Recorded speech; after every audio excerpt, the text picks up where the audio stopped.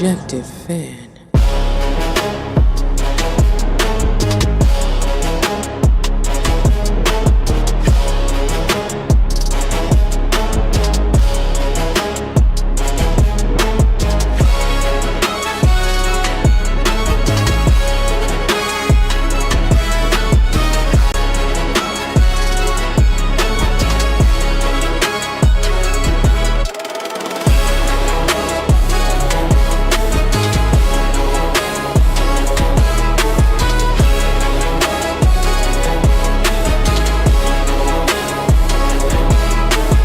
The Objective Fan.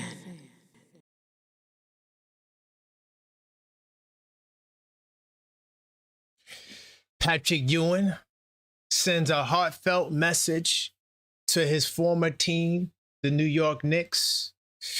And we know over the summer that Leon Rose had a lot in store for the boys in orange and blue.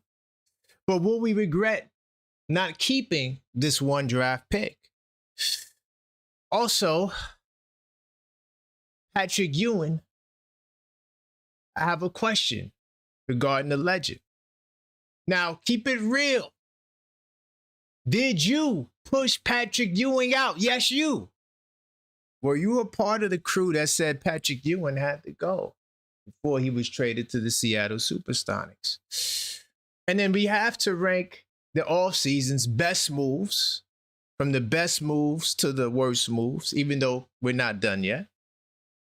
And our flagship topic of the day, Karl-Anthony Towns, big bodega, may need to mentor Josh Hart, according to some of you. We're going to get to that. And why any hopes and dreams of Kawhi Leonard landing on the New York Knicks, that decision is even more delayed. But listen, man, we're going to discuss all of this on today's show, the Blue and Orange Brunch Show.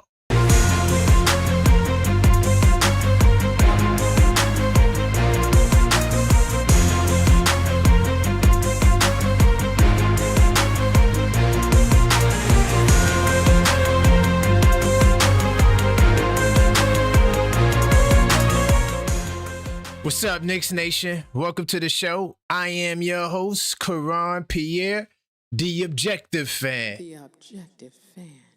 And I'm straight out of Kings County, New York City's finest. Man, you know the vibes. Tell a friend that we live, man. Ayy. Welcome to the show. Hopefully you guys are having a fantastic day, even though the weather in New York City is a bit muggy. But listen, before we begin the show, we do have to address the proper formality. We have to smash that like button. So as you enter the show, continue to smash that like button so we can let the YouTube algorithm know that this is the place to be. And yes, we're still cooking with hot grease. While you're at it, you might as well subscribe, because well over half of you guys who watching the last 28 days are just not subscribed. So subscribe now and help us close that gap. We're on the road to 10K subs. And also subscribe to my channel. I didn't mean to press that, but that was good timing on that, right? So yes, we're on the road to 10K. And each time we reach new subscriber milestones, we do have special giveaways. So the only way to be a part of the special giveaways is if you have to make sure you're subscribed and you smash that bell icon so you get all the notifications. The soundboard is possessed. What's good, Knicks Nation, man? Hopefully you guys having a nice day, even though it's muggy, it's rainy, then the sun comes out. It's just one of those days. What's good, Mellow Mike? I see you. OKF Nation. Facts and opinions. OKF Nation. JJ. OKF Nation. What's good? It's a takeover. Man, hopefully you guys are having a fantastic day. Continue to smash that like button. Just to give you a quick rundown, tomorrow, all right, it's going down. The Objective Fan Hoops returns. Can't wait to get back out there. I hope it don't rain, and that'll be the only way it won't go down. But definitely we will return on Friday We'll see about Sunday, because Sunday has become family park day. I'm not sure if I want to take the camera out, but we'll see what happens on Sunday. Of course, on Saturday, we do have NBA Saturdays. Sundays, we have members only Sundays. So make sure you guys are in the building for all of these shows, man. I do appreciate you guys and your support. I'm not sure I'm gonna do another show tonight. We'll see. Depending on what news we get, if Leon makes a move, right? We'll do something. But I'll keep you guys posted as the show asks for clips. Clips come every day. So there's always a lot of content. We got polls. We got all types of stuff going on in Objective Nation, Objective Fan Nation world. Hopefully you guys like the new The Objective Fan. the new sound bites. You feel me? You know what I mean? I'm trying to elevate a little bit. Man. But look, I'm going to get this show started. You know what? We might as well start with the legend, Patrick Ewing. The question of the day is, did you play a role in pushing Patrick Ewing out? Get out of here. Was that you? Did you play a role, right? Because some fans were like, yo, Ewing had to go. I remember it like it was yesterday. But Patrick Ewing, who was a part of this team's championship run in a consultant kind of ambassador role. He wasn't a coach on the team and nothing like that. So Patrick Ewing stated literally right after the championship, he did an interview where he talked about the coaching bug and he also gave his thoughts on how he felt about the Knicks, winning the championship, et cetera, et cetera. And then he said that he would love to coach again. And my question always was, why the Knicks didn't give him the job, to be the assistant coach. I get it now, we won the championship. No one got hired. Nobody left. So, maybe they did say, hey, Ewing, anybody goes, we'll bring you up. But I think Ewing was very, very stern on getting an opportunity to coach. And that's what he did. But this is the message that he had to share. And, we talked about Ewing the other day as well. I think yesterday we had another question, and I'm working on that panel discussion about Patrick Ewing. Well, not just about Patrick Ewing, but it's about, is Jalen Brunson the best Knick of all time? We're going to put together the panel on that because it's definitely some conflicting views on that. And we have to address it. And I'm gonna get some good people in the building to definitely, address the topic when the time comes into fruition. Let me get to research mode. I think I gotta set up the back window here. No problem. That'll take 2 seconds. But yeah, man, Patrick Ewing, he had a heartfelt statement to the team as he embarks on his new journey. Salute to Patrick Ewing. We're about progress over here. I don't want nobody to just stay around just so we could have them. We as Knicks fans, we are selfish with our players. We don't want to see them prosper. We don't want to see them grow. We don't want to see them go. But that's a part of the business of basketball. It's a rolling cycle. Because think about it. If you didn't have movement, we'd be stuck with the players who we drafted, right? So movement is how you get Towns. It's how you get Jalen Brunson. It's how you get OG Anunoby. So we always got to have guys move.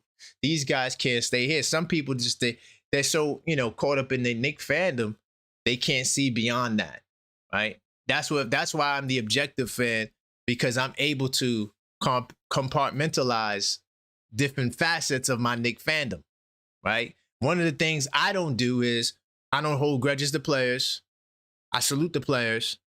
I don't hate the players. And I understand it's a business. It's never personal, right? But anyway, nonetheless, Patrick Ewing, he was part of the championship run. And, I saw him when he came back to Game 3 in Madison Square Garden, the game where the Garden was locked down because of the president was there.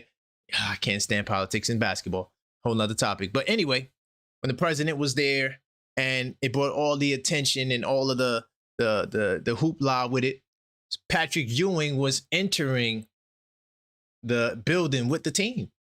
You know, he traveled with the team like he was a part of the team. So he was instrumental on the run, even though he wasn't on the bench, right? Just being there, energy, whether he said anything, it doesn't matter. Just having a Patrick Ewing, it's a good look. Anyway, franchise leading scorer, spent the past couple of years employed by the Knicks as an ambassador, right? A few weeks back, it was announced that he was going to the Washington Wizards. We talked about that. But now he took the liberties to Twitter, and he had this to say, and I'm just going to go direct to Twitter. All right. And, oh, man, come on. We got to do better. Oh, wait, hold on. Damn, I just had it. You shouldn't give up too soon, right? It was right there. Literally. So this is what Patrick Ewing had to say. All right.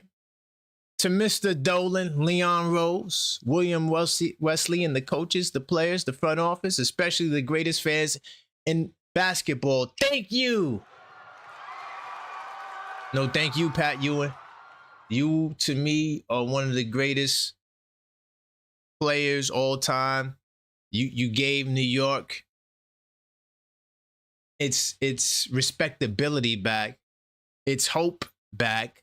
You spearheaded those 90s runs, even though we didn't win the championship. But those 90s teams are so monumental. Everybody remembers. Like, you cannot talk about the 90s without talking about the 90s Knicks, especially the rivalry with the Bulls and the Pacers. But Patrick Ewing is somebody who has a rich legacy. Coming back to the Knicks was an incredible honor and a dream come true. Being part of this organization again, celebrating our championship, and sharing those unforgettable moments with the Knicks and the fans meant the world to me. New York has always been home from the day I was drafted to seeing my jersey in the rafters at Madison Square Garden. Salute to that. Hard to get your jersey retired in Madison Square Garden. To seeing the celebration after winning the NBA championship. The city has given me memories that will be with me forever. Thank you again, Mr. Dolan, the entire organization, my former teammates, and every fan who has supported me through every stage of my journey. Your love and loyalty have meant everything to me. I'll always be a New Yorker. I'll always be a Knick. With gratitude, Patrick Ewing. Salute to that. That's the message from Patrick Ewing. You know, for me, I know a lot of y'all don't care like that. You know, you're like, Ewing wasn't the coach, right? Ewing wasn't the champion. I get it. You know, a lot of us, we don't really have Ewing. Not a lot of us, but some of us we don't have Ewing in high regards based on his shortcomings in the 90s. We hold that against him. But to me, Ewing was one of my favorite players, if not my favorite player coming up in the 90s. So I enjoyed having him around because I think the value of having legends in the building always can work wonders. The intangibles, the conversations, the vibe, right? Is the energy. It's a vibe that certain people have. And I think that he will be missed. But I want to know, were you the fans that pushed the man out? Because he very bipolar figure in New York lore, New York Knicks lore. A lot of us love him. A lot of us think that he wasn't good enough, right? You talk about his shortcomings. You talk about, you know, what he couldn't do for us, right? How he wasn't better than MJ and all these things, Hakeem. But to me, all of that, whether it may be true or not, I can't ignore the moments that Patrick Ewing created. Yes, he missed shots, of course, but he made some big shots too. So, you know, definitely salute to Patrick Ewing. Heartfelt message. All right. And trying to think, was there another point in here? Oh, yeah, this is some of the stats. In his playing career with the Knicks, Ewing holds multiple franchise records. Some of those include points, 23,000. Nobody, unless we get a superstar. Like, if we draft like a superstar, maybe they'll crack that 23,000 point. I don't think nobody get. Well, let me see. Well, Brunson might, but as a Knick though, do you think Brunson could get 20,000 points as a Knick? That might be a poll right there. Hold up. See how I always get polls on the fly like that? Do you think Brunson can break Ewing's scoring record? Yeah, I'm gonna write that down. But rebounds, steals, okay, 10,000 rebounds, 1,000 steals. This guy's a great player, man.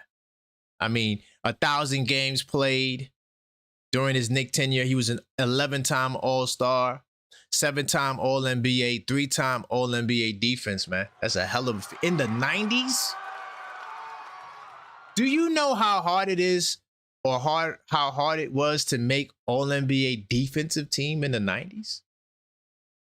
You had Hakeem, you had David Robinson, you had Dikembe Mutombo, you had who else? A whole heap of dudes, Alonzo Mourning. I mean, it was a lot of like scrappy big dudes in the 90s, bro. I'm not gonna lie to you. Dude, team, like, you had real centers back then too. And remember, it's not like today. Back then, you had to be a center. So you only had 2 centers on the All-NBA defensive team. So for him to make it 3 times, it just shows how great of a player he was. Salute to the great Patrick Ewing. You will be missed. And for the record, I want to say this. I wasn't one of the ones to push you out, Pat. All right? Just join the show. Smash that like button. All right? We're talking about what Karl-Anthony Towns needs to teach Josh Hart, according to some of you. We're going to get to that. What is that? A lot of wacky stuff, but we got to address it. All right? And if you're not subscribed, subscribe. I'm here twice a day, mostly. All right? Every day. So you want to smash that subscribe button so you catch all the shows live and in real time. You know how I do it, man. The Objective Fan. I'm sorry, I just wanted to play that. I like that sound bite. All right, cool. All right, so the next topic I want to get into, man. A lot of good topics. Speaking of big men, let's keep it on big men. Now, in the NBA draft, a lot of us, and salute to the members that were in the building and all the people that watched. We did the NBA, the draft watch party, and I had a meltdown. Man, it was crazy. The vibe was crazy.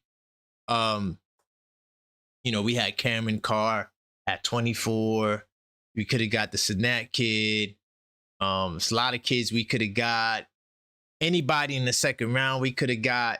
And, we opt to go back and move back in the draft. And then one of the picks, or maybe the only pick, I think we held on to was the 55th pick when we draft this kid, Onicio. And on the draft, because we did both draft days, we all cheered. We were like, yeah, who is this kid? This kid looked like he could block shots. One of the best shot blockers in college basketball. Now, we opted to go in a different direction, okay? And we said, Onicio, we don't need your services. My question is, will we regret that decision? Here's why I asked the question. Will we regret it? Go back to research mode. Ugonna Onicio, I think I did good on that. Giving Knicks early reasons to regret trading him. All right. So Ugonna looks like a rookie big that the Knicks were better off keeping. Though Onicio didn't excel as a scorer, we know that he's not a scorer. All right, when he played in Summer League, but he did make his presence felt in the paint. 4.8 rebounds, 1.8 blocks per game. All right, this guy, that's one thing he does without fail. He's going to block shots. Of course, this production came on only 17.7 minutes. In fact, against the Knicks in Summer League, he only played 11 minutes. And Leon Robbins was giving him the business, but it was a very short sample size. All right. Now, of course, the numbers are not that great. They're not that fantastic, but what more would you need from a third string center? Let's think about that. If he can give you that much blocks in such a short time frame, why wouldn't we just keep him? You know, you got the second round exception. And if you finagled it right, I don't know what trades we're going to make. I don't know what we're going to do, but you might have got him on the 1.3 rookie exception. Second round exception, right? So why didn't we keep Anicio? And then to make matters worse, we give him to the Detroit Pistons. Can anyone explain that to me? Why are we trying to help the Pistons out? Right now, the Pistons are in a huge bind. They don't know what the hell is going to happen with Durant. And they made their stance clear. We are not paying you the super duper rookie max extension, which is at 30% of the cap. So now we give them this kid, all right? In his signature outing, Onicio did his best Robinson. See, this is the thing. Let me get to that. His best Robinson impression with the staggering 8 rebounds and 5 blocks in 21 minutes. Half of his boards were on the offensive end, helping create extra possessions for his team, simply hustling and not giving up on the play. All right. Looking back at it from New York's perspective, this had to sting. Why would it sting? Are you saying when we write this, are we talking about Knicks fans or are we talking about the New York Knicks? Because those are two different types of people, right? Are we talking about Knicks fans or are we talking about the Knicks? Because I think that they made the pick and they knew what they were doing. I think Leon Rose and the guys know what they're doing. Salute to the collaboration. I don't think that they're going to, I think that they deliberately moved off of him, right? Now, he was well worth taking a flyer on the end of the second round, given his size. He's 6'11", 7'4" wingspan, nearly 240 pounds. I think he had like a 9'2" standing reach. I can't remember, or 9-foot standing, something like that. And profile as an athletic big with an infinity of block shots. The team made the bet that moving Anicio would be worth happening on. Wouldn't be worth harping on despite the clear shades of Robinson's game. See, this is the problem for me. And I'm gonna come out of research mode because I don't need to read anymore. This is the problem for me. We keep harping on replacing Mitchell Robinson. I don't think that that's the philosophy that Leon and the boys are taking, because if they were following that philosophy, they probably would have went in a different direction from Drummond. Now, I'm not saying Drummond was their first choice, because we know about the reported failed Yves Missi trade, right? And maybe he was their first choice, and his game is similar to Mitchell Robinson's, right? But I don't think that the priority is, we have to find somebody to replace Mitch. No, we need players who can play basketball, bro. So yes, while I agree, I wanted us to keep this pick because literally, I don't remember when, but this kid was signed shortly after he was drafted. They gave him the two-way spot for the Pistons shortly after. And I think he could get some time because, you know, Durant, we don't know what's going to happen with him. There could be a world where the Pistons lose Durant, even though they say they don't want to trade for him. The best thing that could happen for the Pistons, and I'm not sure if it's the best thing, but one alternative that could take place is that Durant gets the qualifying offer for 1 year. So that's super low salary, right? And they will be below, more than likely, the luxury tax. So this is why this kid, Anicio, was an important pick for them, because he might get an opportunity to get on the floor as a two-way. Right now, the Knicks don't have no two-way spots. Okay, I'm still waiting for the news that we've got somebody. And Leon, he moves in silence. Salute to Leon. I might hear the discount. But I feel like the comparisons to finding a big like Mitchell Robinson is not fruitful, because Mitchell Robinson is Mitchell Robinson. That's his game. That's his. So we need to just get upgrades where we can get players who can rebound. If we could get a guy who could block shots, that's great. Right? Maybe getting some guys who could do some things on offense, because Mitchell Robinson couldn't do nothing on offense but rebound. That was it. And dunks occasionally. Right? So I don't like the narrative that we'd have to replace Mitch. We could talk about that. 646-995-8389 if you want to talk. All right. My flagship topic of the day is Karl-Anthony Towns have to teach Josh Hart this. All right. It's from an article I read, and I want to see what you guys think about it. But a lot of these conversations that we're having is based on, just not being in the dark, because we don't know which direction that Leon Rose will go in. Right. I'm not sure if I introed this, but I'm gonna get to this. I'm gonna get to this topic now as well. Then I'm gonna get to the phone lines after this. All right. And then I'll get to Josh Hart a little bit in a second. We'll get to that.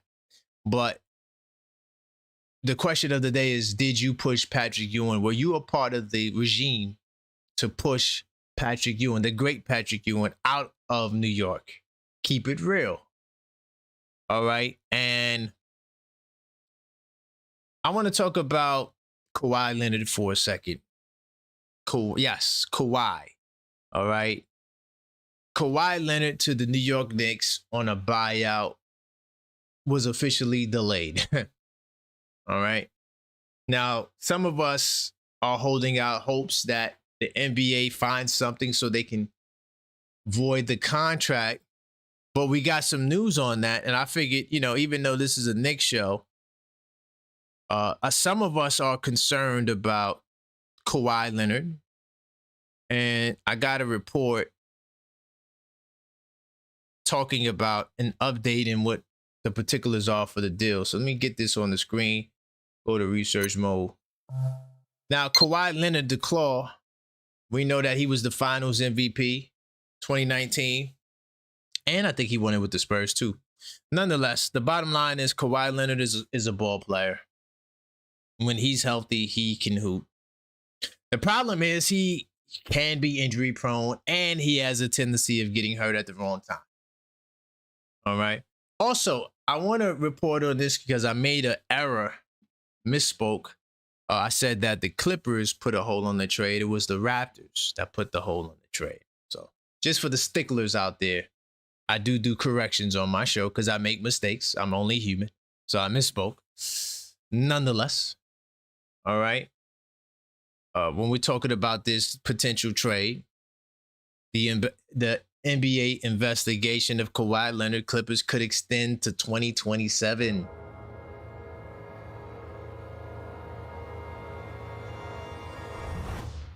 Hey, man. That's tough. It's tough because it takes away opportunities from teams like us. We're waiting to just be potential, opportunist here, for lack of a better term that I can't think of in the moment. But we would love to get Kawhi on a buyout. But now any thoughts of that happening will be extended. Now I'm curious to know, will Kawhi play a game for the Clippers? Like if this was an NBA show, that would be my question. Will Kawhi Leonard play another game for the Clippers if this investigation goes to 2027? Because while you're doing the investigation, he's not suspended. The Clippers aren't penalized. So where do we go? And it's a wonder why the investigation is taking longer. Because I could have sworn I read a report, and maybe I'm off. I could be off, but I thought that they had all the information they needed, and now they were waiting for both sides to talk or something like that. That's what I thought. Nonetheless, let's just get into the source. The NBA's investigation into whether the Los Angeles Clippers circumvented the salary cap to compensate Kawhi could extend to 2027 if the league and the players' union fail to agree on the findings. Right, okay, bet. So this is exactly what I was talking about. I thought that the information is there. So why would it take till 20? This is what this is like saying, right? You're trying to buy a house. You did all your research. You did, you had your inspector. You did everything to go there. You got the proper valuation. You know everything about the house. But now you have the information. You want to buy the house. You even have the price for the house. But now you're just sitting there trying to agree on small details. Well, in this case, it would probably be the price. That probably would be the example. But even still, it's either they're guilty or not. And part of me is wondering about this case, and this is just, I'm going to put the disclaimer up for myself because I don't know. But at the same time, part of me is wondering if there's more situations like this that are just not as big time, right? Because Kawhi's a star, Clippers, Steve Ballmer, that's going to get a lot of attention. But I wonder if there's more scenarios like this, because remember, we just learned that the NBA was investigating the Bucks with the Gary Trent Jr. salary for potential salary cap circumvention. Right? Remember, he got that big deal. We like, damn, why would Gary Trent got 60-something million? Not accusing anybody of anything, but, these are the reports. So I'm thinking that could be what it is. Now, this is the problem. Like, this is technically unprecedented. So finding any potential penalties, right, or punishments is going to be very difficult. But the league and the players union fail to agree on the findings or any potential penalties, okay? And this is according to ESPN's Baxter Holmes. Sources close to the National Basketball Players Association said that the union would not hesitate to pursue arbitration if the league sought punishment without sufficient evidence. You see this part right here. Sufficient evidence supporting claims the Clippers compensated Kawhi through the $28 million endorsement deal. Now, I know right now, Pablo, he is upset and mad. If the Clippers come out scot-free on this or his investigation for not. But this is what the Players Association Union is they want. They want to make sure there's sufficient evidence. NBPA Executive Director David Kelly addressed the investigation early this month in Las Vegas, expressing skepticism about the strength of the league's case. I remember reading that as well. And he said, not from anything I've seen, Kelly. This is what he said when he was asked about the investigations have uncovered anything worthy of punishment.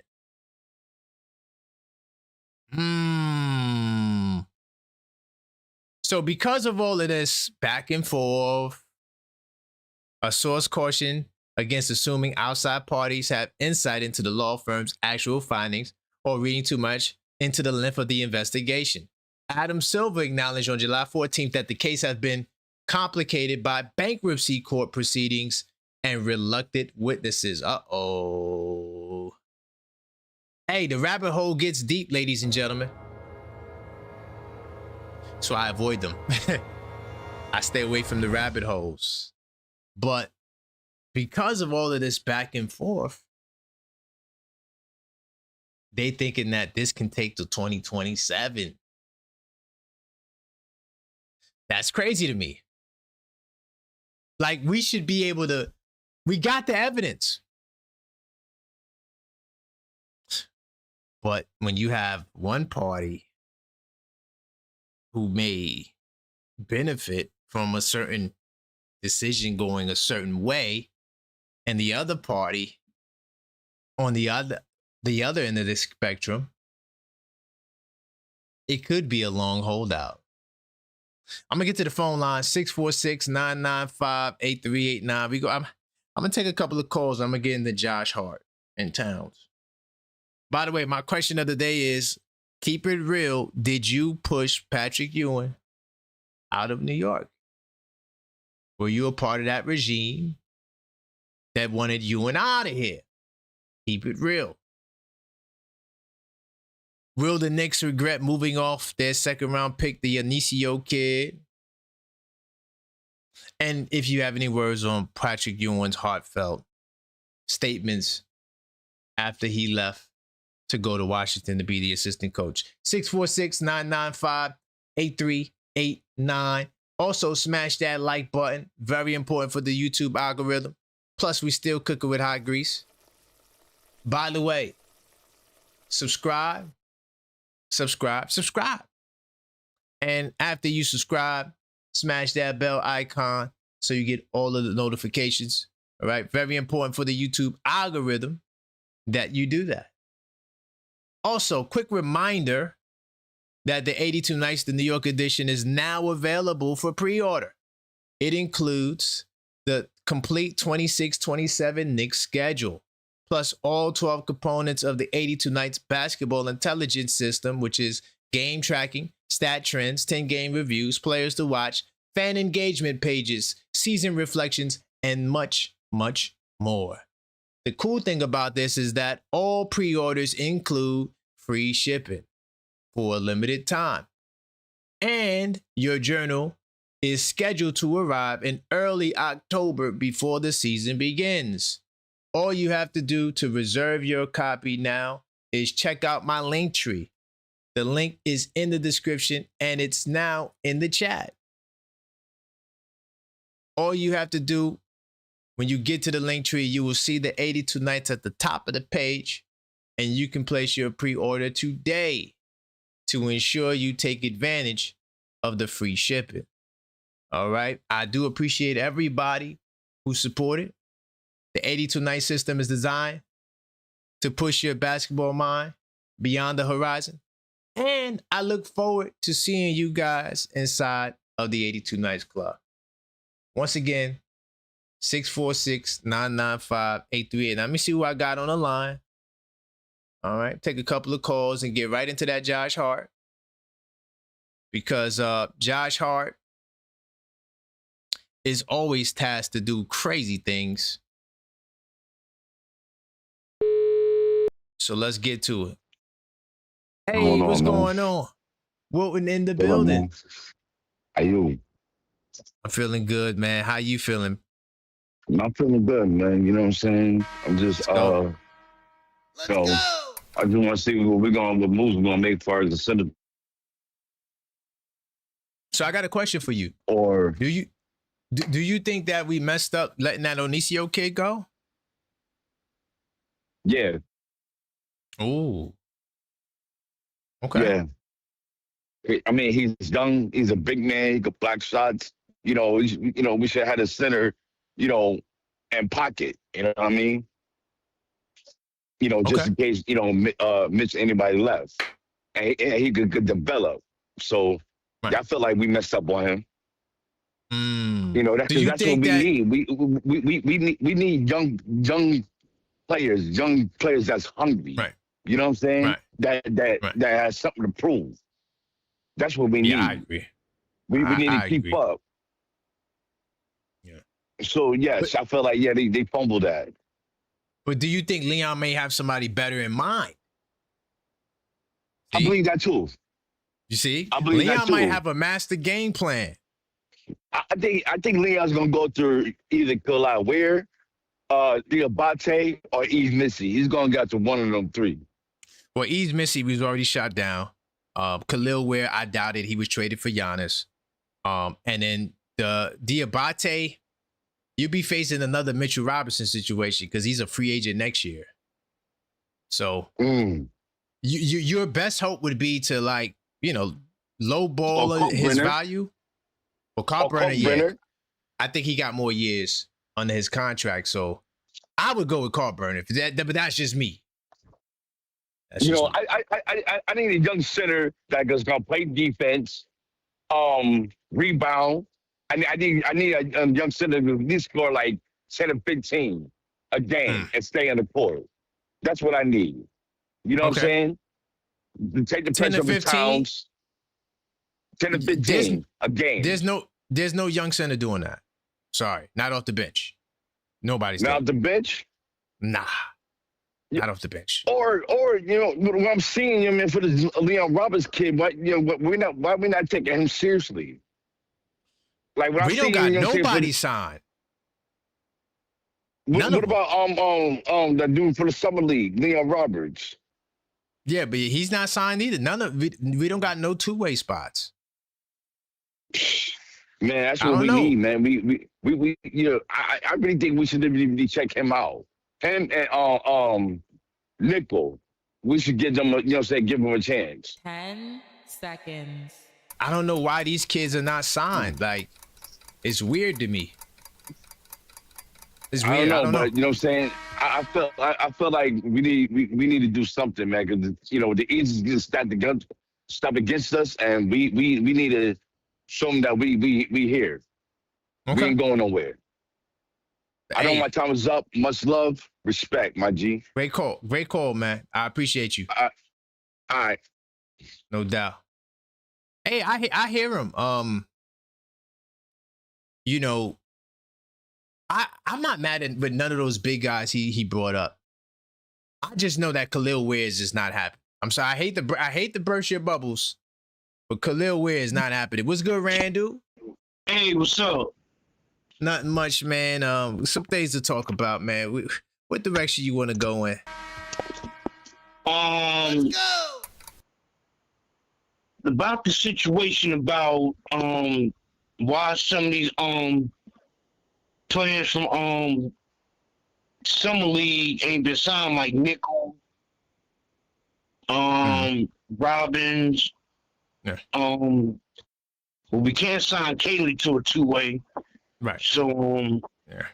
Yeah. But the thing is, what I believe what Leon Rose is gonna do is he gonna make a decision after preseason or during preseason about who his two-way team gonna be.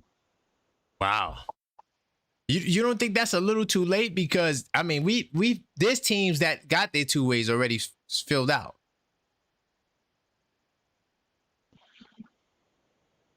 Or we just got to say, yo, man, Leon has his plan. Let him work. Yeah. That's all we could do, right? Because we don't know what players that's going to bring in on the preseason roster. That's true. That might ball out during preseason. Right. And you don't want to commit to nobody, and now you stuck. Right. But isn't Jack Nickel, the Nickel kid, isn't he our guy? Why he can't get the deal? I thought he was our guy. I thought everybody, the kid could shoot. I mean, are we waiting on him? That is true, but okay. When preseason might come across some players that's better. Good point. And second round picks contracts are not guaranteed. Right. Good point. So we just got to be patient. Pretty much. Do you think we would regret not getting the Onicio kid though? Who? The kid that we sent to Detroit. The guy with black shots. Oganu or Ogano. Oh yeah. I think we definitely should have held on to him. Yeah, definitely. Man. Because look, there's no guaranteed contract, so you could. I mean, was the cash considerations needed? Maybe, I don't know. Because I would definitely either sign him to a G League deal or either a two-way, one or the other. Right. I don't know. Maybe I don't know. Maybe they thought they couldn't protect them. I don't know. It don't make no sense to me. But Leon has a plan, so we gotta We got to see. Right. Oh, my last question before we really quickly. Did you push Patrick Ewing outside of New York? Keep it real. Say what? Did you push Patrick Ewing outside of New York? Keep it real. No. Okay. So you wasn't one of those fans like, get him out of here. He has to go. You wasn't one of those guys, right? No. Okay. All right, man. Thank you, Randall, man. Great call. I appreciate it. Yeah. Anytime. All right. That's my question of the day. I need to know, did you guys push Patrick Ewing outside of New York? All right. By the way, continue smashing that like button if you just joined. I'm about to get into the Josh Hart. So if you just came in, you came in at the right time. Because I came across this article with a crazy, I don't understand it. But also subscribe if you're not subscribed. But Josh Hart, this guy is always tasked with doing the hard jobs. He has to play power forward. One minute he's a power forward. The next minute he has to guard CJ McCollum. This guy, we put him all over the field. Like if this was a football player, he'd be playing every single position on defense. So I'm trying to understand why we can't keep Josh Hart where he's more strongly suited, which is 3 or 2 position. Anything else, I think, even though he holds it down because he's Josh Hart. Salute to Josh Hart. He holds it down, but he's really just a 6'5" wing, right? A 6'5" wing. He could play small forward. He's strong enough to guard, guys that may be 6'7" or whatever. But once you get to 6'9", I think there has to be a cutoff with that.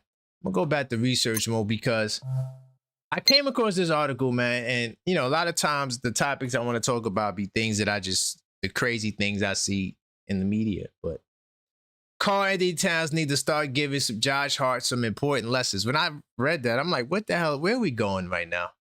Towns is a center and Josh Hart is a wing. What lessons could he give him? So this article has a very interesting outlook. Right now, it looks like the Knicks are going to be walking the next season with a relatively incomplete roster. You see, I'm triggered.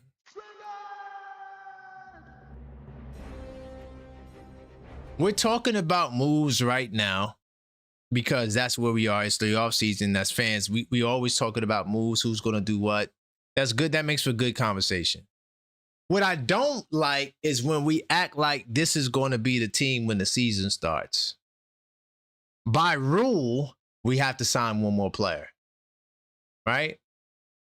As far as two ways, I don't think you have to satisfy the 2 ways, but it would make sense to have 2-way players because 2-way players can be used in real game action. So if you ever decimated by injuries, at least you have 2-way guys who can play, even though there's a cap on the amount of games. I think it's 150 games or something like that. I don't remember the exact amount. I know it's a cap on the amount of games 2-way contracts can play. Nonetheless, right?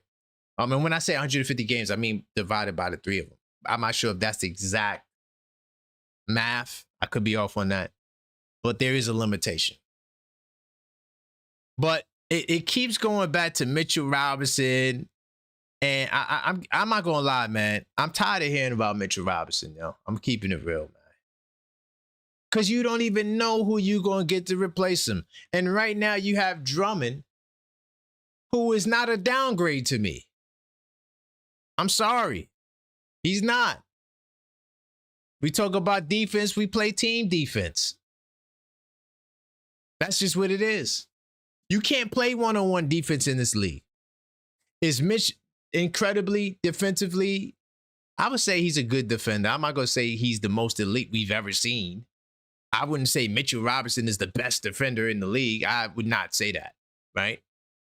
Also, yes, he's a great offensive rebounder, but I wouldn't say he's the greatest rebounder overall in basketball. I wouldn't say that. So let's not act as though because the team isn't complete and you're missing Mitchell Robinson, because that's the comparison, that we're going to be doomed.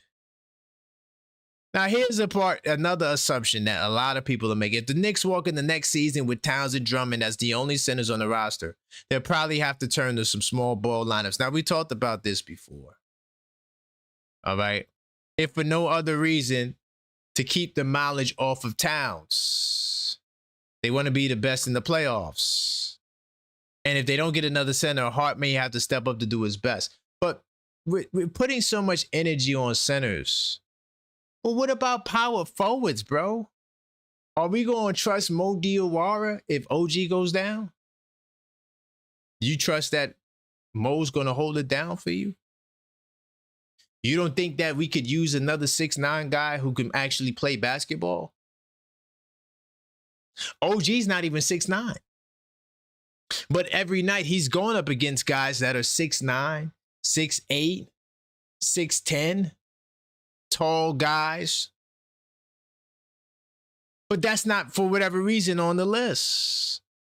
So when we're talking about small ball lineups, now it gets even more ridiculous. I ain't gonna lie, I don't like seeing this lineup in particular.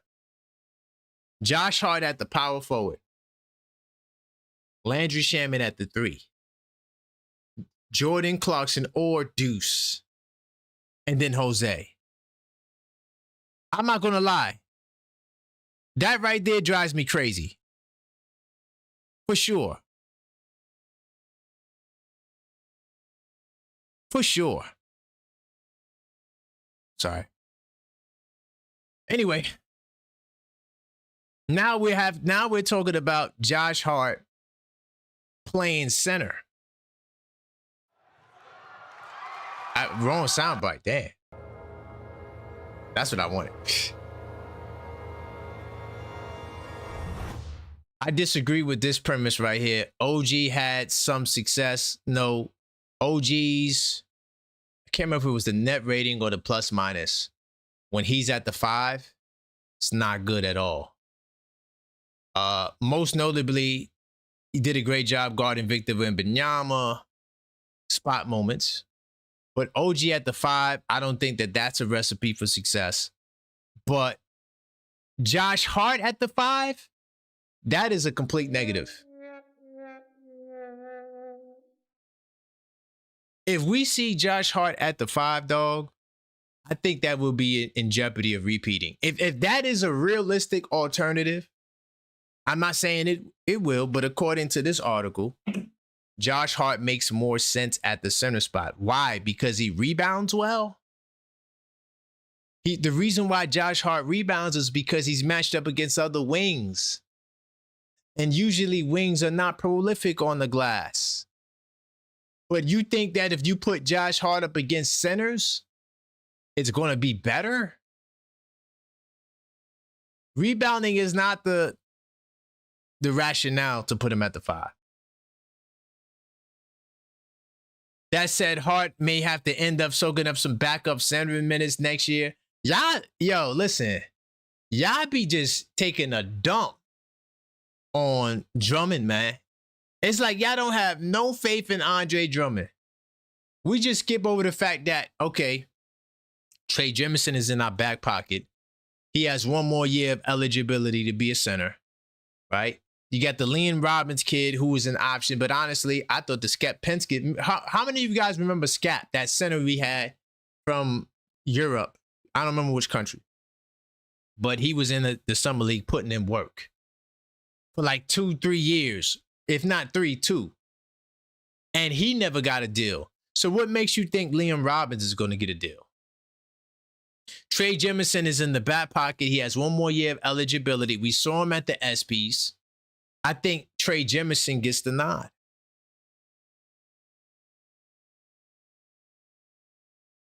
That's just me.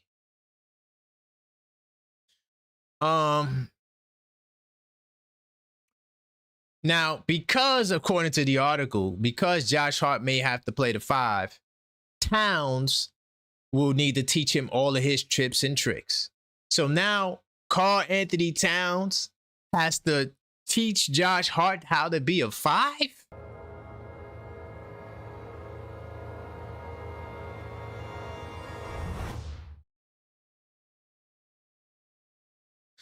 So if we going up against Nikola Jokic, we gonna put Hart at the 5. If we're going up against, all right, Khalil Ware and the Milwaukee Bucks, you gonna put Josh Hart at the 5? If you going, I mean, you could go down the list. Paul Reed. You want Josh Hart to match up with Paul Reed off the bench? I don't like it.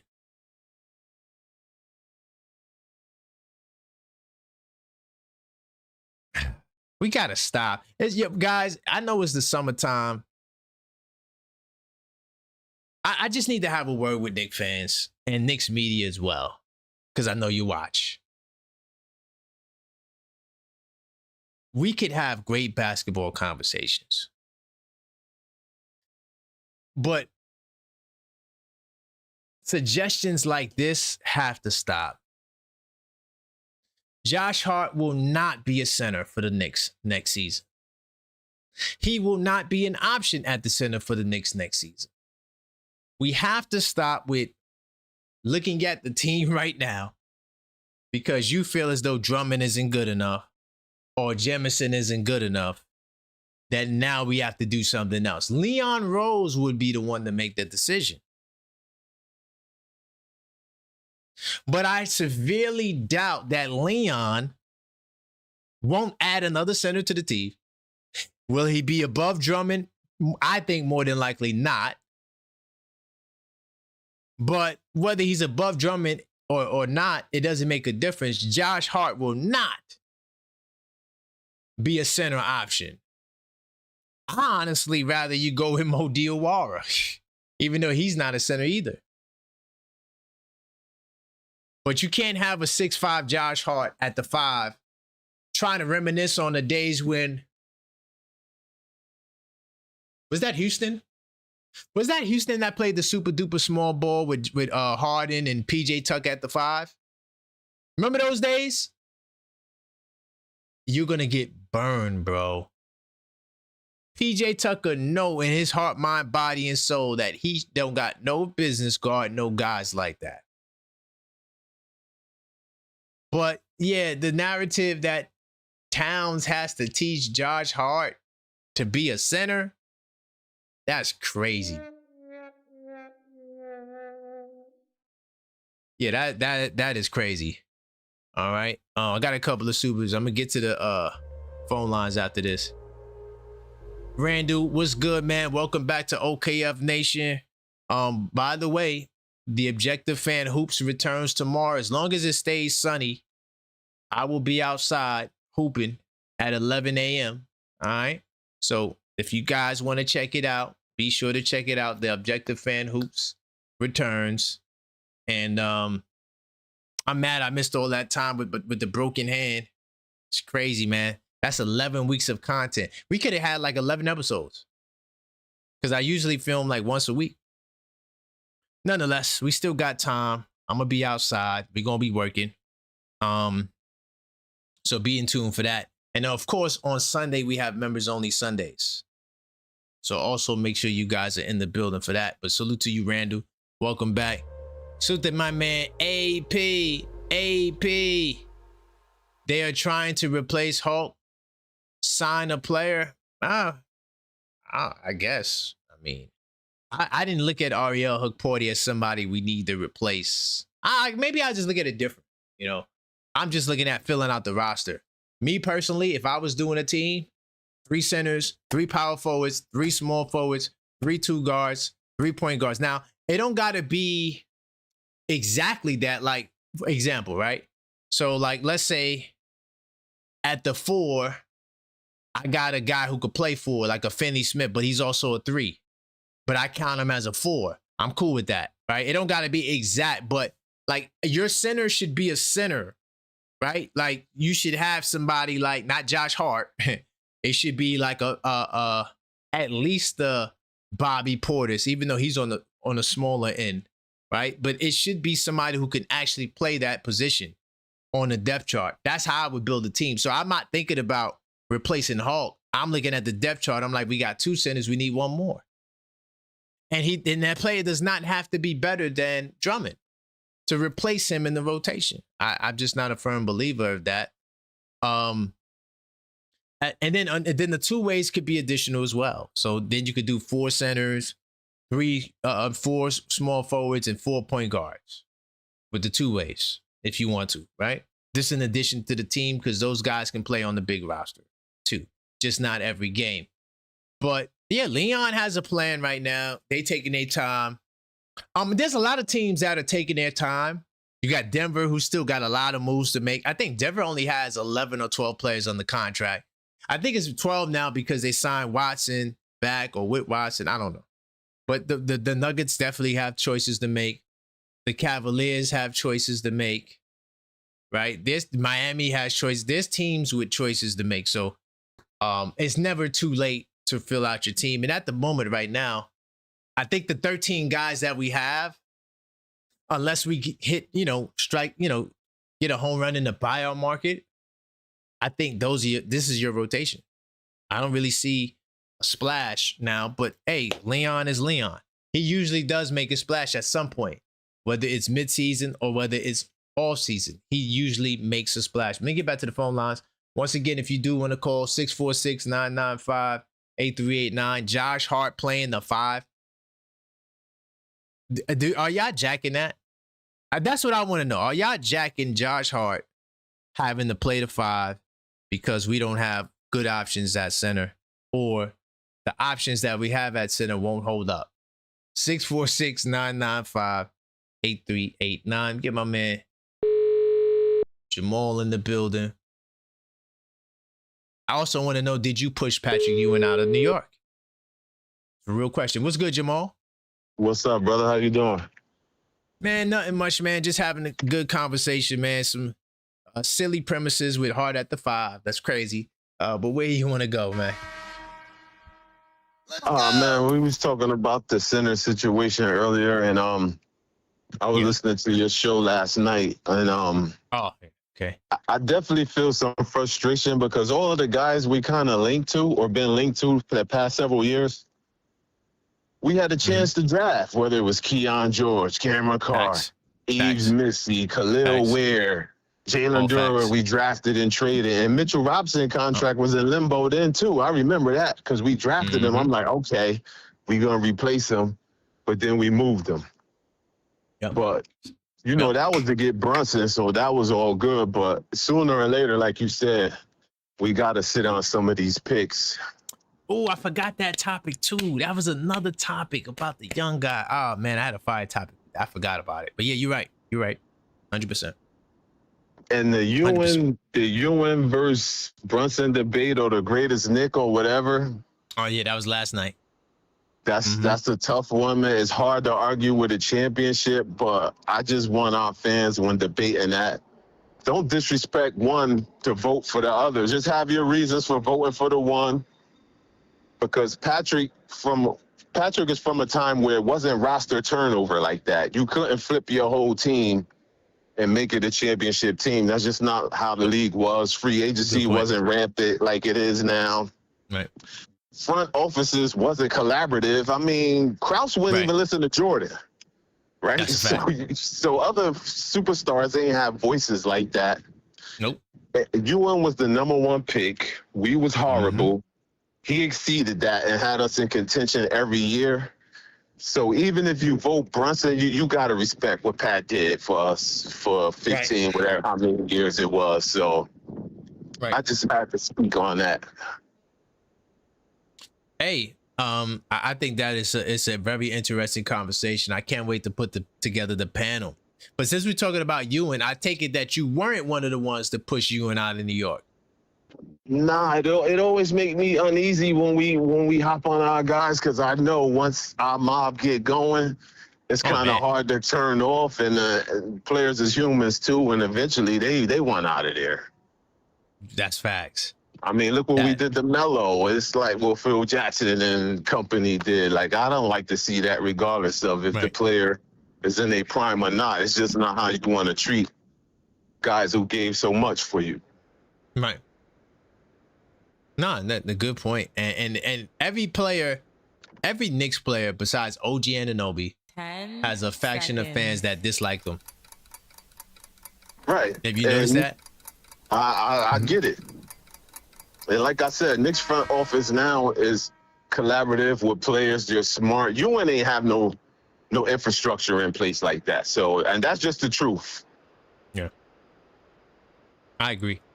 And he never had the team around him that could really get him over the top. That was another thing. He never played with another superstar the way Jordan did with Pippen, you know. So, but man, I appreciate you, Jamal. That wasn't really what the league was then. You came back with your team and you tried again. But I know that's my time. I appreciate you, brother. I love the platform. No doubt, man. Big time salute. Later. And another thing too about those days, yeah, you had trades, but usually the super duper stars stayed, right? Like you rarely would see super duper stars go. Of course, you've seen it, like Barkley was traded, but Barkley wanted to be traded, right? So, you know, it wasn't like the organization had to convince him to leave, but usually, unless you had beef, you stayed with your team, right? And so, definitely a lot harder to put together teams if you don't have what Leon Rose has, right? But anyway, back to the phone lines. 646-995-8389. Hello? What's going on, man? Silk in the building, man. Where you want to go? What up, Karan? This is Silk from Brooklyn. Chilling, man. Hey, I'm curious to see what direction you want to go in. What topic caught your ear? Well, I heard you earlier, then I fast forward to the show because I heard you mention about why we not keeping the kid Khalil from Germany. Yes. Mm-hmm. Well, the reason why we can't, the reason why we can't keep him, because I heard this, I think from Al Horn or somebody from the MSG network. He had the contract with the German team, so we would have to buy that team out to bring him. And the only way he would come here if he got a guaranteed NBA contract per the law. So he can't come here on a two-way. We would have to fill that last vet minimum spot with him. So that's why he's going back for another year. So he couldn't come here. They would allow the buyout with him to come on a two-way. He would have to come here on an NBA contract. Exactly. No. That's so that's why that's why he's out. He ain't gonna be here. And I keep hearing you say, my man, Sissy is a done deal. That he ain't. There's no way we can get him. Do you know from how Dallas? many people? You know me? Yeah, you know how many players on the Dallas roster right now? You're allowed to go into training camp. Yeah, you're allowed to go into training camp. They got 21 players. You're allowed to go into training camp with that much. But I'm saying September 1st is the day you got to cut that thing down to 15. So that's what the Knicks are. Not going into camp. Going into camp, you're allowed to take that into camp. Now, before the season starts, that's when you got to make the cuts. But going into camps, that's when you get the Exhibit 9s, non-guaranteed contracts, all of that.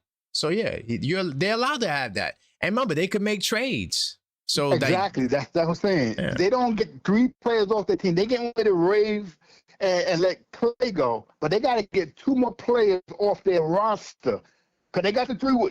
Because you look at the 3-ways is take it from 21 to 18. They got 3 players on their team. They got to get rid of by the time the season starts. Otherwise, they might have to raise Missy as a non-guaranteed contract. You mean Cisse? Yes, Cisse. Knicks made him put him on a guaranteed contract. I don't think his contract is non-guaranteed. Hold on. I'm going to check that. I don't think his contract is non-guaranteed. Partially non-guaranteed. It's partially non-guaranteed. Hold on. Let me just stat check that because I thought they had to match it. Well, we offered them. But the second year is not guaranteed. Okay. All right, yeah. That's next year, though. But this year, he's going to be on the team. You're not getting him this year, my brother. It's not happening. Look at why you keep saying that. They gotta if they can't get rid of all the what's the center that's making a whole bunch of money in that team. If they can't get rid of his contract, they're gonna be stuck with him. So they gotta get rid of 3 players. They waving Clay. They gotta trade them other 2 players. Right. Well, right now they have. Hold on. They got 16. Hold on. For the record, just so we could be clear, they have 16 players on the contract. For the record. All right. They got 16 players on the contract. So if they waive Clay, because Clay is not on the list, right? When Clay gets waived, they only have 15, my brother. When I went on NBA.com, I saw 21 players on the roster. So you say there's only 16 that got guaranteed contracts? Yeah. Yeah, they only got 16. And then when they waive Clay, it'll be down to 15.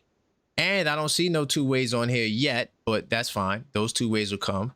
But on the actual roster with salary, they only got 6. So when they waived Clay, that's it. So no Cisse. You're not getting Cisse, my brother. I'm sorry. I know it hurts. I wish we could get him. I like Cisse. It's not happening, my brother. 21 players on the roster coming from? I see that when I go on the site, I see 21 players on the roster. When I look at their roster. Yeah, they probably got some Exhibit 9s that doesn't officially count towards the books yet, so Sports Track didn't add them. But that's just what it is, man. I try to keep up alive because I thought they had to get rid of Gabbard to keep Cisse. No, they got to get rid of Clay. That's what they about to do. He out of there. Clay is gone. So with Clay, they got their 15. You're saying they got their 15, and then the rest is just two ways. That's it. No, because think about it. If they would let CC walk, why would they pay him $1 million to waive him? That doesn't make any sense. They would just let him walk. So they want to keep him. If NBA.com said they got 21 players on their roster, shouldn't they show that the money matches the 21 players on the roster?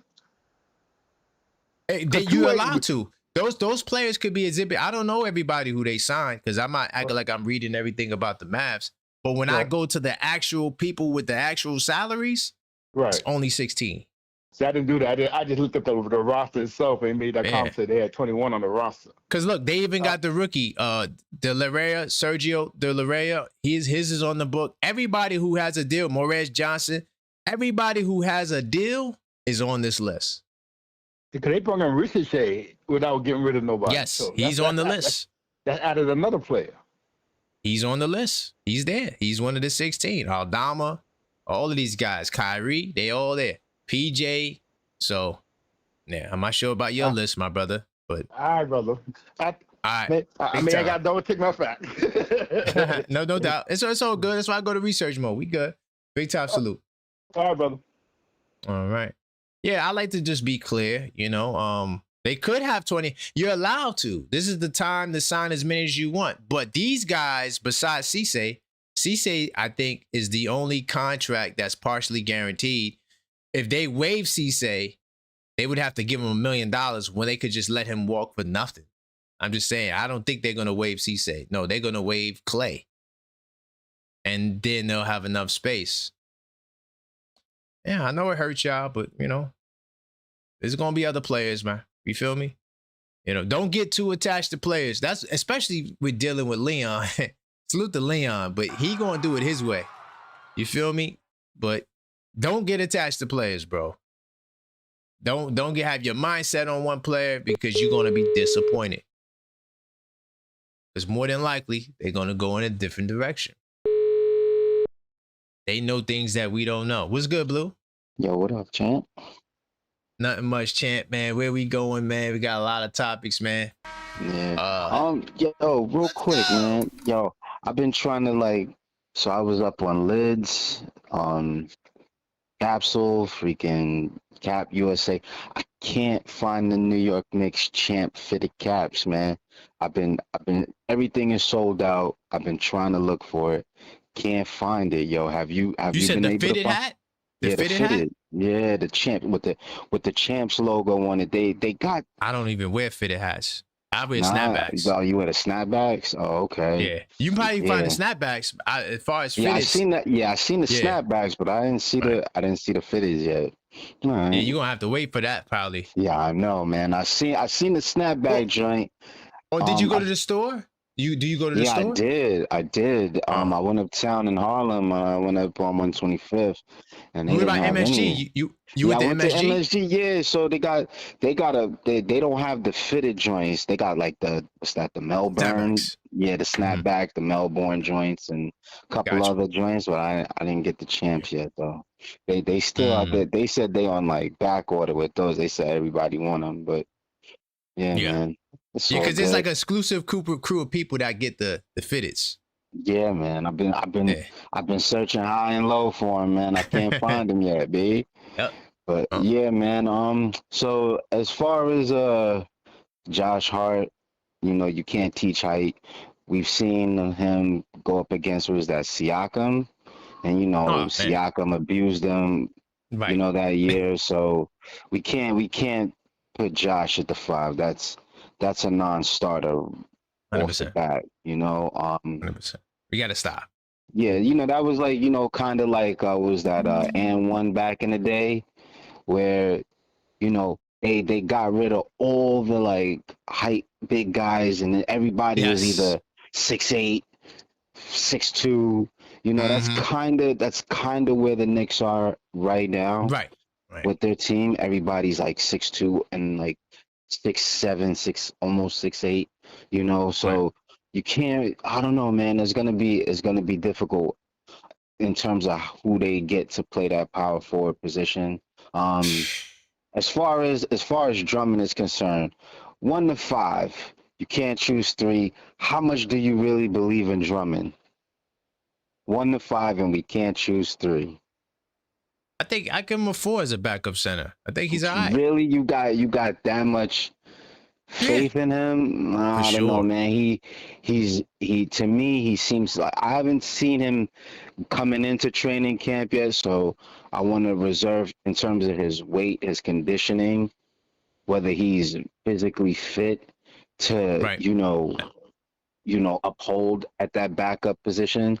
Because to me, in the past like 3-4 years, it seemed like he was like severely out of shape, in my opinion. I don't think he was, in the best of shape, just from my observation. And I think that is really, important in terms of, where the Knicks go this upcoming season. I don't know, man. It is a lot, man. But look, he was in shape last year to put up Mitchell Robinson numbers. I don't know about that. I'm just saying, they got the same numbers. How many games did he play? He plays. He's way more durable than Mitch. No, yeah, I give him that, but I don't know, man. Everything to me remains to be seen. Yeah, true. He's durability wise, I definitely give him the nod over Mitch. That's not a fair comparison. But yeah, I think that's it, man. All right, man. Thank you, Blue. Hold on. Before you go, because really quickly, were you a part of that regime that pushed you and out of New York? Keep it real. Well, look, man. What was? You sound like it. Oh, no. What was his? Like, he was the ambassador of the Knicks. So what was his duties here? You know what I mean? Like, no, what did not he forget that. do? I'm talking about back in the 90s. Back in the day. Do you go back that far? Nah, yeah, of course. I'm talking about back in the 2000s. You know what I mean? But right. So, were you a part of the crew that was like, yo, get him out of here, the knees? I was definitely PE fan for sure. Okay. I wish him and Bernard King was able to play together, because that year Patrick Ewing got drafted, that was the year that Bernard King tore his ACL. The ACL. So, you know what I mean? So I would have loved that. And if we would have had the opportunity to see those two together, what I mean?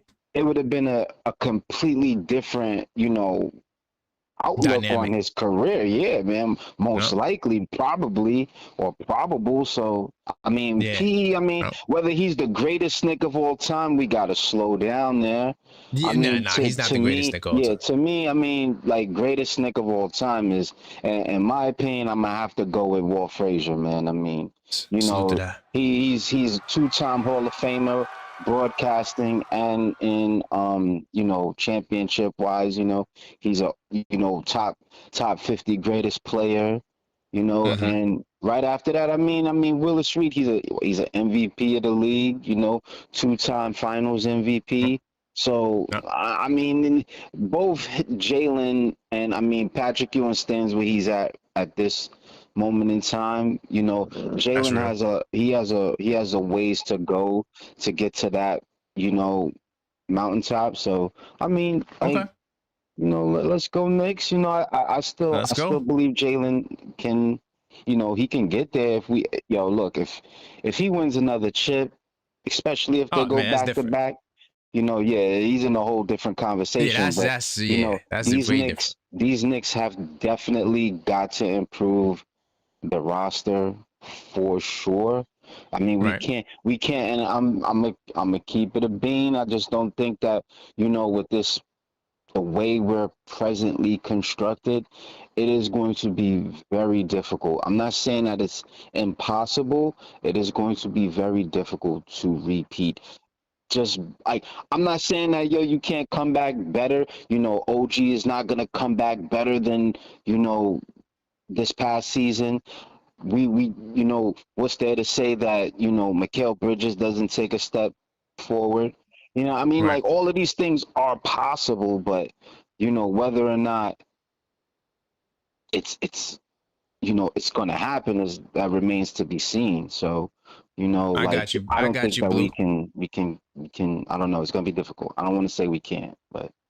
All right, man. I appreciate that, Blue, man. Big time salute. No problem, bro. All right. I thought he was going to be a part of the regime that pushed Ewing out. He's not the most positive fan at times, but he's becoming more positive. Keep the calls coming, 646-995-8389. Call up, voice your opinion. What's going on, Jay? Hey, what's going on? You in the building, man? Oh, man. I mean, where you want to go, man? I'm curious to see which topic you want to talk about.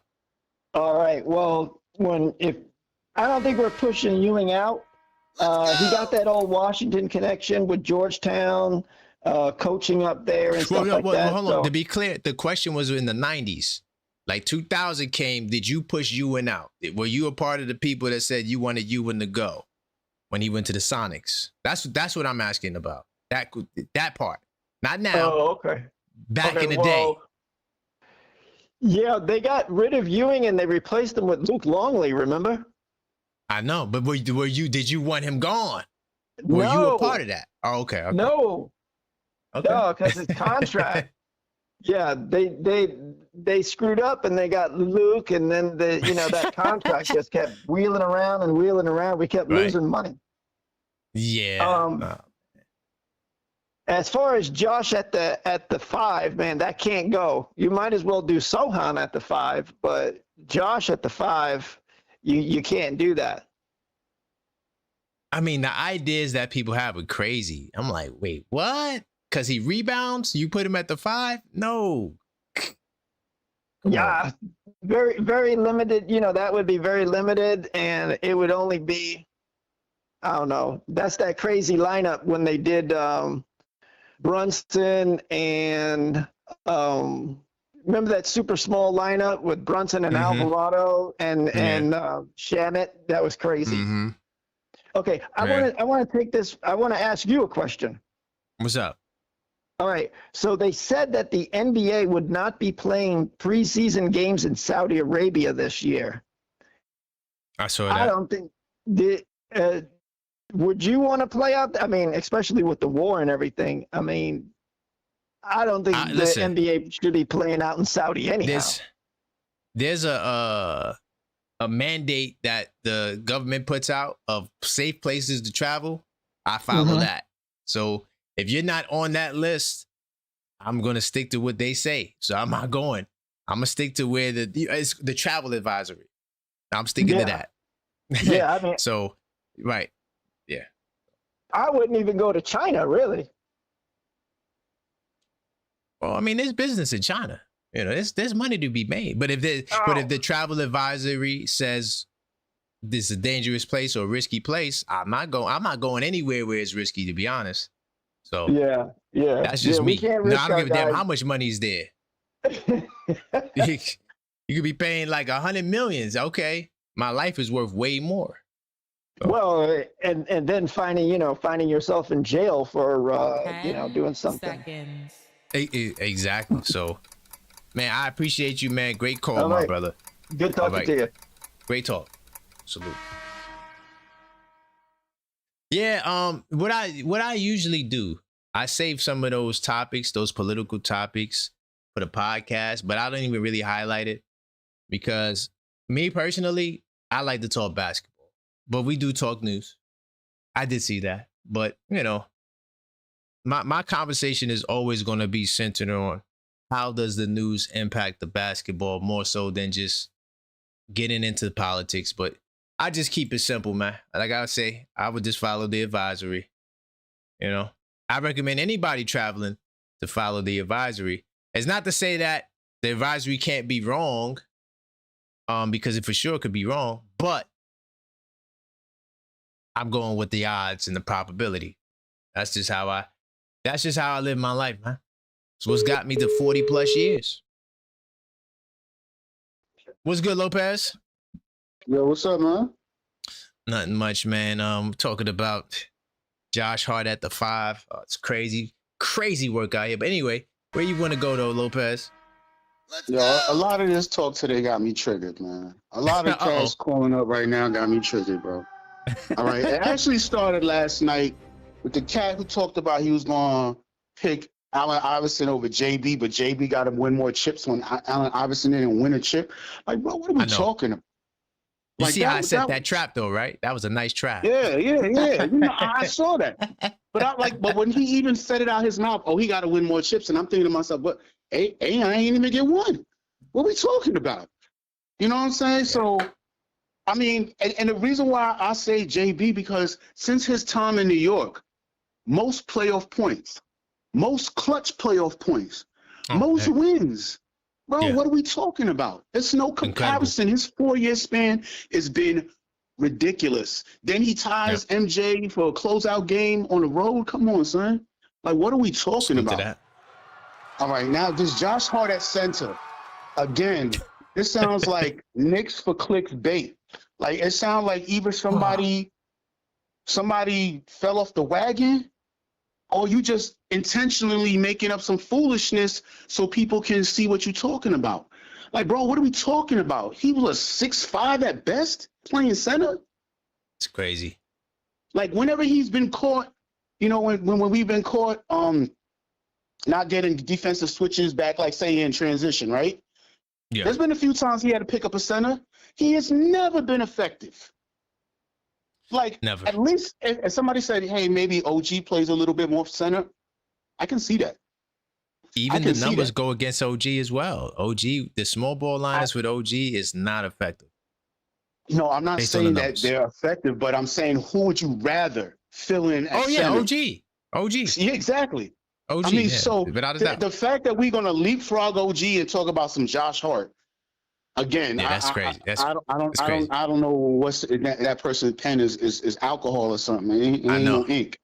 That's why I don't like to highlight names, you know, because I don't want to make it seem like I'm tearing them down. But just look at the names. Something you said too kind of triggered me too when you said Pat didn't have a team. In '94, he was up 3-2. You up 3-2, you have a shot. You definitely was given enough. You just didn't execute. I mean, that's how I feel. You had a series lead. You had 2 chances to win a chip, like to win the game to win a chip. So to say that we didn't have a team, no, Starks hits a couple of more shots. I mean, he only had 2 layups in Game 7. He missed all his perimeter shots. 10 seconds. You know what I'm saying? And game 6, he got blocked. So I feel like we had a chance. Calling Drummond out of shape when he's got the same numbers as Mitch, is more durable. Right. Again, that's up there with the AI over JB because JB ain't got enough championships. It just doesn't make no sense what you're talking about. If we get almost the same production back, you know what I'm saying? Like, nobody is going to be somebody else. That's just we're all individuals, right? Even as twins. Right. Look at the Thompson twins. You got one that's better. Look at the Champagny twins. You got one that's better. That's true. So we can't sit here saying, oh, we're going to replace Mitch with another Mitch. Bro, we replacing his numbers with a third, a fifth, my bad, close to a fifth of his salary. What 100%. Are we talking about? Like, bro. Talk to him. And then he talking about repeating is difficult. Duh. It hasn't happened in 7 years. Of course it's difficult. Team's going to put a target on your back. Right. The Knicks already had a target on their back all season last year. Oakley's, I remember when Charles Barkley said, you got to change your mindset because everybody gunning for you. Now they're going to be 100%. Gunning twice as hard. I mean, just some of these takes is just kind of like either ridiculous or they just obvious.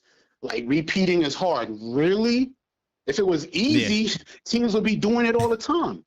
100%, man. Hey, Lopez, man. I was just sitting here listening to these calls today, and I'm like, bro, why y'all wasting time? Why y'all calling in before me with this nonsense? Oh, man. Listen, Lopez, I appreciate you, man. Man, hopefully we don't get no more triggers. Man. You gave me a chance to vent today, man. Because I needed to vent. That's why I'm here. This is why I'm here. Thank you, man. I appreciate you. Yeah. All right, man. Peace. Hey, by the way, this is why I address some of these topics, because they are ridiculous. And sometimes we just got to show, like, Knicks fans, we know basketball, right? That's part of me balancing the scale. Anybody who thinks Josh Hart at the 5 is a good idea, you probably don't watch enough basketball, because rebounding isn't just a direct correlation of you could play center. Like it's just a way. Those guys are big, bro. You know, so yeah, we gotta stop, right? Now disagreeing with takes. Another thing too, like just because somebody says something and I don't challenge them, don't make it like I agree with them. Another thing too, with Lopez, I want to say, let me get right back to the phone lines. I didn't say that Ewing didn't have the team. I'm saying my point was he didn't get like another superstar like Pippen to play with him. Like he didn't have another top 5. He had good players, good teams, but he didn't have enough of those guys. In my opinion, who he didn't have another guy, I should say, right? He didn't have a great point guard with him. He didn't have another great player. All of those teams that had success had like two really good all-stars. You know, you see it throughout the 90s. Stockton, Malone, Peyton, Kemp.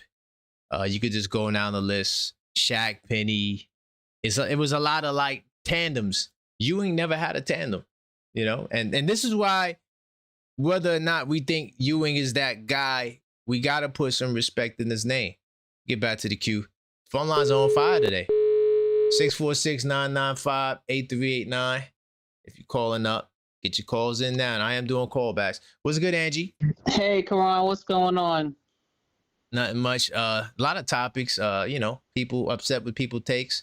I'm with Lopez. I've been sitting here triggered too, Lopez. I'm right there with you because you know my thing is talking to Josh at 5 and crazy. We just overthinking this thing. We just ready for some basketball because right now the fan base is just cuckoo for Cocoa Puffs. Because when you think about it, in reality what we're talking about is how do we replace Hook Porty? Are you serious? It's crazy. We're scrambling to replace Hook Porty. What are we talking about? How many minutes did Hook Porty play? How much of an impact was he on the roster? Help me understand, why are we acting like Hook Porty was such a key piece to this roster? And as was just mentioned, we have somebody that's making a fraction of what Mitch makes, plays back-to-back. I think Drummond played like 60 games. Drummond, they cannot just leave Drummond because Drummond will score in the paint. He does have a drop step. He has moves, which Mitch has nothing close to that. He can go out. You can leave him. You can stretch him out, and he'll hit a shot. What are we talking about? We're talking about Hook Porty. You're talking about Hook Porty replacement. It's crazy. People, come on. This is crazy that we going crazy. And the thing is, I'm still on the train of we need a power forward. That's what we're missing it. We have no safety net behind OG. If OG 100%. Goes down, we have no safety net. We saw Mo D in the summer league, right? Big question marks. I'm not saying he can't ball out from time to time, of course, but he did not convince any of us that he is a legit backup to OG. That is our weak link, right? Cat and Drummond, unless they pull Achilles or a season-ending injury, we good. Put Jemison on a two-way. You can always bring him up if we need some Hook Porty minutes. If we need some Hook Porty minutes. That's what we're talking about. Hook Porty minutes. Yeah, come on. You know, so hey, Rose knows what he's doing. And we need a power forward. That's what we need. Because right now, if OG pull a hamstring and he's out for 3, 4, 5, 6 weeks, we in trouble. Everything else, we solid. We're solid at, and that's our weak link. And I'm sure, you know, the great minds that we have in our executive office that they already know that. But come on, people. I just had to call in Karan because I'm are we seriously? We're talking about scrambling and for a Hook Porty minutes? And Drummond, if anyone saw Drummond in Summer League, Drummond intentionally walked in that these Summer League games with tank tops on. And I've been watching him. He understands he has to lose weight, that he has to come in. He's playing for New York. He's not playing for the little bro where LeBron is in Philly. He's playing for New York. Trust me, Drummond is coming in. He coming to play at a whole nother level because he knows he's on the greatest stage because he's from New York and because he's playing for the next contract. He needs another 2 years guaranteed. We ain't got to worry about Drummond. We good at center. As far as I'm concerned, we need a power forward. That's what we need, a power forward. Hello. I wish we had a Drummond at power forward, to be honest. Yeah. a Drummond level type player that could hold it down, been around the block, knows what he's doing. Yeah. Exactly. Anybody go down in any other positions, 1 through 3 and 5. 1 through 3 and 5, we're good. 4 is right now where we have to do something at that 4 spot. That's where we need to be talking. Not about how do we replace Hook Porty. Come on, people. Yeah, we gotta stop. Yeah, gotta stop. Thank you, Angie. I just had to call in, for that because that really triggered me. Like, are we just like delusional right now? It's a lot of just fanning out, championship hangover. Attack yourself because you at the top, so now we just gotta beat each other up. It's a lot of just mixed emotions and people not knowing what to do themselves in the middle of the summer, the dog days of summer. Exactly. I'm gonna get off, but I heard a number. I want to say 6,000, but they said our starting 5 has played the most minutes in the league. No one even comes close to our starting 5 unit because when we lost to Indiana, then this year the amount of minutes that we've played, the margins are so huge. I think there's like 2 players on one particular team, not even a core of 5. There's no one close that has played together the amount of minutes that this core. So let's not doubt ourselves. We got to watch the stuff that we listening to out there. No, we gonna repeat. We got everything we need to repeat except for that power forward. That's all Rose got to do. And we're gonna get that. We're gonna get that, Angie. Don't worry about that. All right. Okay. You be good. Smash those likes. All right. Bye bye. Yo, Angie was cooking. I agree with everything she said. I'm tired of the narrative. We got to replace Ariel. That's crazy. But even we got to replace Mitch. You can't replace Mitch. $15 million for a backup center and under the second apron. How many teams have a backup center that's making $15 million? Oh, we should start him. No, we shouldn't. We got cooked. We tried that. We started the season no. Well, when he started his season, he was a starter. You see, New York Yankee says, salute. What do you think about signing Liam Robbins? I wouldn't be mad at it. He'll be a 2-way. You got 3 spots. I'm going to keep it real. All of the 2-way players I wanted are either gone or they're about to be signed by other teams.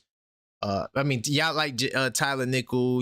Nickel's cool. I wouldn't mind giving him the spot. But there are some other 2-way guys on other teams that I would have liked to have by now. So because that's not a priority, which for a championship team, I don't think you're trying to get the best 2-ways anyway. I think you should be trying to get some off that buyout market, but we'll see what happens. And there's still a lot of moves to be made. So don't think that is over, because it's not. Just like I keep telling y'all, the reason why I picked the Lakers in the finals is not because they're done. Like, we're looking at their team now, we're like, the Lakers look washed. But it's about the moves to come. And when you look at the moves to come, there's a lot of opportunity. They're trying to get Kuminga. They're trying to get the kid from Chicago, the big guy, Jalen Smith. So Leon has another move up his sleeve. Let me get my man Ty in the building. Hopefully Ty's still there. I know a lot of you guys working, moving, shaking, and popping. Continue to smash that like button. Very important to the algorithm. Do appreciate the support. Uh-oh, Ty in the building. Yo, fam, what's up, man? What's going on, man? Today is a triggered day, man. All of the people, my level-headed OKF Nation people are triggered, man. Where you going? Where you going? Yeah. You know what you did. You know what you did. The little mastermind. You know what you did. Yeah, you know what you did. Me? I'm trying to address the silliness. Josh Hart at the 5. Come on, dog. Listen, Come man. on. First of all right, for you little scary, for you scary behind Knicks fans, okay? Spooky in the woods, I got you. You know, spooky in the woods, scary Knicks fans. The sun is out right now. It's the summertime. We want a chip, and you still in the woods. A lot of them in the woods, Ty. Talk to them. Yeah, they need their Nick Carr revoked, man. Just be don't even just be a fan. Don't be a part of the fandom. Don't be a part of Knicks Nation, because you're too daggone scary. Looking at shiny toys on other teams, and now you over there looking at that. That's my car. This ain't a Rick Ross video. Get out of here. I'm sick of this. First of all, y'all talking about Josh Hart need to be at the center. He's the best rebounding guard, so he has to stay in his position. Hello. I'm confused at how you're going to put him down there in the paint. He's the best rebounding guard, meaning he's good at crashing the boards. Right. Not flying boxing out. No basketball. Then they sitting up here, and I'm telling you, man. I try to be nice. I try to go into hibernation. I try to enjoy my summer. Can't but these Knicks fans are super weird. Talk. They're super weird. Talk. Now you call them up talking about we got to do this, we got to do that. No, we do not have to do anything, but continue to play Knicks basketball. So what is Jalen Brunson? Top liver? Y'all talking about these other teams. We have Jalen Brunson, who makes everybody around him much better because he's a true leader. Facts. We are mad because he's the modern day Michael Jordan. And I ain't talking about athletically. I'm talking about impact-wise. Yeah. Impact. See, that's what y'all problem is. Y'all don't believe what y'all witnessed. And it's okay. It's been 53 years. Some of you never sniffed it like me, so we don't know what it is. So I'll give y'all a pass on the delusional part. Right. But for the part of just looking at what your eyes are witnessing, your team is the champions of the NBA. Let's go. We don't have to conform to other teams. That's a fact. They are putting themselves together to conform with us, to compete with us, to hope to see us in the playoffs. Some of your favorite teams ain't even going to make the playoffs. I'm sorry. I agree. And you run around here, Knicks fans, but you're wearing Chicago jerseys and you're wearing Philly jerseys, but you're a Knicks fan. Get out of here. Oh, my God. Today's one of them days, huh? Today's one of them days. Yeah, fam. They're being exposed. They're being exposed. See, and this is the thing. And you know what? I'm going to get back to them. I'm going to get off your line. Patrick Ewing, I'm glad he gone. Go get whatever you deserve, fam. But you heard us. You heard us with the finger roll. But don't run from the question. We talking about in the 2000s, not now. Yeah. Did you push him out? Keep it real. Yes, I did. I did. Trade for one. Let's go. Yes, I did. Wow. I was sick of him. I witnessed the finger roll to the back of the iron with Rick Smithson and playing against Philly. I witnessed him sitting up there getting cooked by the dream Hakeem Olajuwon. What am I supposed to continue to go through this? The young Shaq fool, when he came in the league, treating us like barbecue chicken. For real. I'm not taking away Patty Duke's skills. Patty Duke was the truth when he came out of Georgetown. He was a problem. But it's the pinnacle part in the NBA when you're playing at those games, when it's those games that matter. And it's what you do then. And Patty Duke did not show up. Okay? He didn't show up. He did not. Yeah.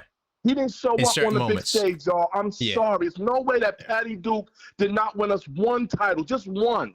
And then y'all want to sit up here and compare him to Jalen Brunson? That's disrespectful. So you going all time? You going all time with Brunson? I have to right now because look, Walt Clyde didn't win the chip for the Knicks after 53 years. Okay, Bernard King, Willis Reed, they didn't wait. They didn't come in 53 years later to win us a chip. So we're talking about pressure. We're talking about all that pressure. Do you ever cook food with a pressure cooker? When it looks like it ain't doing it, but it's bubbling. Yeah, fam, stop playing. 53 years, that's more. Listen, that's half of a century. But y'all don't tell me Walt Clyde and the rest of these guys are above Jalen. I'm not giving Jalen a total. He can be 1A, 1-2 up there, but don't act like Jalen Brunson is below Patrick Ewing. Do not disrespect him like that. How many of y'all was crying? I cried when my Knicks won. Yeah, I cried. The tears definitely came down. Why wouldn't I cry? You sitting up there talking about we're not going to repeat. Why we won't repeat, y'all? Why? Because LeBron James went to Philly? Hey, we better hope that Embiid stay on the floor, okay? You got this little cornball in the chat right now talking about keep dreaming. His name is Perfect. He's a Philly fan. And, you know, like we all tell him, just keep dreaming. He's bringing up LeBron. I don't know who it sounded like, was that Trey that called in scary? Who was that? Well, today? Trey didn't call in today. That wasn't Trey. Who was that called in? He sounded familiar. Was it Blue? It might have been Blue, man. It might have been Blue. I'm very disappointed. Whoever that was, I'm triggered. Very Blue about to call back. Just let y'all know, Blue calling back. Blue is triggered himself. So if it was Blue, then Blue needs to call back. Nobody worry about Blue calling back. If there was Blue who sat there and said he don't know and he don't think that the Knicks gonna win, we might not win, he need to call back. That was Blue. Yeah, that was Blue. That was Blue. Yeah. Then Blue need to call in. But I'm gonna say my piece right now, and then I'll be calling back too, just in case Blue's saying something crazy. Salute to my Knicks fans. It's all love. Hey, salute. But no, it's all love. We just have a good conversation. That's it. That's a fact. That's a fact. But Blue was scared. He forgot the orange. Blue forgot the orange skies with it. Orange and blue skies. He's just blue out there. It's blue. It's gloomy. No, Blue, I'm trying to get him on the optimistic side. You know, because he's still. Nah, you can't. See, this is the thing, KP. You can't be bringing people over. If you a Knicks fan, you a Knicks fan. Nobody should have to hold your hand, especially after winning this chip. We have all the pieces in place, and like my sister said, Hart-Porty. Yeah, that's great. Yo, you know what, Ty? I'm triggered every time I read an article and they say they have to fill the void of Mitch and Ariel Hart-Porty. I'm like, wait, what? Oh my gosh. Y'all wasn't even talking about these guys' names last year. But in every article. You know why, KP? New York, stand up. Stop playing. It's been 53 years. We won a chip. We have dismantled the NBA. Do y'all not understand that? Teams are going to bulk up. They're going to get together because I want y'all to look at this, and I'm going to get off this phone. Look at all these teams who stack their deck. Why did they stack their deck, New York Knicks team? Because of us. Because of us. That's a fact. And here's the real caveat to that. The starting five of the New York Knicks. How many of these guys were looked at as all-star first teamers? None. But now you got all-star first teamers joining on the same team to defeat a team that don't even have them. So what are y'all talking about? Oh man, I can't wait. Yo, Ty, I can't wait for the season because we're gonna run through the East. Watch. We're gonna run through the East. And that's the problem. The league put a team together to try to put a bump in the road. It's gonna be a speed bump for us, though. See that? Right. It's gonna be a speed bump. Right. We might just lose one game instead of sweeping them. That's all. That's a fact. That's what they want. They just want something competitive. Right. They know the Knicks are going to win it again. They just want something competitive. They didn't like the way we steamrolled. We made the NBA look bad. We had coaches delusional, talking about we really won those games and they down 3-0. If it was 46 minutes. And then they hired him during. Listen, they gave him an extension. I gotta drop that clip. I got to drop that. Please drop it because I don't think we understand what's happening. The league is in a delusional state, because they allowed the New York Knicks and the fandom of the New York Knicks, New York, go crazy. So now you got referees looking crazy, owners looking crazy, players looking crazy, coaches talking about, oh yeah, we really won those games, but he's down 3-0. What are we talking about? You down 3-0, you gonna get on national television talking about you really won the game? You ain't win no game. Hey, listen, they gotta stop playing 2K. Stop playing 2K, y'all. Get it's too 2K, much. It's too much 2K with the trades. I mean, I deal with that every day, bro. That's what they do with family. And I'm not even talking about fans, because fans are allowed to do that to a degree, because we don't really know much. But like when you have articles talking about the Knicks should sign and trade Sohan for Hardy, when they don't even make the same amount of money. Like, what are we talking about? But because you gotta understand, when you hear them talking about us losing players like Sohan and we don't need to sign Clarkson back and we should get rid of Deuce, because they know them pieces right there is what solidified this championship run. They know that. They know when Alvarado came in, Grand Theft made these. Listen, I don't think we realize what we got. I'm gonna get off because I'm frustrated. I need to hear what Blue got to say, but I'm telling y'all right now. Blue back up here.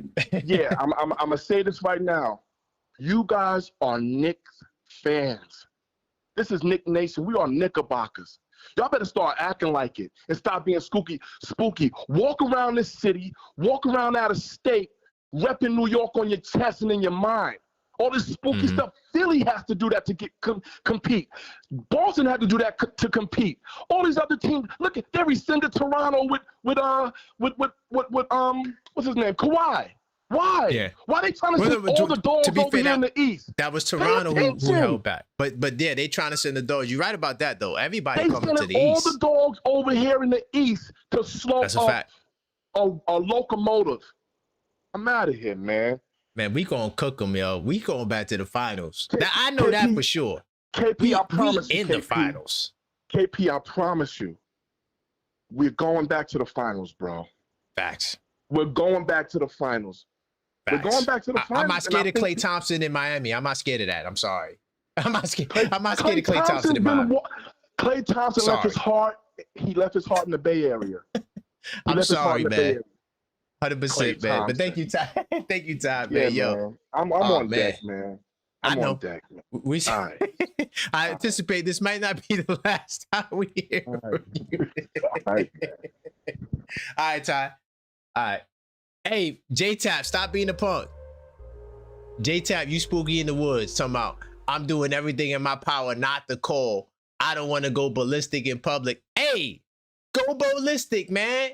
Call up. J-Tap, I know that Josh Hart target. I know that topic got you. You like Josh Hart at the 5. I already know. Yeah. As far as the live chat, let me take a quick peek up in there because I just want to make sure we on our best. We got mods up in there.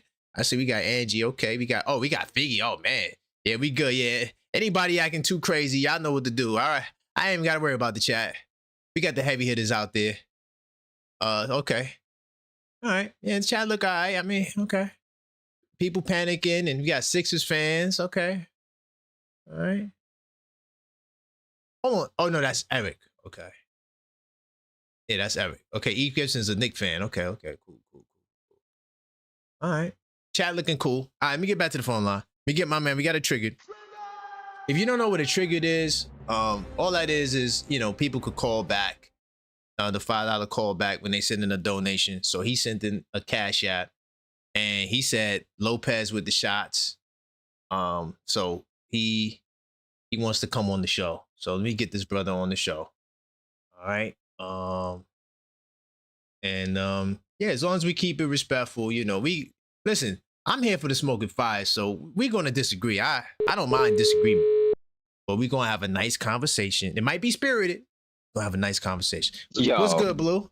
Yo. You right now, you OKF most wanted right now, man. Yeah, bad, yo. I'm with it. I'm with the smoke. Listen, look, where we going? Heavy is the head that wears the crown, right? Okay. With that, it comes like that definition means that it comes with a lot of responsibility, worries. And it's not to say that you are spooky or something like that.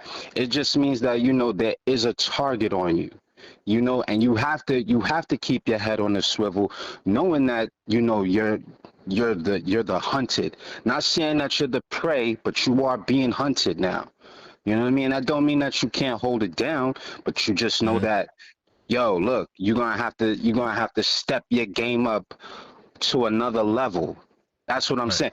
Now, when I say that it's more difficult, it's going to be more difficult with the way the team is currently constructed. That's a fact. Because look, every team around the NBA has gotten somewhat better to compete with these Knicks. That's just a fact.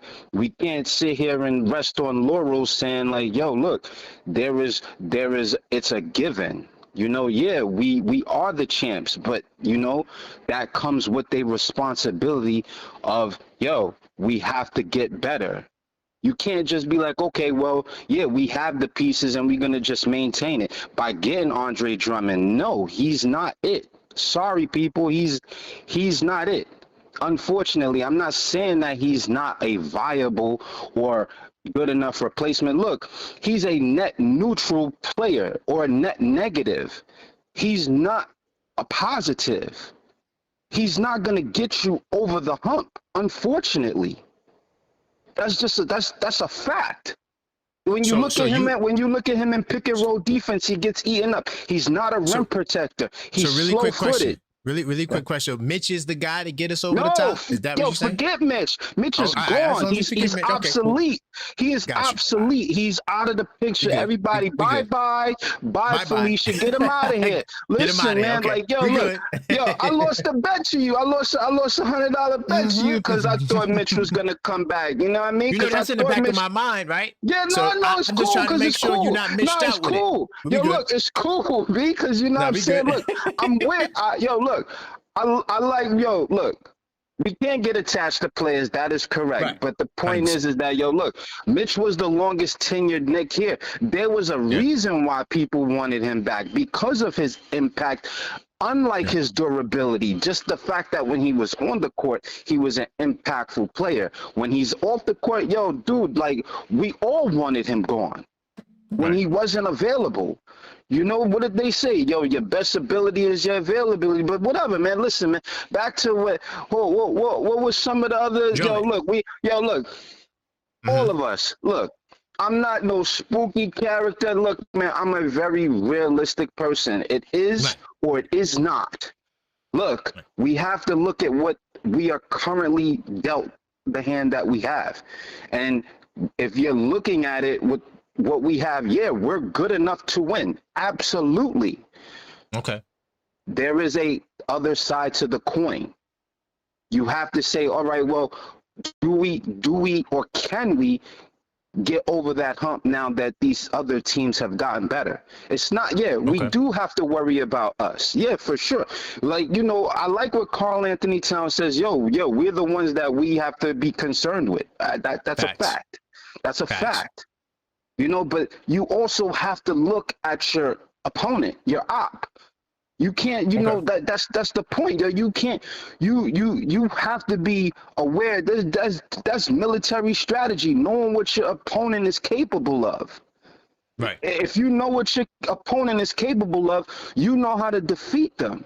But if you just go and come in here ho hum and just thinking like, yo, we the ish, like, yo, you know.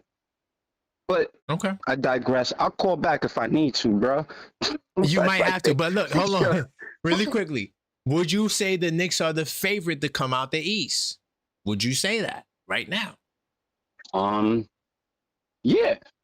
We yo, man, look. Yo, we the champs, man. Yo, listen, man, we the champs. You gotta say no more. We are the champs, Blue, man. you good Look, with man, me. Blue. You gotta come take it from me, you heard? Blue, you said gotta come the right take things it for from me.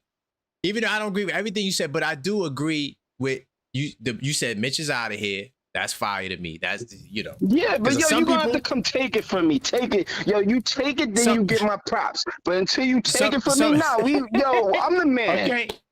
No, yeah, that's facts. And look, and we're gonna keep it respectful. You might get triggered, but we're not gonna. I'm gonna definitely get triggered. Nah, we gonna keep it respectful. Get triggered. Always. You know, I love Ty. You know, I love Lopez. You know what I mean? But if they want to come, bring it, baby. Yeah. I got more to say. Listen, I got more money. I took on everybody before. I took on all the callers and the chat. So I took on everybody one show. I just blacked out. I said, screw it. That was like a 5-hour show, man. But I appreciate you, Blue. All right, G. Great call back, man. Salute. All right, man. Peace. All right. That's my brother Blue right there. I like the call back. I know some of y'all may still disagree, you know, but I think the call was good. You know, he's not. I don't think Blue's spooky. I know where Blue's coming from. So Blue, he's just like, we're a good team, right? He knows that. Great team, he knows that. But you gotta be mindful of the opposition. You know, you gotta be mindful of the opposition. I think that's a fair way to be. But I wouldn't personally say Blue is spooky. Now, there are other people that are spooky in the woods. So like sometimes, unless like I'm addressing your call directly, I may say something, but it's not only directed to you, because I remember I see hundreds of Knicks fans comments every day, mostly on my channel and the Discord, things like that. But you know, throughout the land, I'm on Twitter now, so I see what everybody's saying, bro. I see what. So I'm talking to a community or an idea that's perpetuated by a group of Knicks fans. It may not be most of y'all, right? A lot of y'all in the chat might be like, "Yo, that's crazy." I don't definitely, but there are 1 or 2 people that's gonna be with the madness. Cleo. So Cleo requests a call for J-Tap and a call for Ty. Hold on. Then on the Cashapp side, damn. And then hold on. I'm gonna get Ty back. J-Tap, I gotta call you, J-Tap. I have to call you. All right, J-Tap, I'm calling you. So that means you gotta answer the line. Hold on. I think this is the J-Tap's number right here. Hold on, J-Tap. I'm gonna try to get you on the line right now because you were requested. And I want to hear you go ballistic. I really do. I want J-Tap to go crazy. I want J-Tap to lose his mind.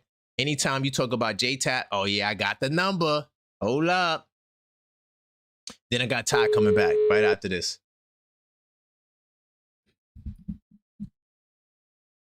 Hey man, the champ Cleo, she said she need her brother J-Tap on the line. So what's going on, man? I mean, you said some things in the chat. You know, you trying everything in your power not to call, but we still had to get you on the line. So, was it the Josh Hart topic? Just let me know. Was it that? You tell me. Why did Cleo want me to call for? Was it Josh Hart at the 5? She wanted you to call because you said I'm doing everything in my power not to call up. I don't want to go, but that's why she sent it. I'm asking you my question first. Go ahead. Here's my thing. There's a couple things. There's a human thing, first of all. Okay. You know what? I'm glad he's going to. It is what it is. He's just a player ambassador. You know, like I said, it's like a Pat Ewing. Okay. Yeah, he's going. If he's going, he's going. And then whatever slander he gets, he deserves because he put it on himself. As far as the Josh Hart thing at the 5. That was crazy. Was that like a fake post or like a parody account? No, it's a real. No. This is Daily Knicks. Salute to Daily Knicks. You know, I'm on Daily Knicks all day, every day. Yeah, well, all right, whatever. I mean, I ain't here to talk about no damn Josh Hart. The spooky in the woods thing. Hold on, baby. We get the spooky, but Patrick Ewing, really quickly. Keep it. You push Pat. You was the leader of pushing Patrick Ewing out of New York. Keep it real. That was you, right? You wanted him out. You was like, God, he has to go. Keep it real. That was you. Well, back then? Yeah, when he first got traded? Yeah. 2000? Look, I didn't want him gone, but I do remember that season. Oh. He was trying Marcus Camby was coming up. He's about to be a new star or whatever. And Patrick Ewing tried everything in his power not to get that man on the court. Ooh. And once Patrick got injured and Camby got on the court, everything changed. We made the historic run. We made the finals, and the whole time Patrick Ewing is on the bench with his legs crossed, and his hands clasped across his knees, looking no stink. You know what I mean? Okay. And it's the same thing. And it's the same thing. I mean, fast forward to this championship. I mean, you could say he was an inspiration or whatever, and I get it. Maybe he was to some people, maybe he wasn't to others, but he was there. It is what it is, and we won. Now, my thing is, if he's such a big inspiration, why leave? Why leave now? Well, you know, but J-Tap, come on, man. You know, if you're getting a promotion, you out. Promoted from fan to he got promoted from a fan to a assistant coach. So I guess that is a step ambassador. What? You said a fan. You said he got promoted from a fan. Yeah, ambassador to what brand, my man? Please talk to me. I'm just telling you the title. That's a. Hey, you know what? That's the title they gave him. I can read it. I know what today I created a title for myself. I'm the king of the Knicks verse. All right, that's me. All right. I'm the king of the Knicks first, and there's no, and I can't get no higher than that. All right, I'm not getting paid for it. It's my job or whatever, but you know. Okay, so you say he got promoted from a fan? That's crazy. That's what I'm saying. Oh man! And I got a theory. Why did he stick around for the second title? He knows if he sticks around for the second title, his face is off the Mount Rushmore of greatest Knicks. Ooh, and you go ahead and put and you just go ahead and put Cat up there because you I gotta put the disclaimer up there because you get erased past his name off the Mount Rushmore. Go ahead and put Cat up there. It's gonna be Willis Reed. You said Cat? It's gonna be Willis Reed. Yes, I did. It's gonna be Willis Reed. It's gonna be Cap. It's gonna be Walt Clyde Frazier, and the Cat Man. And Cat. You talking about Karl-Anthony Towns? I'm talking about Mr. Karl-Anthony Towns, champion, sir. Mr. 2 points in the Mr. 2 points in the closeout game. Yes, I'm talking about that one. Oh look, I'm not laughing at Cat. For the record, please don't think I'm laughing at Cat. All right, fine. His name ain't Cat no more or Kajic. His name is the Hub. I'm calling him the Hub. That's his new nickname. The Hub, Kajic, whatever you want to call him. I'm not laughing at him. I'm laughing at you. Kajic, that's for sure. Okay. Either way, yeah, he's out of here. I'm done with that guy. You know what I mean? And I don't know if you're old enough to remember Objective.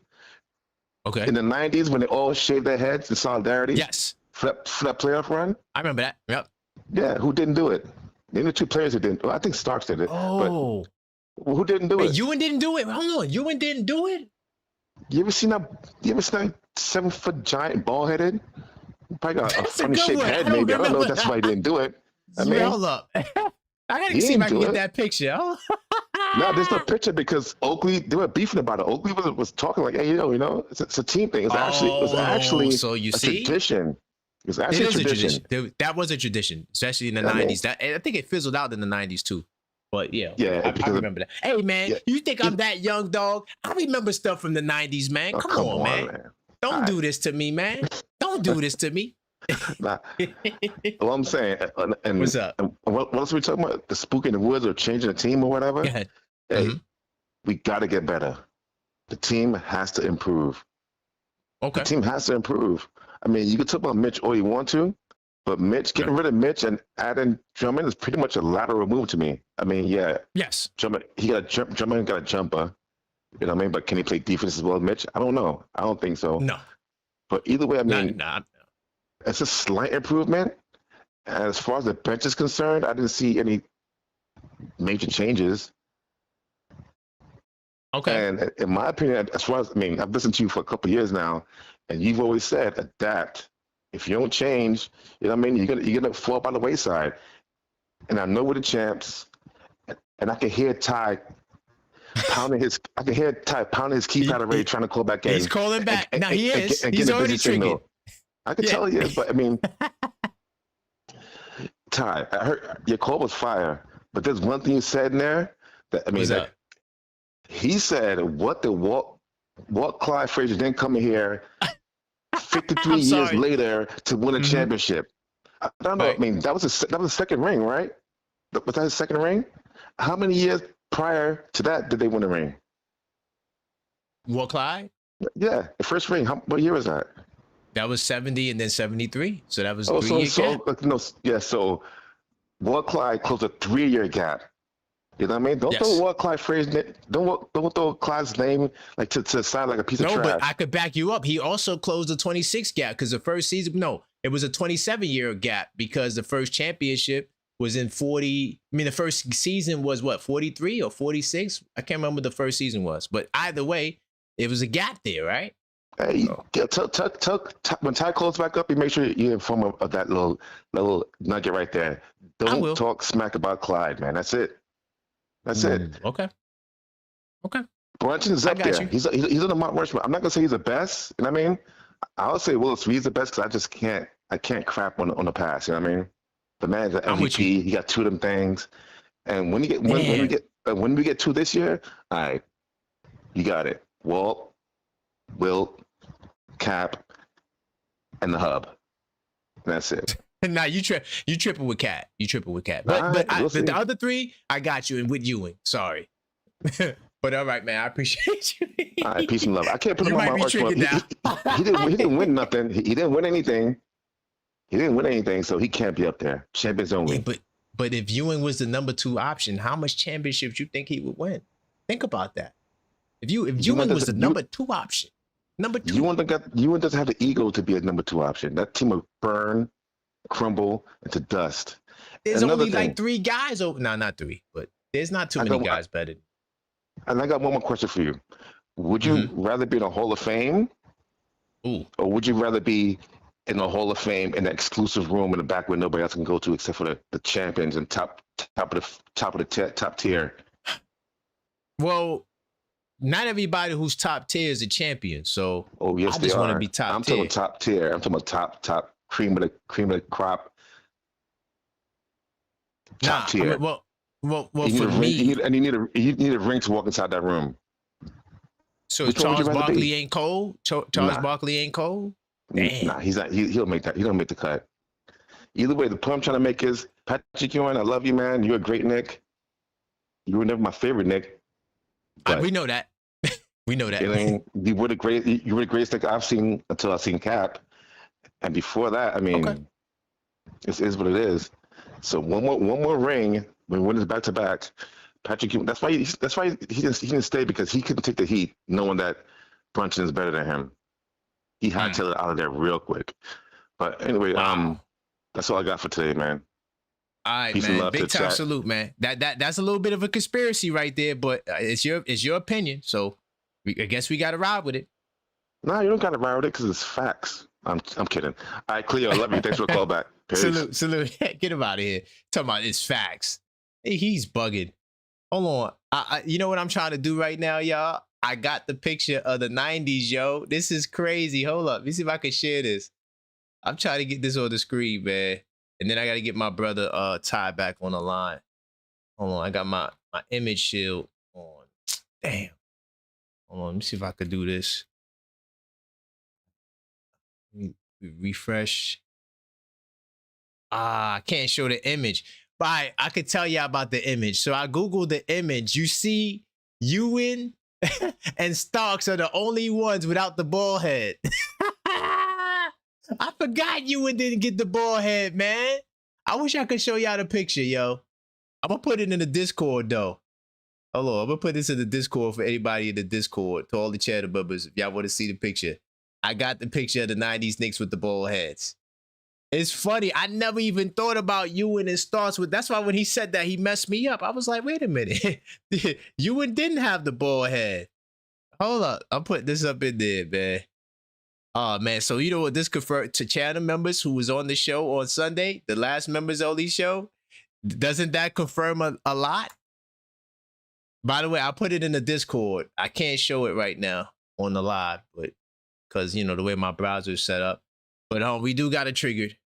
My brother Ty. Got to get my brother Ty back on the line. This is getting interesting, man. 646-995-8389 if you want to talk. Trying to get through some of these calls. Got a couple. What's good, Ty? Yo, KP, what's good, man? Uh-oh. I don't know where you want to go after J-Tap's call, but where we go? I'm gonna get my brother J-Tap out of here real quick. Now, what I said was, it wasn't 53 years. It wasn't half of a century before Clyde got us one. So that's why I said Brunson could be 1A, 1B, but you can't say that just Clyde. I get Clyde 1, 2, but I can't diminish Clyde. I love Clyde, so Yeah, of course. I'm giving it to Jalen right now because it's my era, and I'm being biased. And 53 years, yeah, nah. I gotta give it to JB with all the pressure, yeah. But for Blue, yeah. Nah, Blue, you scary as hell though, bro. Sorry. You spooky, bro. You spooky, fam. You my brother. Blue, you spooky. Because here's why. You're looking at all the reasons why it's gonna be tough. And you're talking about we gotta prepare. Everybody's our op. The whole NBA is our op. The whole NBA. You try to solidify, make it. No, the whole NBA is our op. That's true. You think the West teams are not building their teams to face us in the finals? That's facts. Do you really think that? Do you really think the West, Wemby, Minnesota, OKC, the Lakers are not putting the team together to play the New York Knicks in the finals? We're just talking about the West Coast. We ain't on the East Coast yet. Right.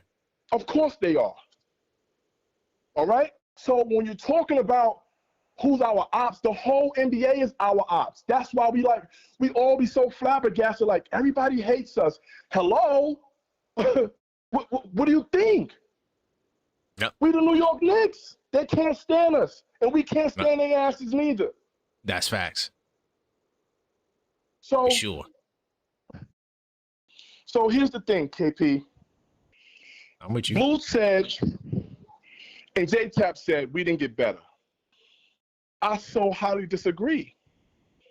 They're basically saying, had we kept Mitch, we'll be good. That's what they're telling me. They're telling me. J-Tap, well, who says? One of them said it was a lateral move, though, to be fair. It's not a lateral move. It's not, because here's why. Although Drummond is not going to climb the backboard like Mitch did, Mitch was deficient in a lot of areas. He couldn't stay on the floor. He couldn't stretch the floor. Right. We couldn't run certain plays because Mitch was on the floor. Him and Cat, you was screaming it all year long that we couldn't do a double big, but I guarantee you we can do it with Drummond. I guarantee you, because Drummond can shoot the three. Yep. Mm-hmm. Because Drummond can stretch the floor. When you're talking about we didn't get better, how we didn't get better, man? How? We kept the core together. That's what you do. When Michael Jeffrey Jordan then won the first 3 championships, they had their same team. They got a couple of different bench pieces, but the core was together. Core was together. Facts. You understand? When Golden State won their first couple, their core was together. Then they started changing because teams like LeBron and them started stacking the deck. Right. So why are we so panicky about who do y'all want? Who are you willing to get rid of in the starting 5 is what you're telling me. Oh, man. Because now you're telling me Landry Shaman don't have no value. Clarkson didn't have no value. Wouldn't it behoove y'all to understand that if the Knicks team come back for one more year now with the offense, now with Mike Brown having a second shot at with this team, what he can absolutely do? Could it just be plays for our players that can unlock, like when we put Cat at the hub? What are y'all talking about? What are y'all so afraid of? You're afraid because LeBron went over there at the end of his career with flat tires? Let's be clear. LeBron never had a season-ending injury. He's not Teflon. Now you made me say it. Everybody want to talk about Brunson playing hurt. Let's see him play hurt. Let's not even talk about Embiid. Embiid can never stay on the floor. His back, his legs, his head, his arms, everything with Embiid. Jaylen Brown is too emotional. He gets in his feelings, going to be on his podcast. Maxey upset that they're taking the team away from him. And BJ Escombe going to be lost in the shuffle. Only thing Philly did was stack their bench because they knew the bench had to be able to compete with the Knicks bench because we have the best starting 5 in basketball. Do y'all agree?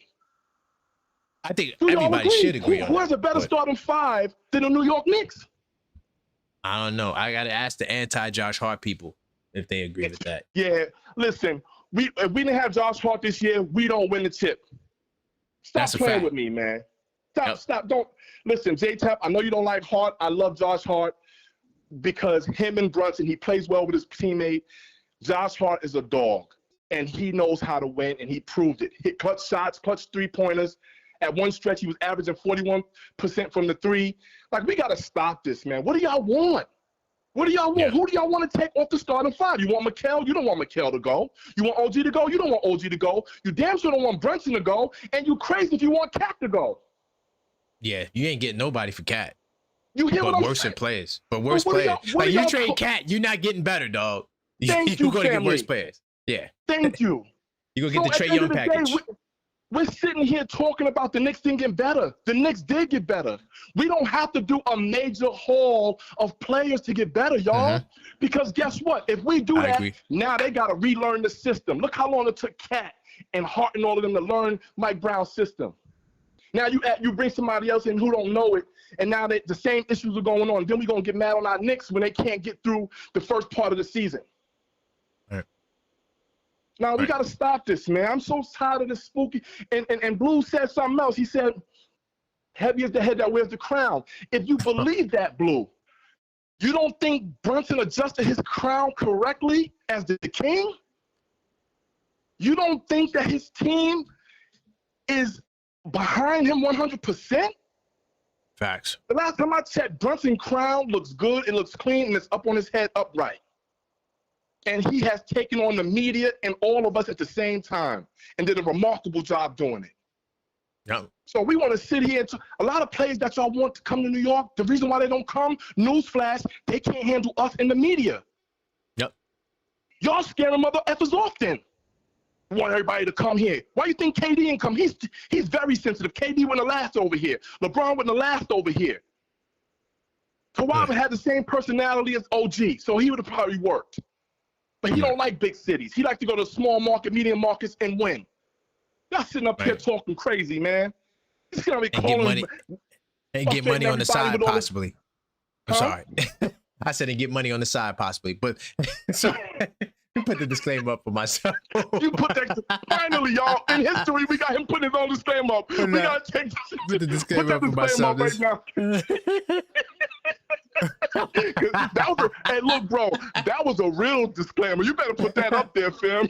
I'll put that up there, man. Yeah. The views or the opinions of the host does not represent the channel, okay? I'm glad you brought some light to this, man, because Blue is my brother, but he really seemed a little spooky. And I'm not gonna say rightfully so, because I expected teams to stack their deck. And I don't think it's done. No, y'all think this is something now? Wait till y'all see towards the trading deadline. Wait till y'all see that. I'm telling you right now, the Lakers are going to be in the finals, bro. They about to get Jalen Smith and Kuminga. I picked them as my dark horse over there. I picked them over OKC. I have a strange feeling that I know the Spurs ain't going to go back there, but I think the Lakers have something brewing over there on the West.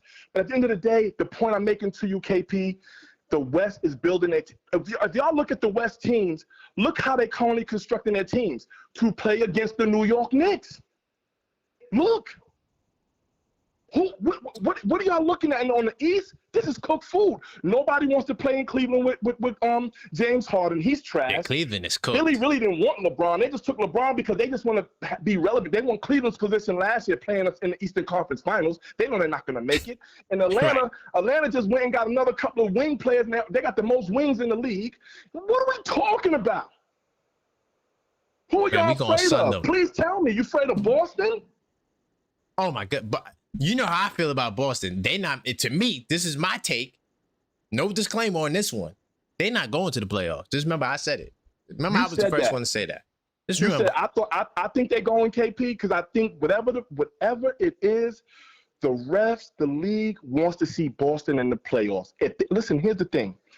If they don't allow Boston in the playoffs and the Knicks win again, they're going to put another asterisk on our championship. They're going to do it. We need Boston to make it. We need Philly to make it. We need the best teams in the East to make it. And this is when we prove, because I'm trying to tell y'all got to stop being so scary. Scary in the daggone woods, man. All right? Spooky. The Knicks have the best starting five and the best coach in the NBA and the best starting five in the NBA. We have the best GM in the NBA. What are y'all afraid of? You're talking about Mitchell. The hell with Mitchell Robinson. Thank you. And y'all See, know that's the energy I support. I can't stand him. I can't stand him. Thank you. He gonna look like I don't even know. He gonna look big and doofy in that green, the disgusting, make you want to vomit green jersey. I don't even understand why he did. He should have went to Philly. If Philly would have got Mitchell Robinson, they would have said something to me outside of LeBron. I said it. LeBron is not Philly's savior, man. I'm out of here. Thank you, Ty. Blue, bro, you got to relax, family. You have the best player in basketball in Jalen Brunson. I know it's hard to concede to that. You really can't believe it because of his height, and he's not that athletic, but he's that skilled. His footwork is impeccable. That, may I say, of Tim Duncan and Kobe Bryant, his footwork is ridiculous.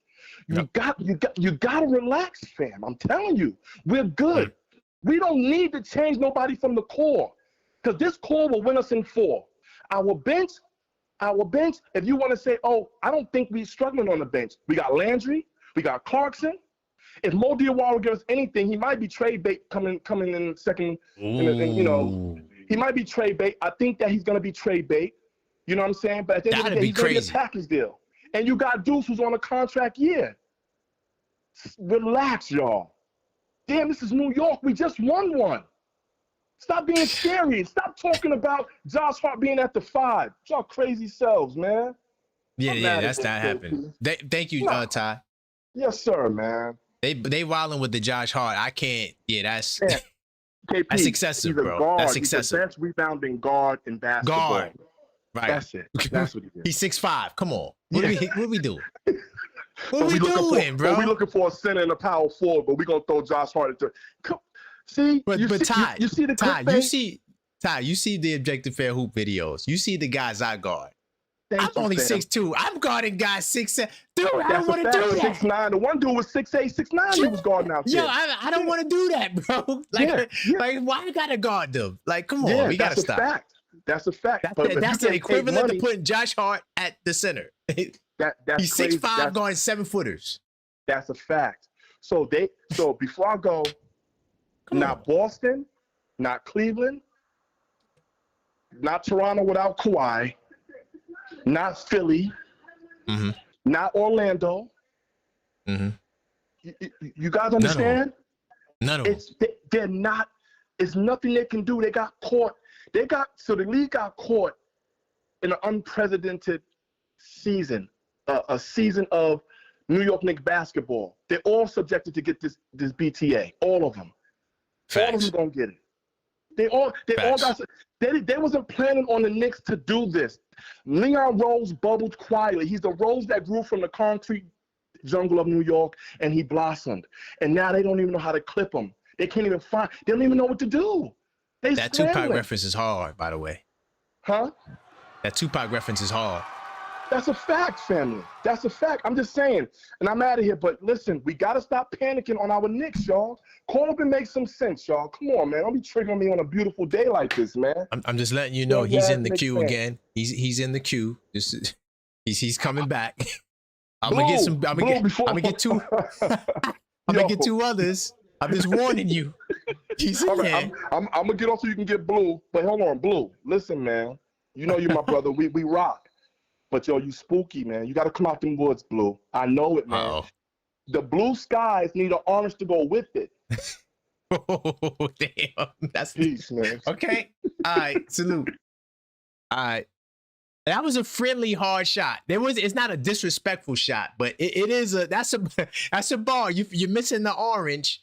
You know, pun intended, blue and orange brunch. You feel me? But my man D from LA, he says maybe Ewan should have taken the pay cut. Oh man, yo, but it wasn't D. It wasn't the pay cut. You know, it was the infrastructure of the 90s. It gets to a point where the Knicks were close, right? So it's like, all right, do we trade Oakley, Starks, and, you know, a bench player for Shaq? Or do we, you know what I'm saying? Like, I blame it on the management. I'm going to keep it real. We got actually, I did a panel discussion, not last summer, but the summer before last summer with my man Ron, still Knicks fans. Who else was on there? and Big Dog Talk Sports, and because he was a Knicks fan in the 90s. And so during those times, we came to the conclusion that it wasn't misfortune, it was mismanagement as to why the Knicks couldn't win in the 90s. And they never got him to help. Like, he didn't have a point guard who was nice. Like, this is why when we get point guards who are nice in New York, it's like a rare find, because we got all of these nice point guards who come from New York, but on the Knicks, we rarely had nice point guards. You feel me? Get my girl L Figure on the line, and then I'm gonna get Rock in here, and I'm gonna get my man Blue right back on the line. What's good, Figgy? It's crazy. I had to give it a break. Get some new blood up in here. Yo, Where we going, Figgy? It's crazy today. Ty got me dying. Yo, Ty, I love you, man. You are the Josh Hart of the OKF family, man. That's facts. If Randu's OG, then Ty is Josh Hart, yeah. That's facts. That's facts. I haven't crowned anyone Jalen yet, but that's coming. Anyway, but yeah, I agree with Ty, man. What are we talking about, fam? We are on top of the mountain, looking down on everybody right now. We don't need to get a 42-year-old, player on his way out, on his swan song, on his way out of the league. He's not going to help Philly. We all know this. We don't need all these, everybody scrambling and making all these moves. Yo, man, we're not worried over here. Believe me when I tell you, I've been watching Josh Hart. I've been watching, and by the way, Andre Drummond, he's very excited to be in New York again. He is from Mount Vernon. He's excited. I'm telling you, man, he knows what he's coming into. I mean, can you imagine going from Philadelphia to the world champion New York Knicks, man? What a break for him. He's going to make good on this. I'm sure he is. I'm sure he is. So, I think so too. I'm happy to see him. What are we talking about, fam? Mitchell Robinson, God bless. I'm not going to talk ill of Mitch. I know y'all hate him. You can though, Figgy. You can. Go ahead. No. I'm not going to go there. I already got the disclaimer flag last night because I said what I said about David Stern. But Mitch. You won't get one for Mitch. You won't get one for Mitch. I promise. No, go ahead. Stop it, Karan. Yo, sorry. Stop it, yo. But no, I mean, what are we talking about? Mitchell Robinson averaged 11 minutes in the finals. Let's stop talking about him like he was finals MVP, man. We just need somebody to go in there. And by the way, getting Andre Drummond who can hit free throws to me is an upgrade. I mean, 100%. I'm not going to sit here. On that part. No, go ahead. No, I'm saying on that part for sure. Like offensively, he's going to do so much for us that Mitch couldn't do. So I agree with that part. Well, I think he stretches the floor. I think he does some things differently that nobody's going to be expecting. But I heard something interesting that I wanted to throw at you and see what you thought about this. So I heard a little rumor that Isaiah Stewart, and I know he just got traded to the Memphis Grizzlies. I know Detroit just got him out and into Memphis. And I know right now his contract doesn't seem like it's going to work. But apparently, if we can do a three-way deal with Chicago, his money would work, and we would still be able to maintain and keep working under the second apron. I don't know if you like this, but right now, I mean, Memphis can sit there and say, look, man, we got Zach Edey, we got Cam Boozer, we got Quentin Post, we got Taj Gibson. We may not need Isaiah. And Isaiah Stewart, by the way, respects, and he has said, the thing that got my ears perking a little bit is that he really he's a big Jalen Brunson fan. He sings his praises. He was talking about how he's a true leader, kind of throwing a little shade at Cade Cunningham out there in Detroit, saying how Jalen's actually a true leader, somebody that everybody can get behind, the troops can rally behind him. And you know how I like what Angie's and you kind of are spinning with that we need someone to kind of back up OG a little bit. I think Isaiah Stewart can play the 4 or 5.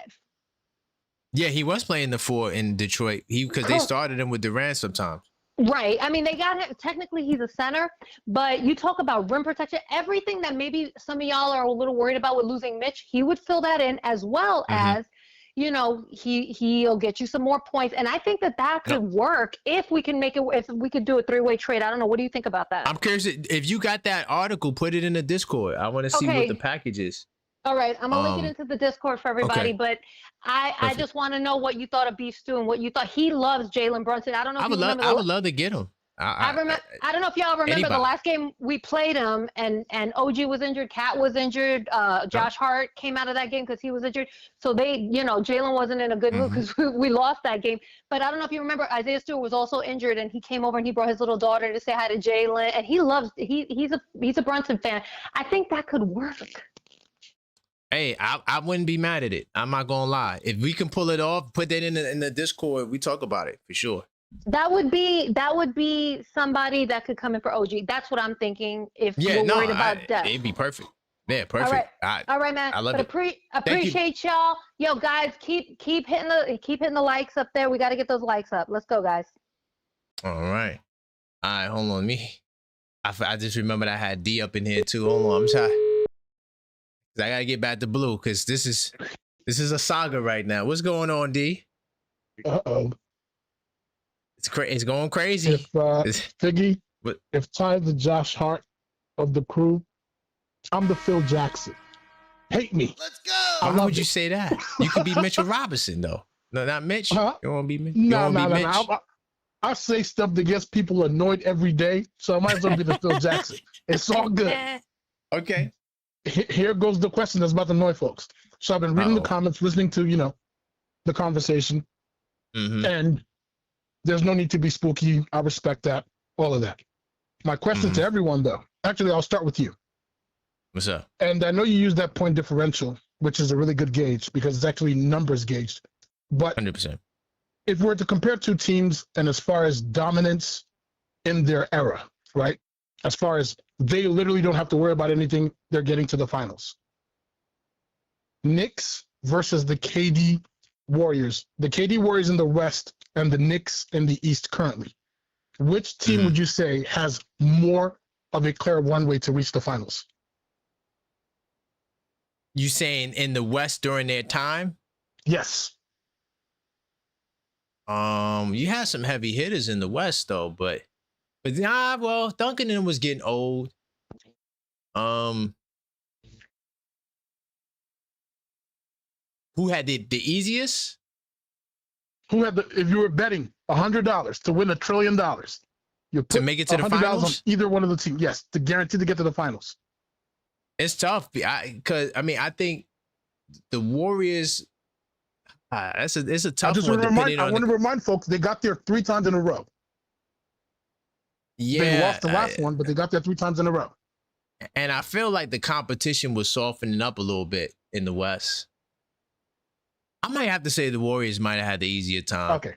The reason why I'm asking this is because I would like for those who believe that the Knicks pretty much have a clear runway to win the championship to verify and validate that they believe we have absolutely no competition at all. Or if anything, there's definitely competition. If they could rank our competition, because I could see Philly is really ruffling a lot of feathers. That's cool. Yeah. Then who in the East? Well, Philly is my number 2. Y'all know that. I know that pissed a lot of y'all off. It's the same for me as well. Philly is number 2. It's the same for me as well. It doesn't mean I'm spooky that they're going to beat us, but I'm just looking at the competition and saying, okay, from my perspective, this is the second best team in the East. Yeah. It doesn't seem like we're allowed to say that though, because just mentioning it is spooky in the woods. Okay, fine. Then rank the competition in the East? Or better yet, don't even call it competition. Rank the East. All of the teams in the East are pretty much new, so you can't even use, it's going to take time for them to gel. Everybody got to gel. Miami got to gel. Boston, if you think they're a top team, everybody is new in the East. So right. So I'm just challenging the chat. I'm picking the Sixers is the biggest threat in the East. I will as well. And I'll just call them the second team in the East. But anybody who opposes this. But I do think we're going to smoke them, though. I don't think that it's going to be. I think 5 or 6 games, they're done. All right. For sure. So now here's a follow-up before I go.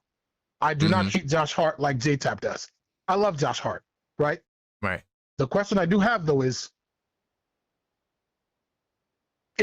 Josh Hart the best option for starting? Because J-Tap might agree that, let's say it's not just about Josh Hart, it's about Josh Hart possibly not being the best option as a starter. That's only if you can go get somebody who's better. But is he the best if you get starter? it outside, no, if you could get somebody outside, there's plenty of guys outside that I would start. Like if you get a real power forward, like you get a Aaron Gordon or something, hell yeah. You feel what I'm saying? But like, you're not gonna get that. So Josh Hart has to start. Got you. No doubt. You feel me? I got you. So yeah, I got you. All right. Phil Jackson signing out. I holla. No, I feel Jack. Oh man, let me just play it now. All right, on the way out. Big time salute. By the way, if y'all don't know who says the trigger, that's him, by the way. That's D from LA who started the trigger. And I got it triggered. Play it again. Let me get my man Blue back up here. Oh, Lord.